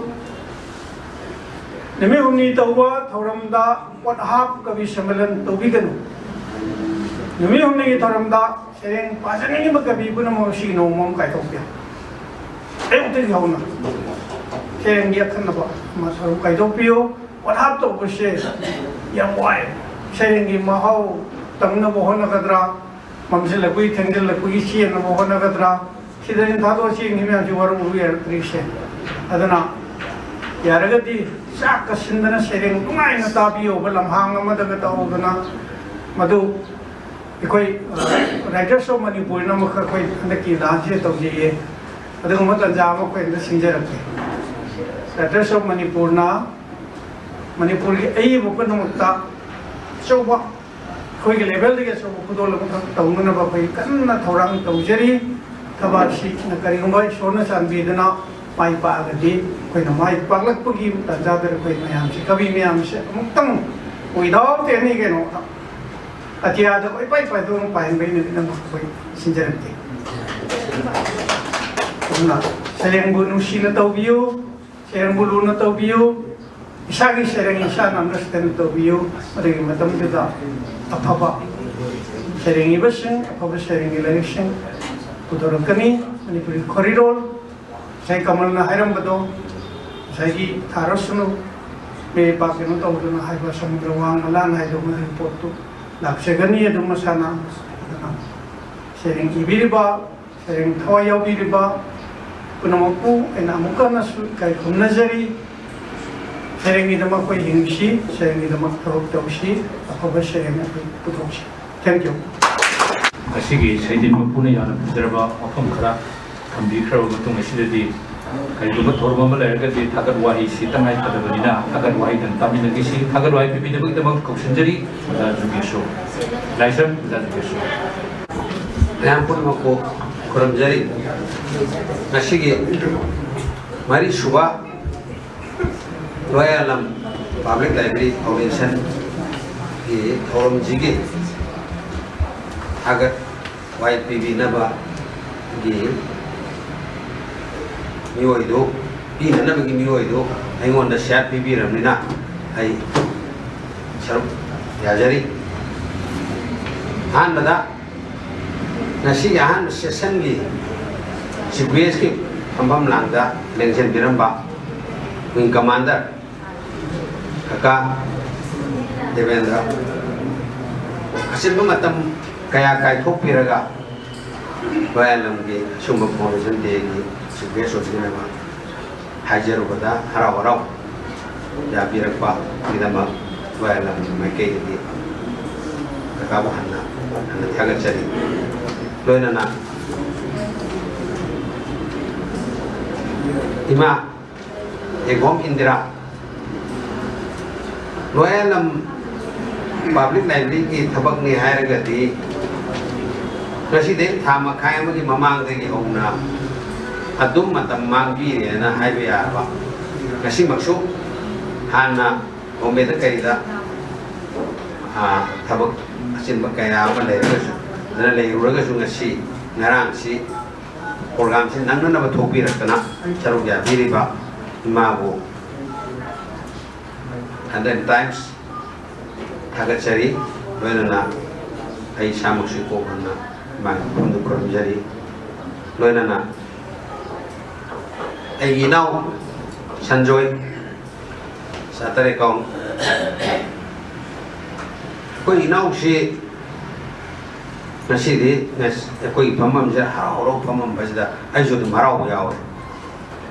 Luna Nasigi Function Si Nampajana Now amadi kaka ma punamakna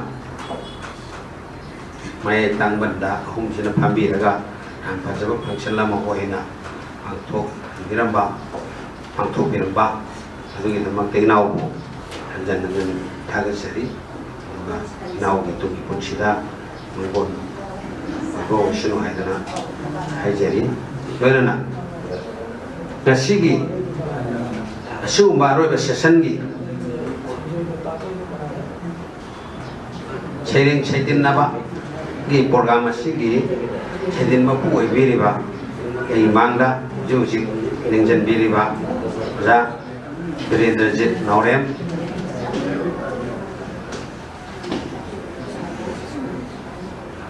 Saita Academy Award di New Delhi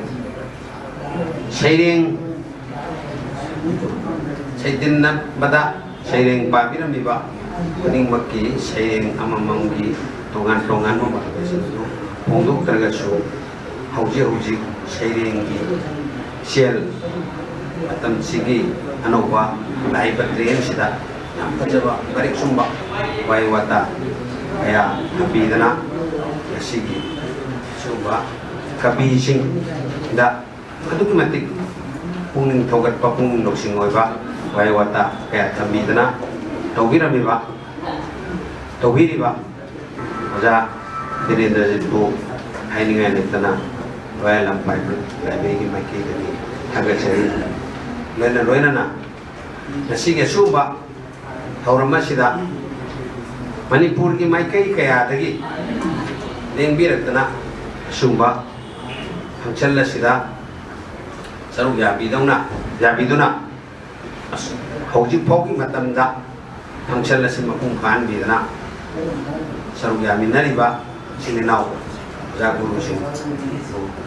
aina aina le tanan thagat chari loina ni ko ronjari loina na ngasi function la sigi print media gi ngasi function la si cover to bidana media da karida loina na manipur gi asin ko ayo bigedoriba print media gi sigi na usun aina hajan thaga chari loina na ngasi gi policy da koina function la si pang thok sege function la si sumaina tàu ghé đó là hai bữa đó hay là TV đó là sinh hoạt chân là sinh cũng ba là hàng thuộc bậc gì thành ra hàng ngàn vivo sinh là mức giá số còn là sinh gì ngọc u vô hay là dân hành nan là thay cái gì với là sinh sum ba hàng chân là sinh tăng sinh đã hay thay cái vậy gì cái rồi là Senjaya hai bagi ja hai thagat hai ki senjaya bagi tanda Nasi Royal Public Library ki mari suo foundation de nasi question jare aina hai jab galona na matang ki manga suo foundation de so mo na kumin nasi hai jab ne aru boina bidai lo jere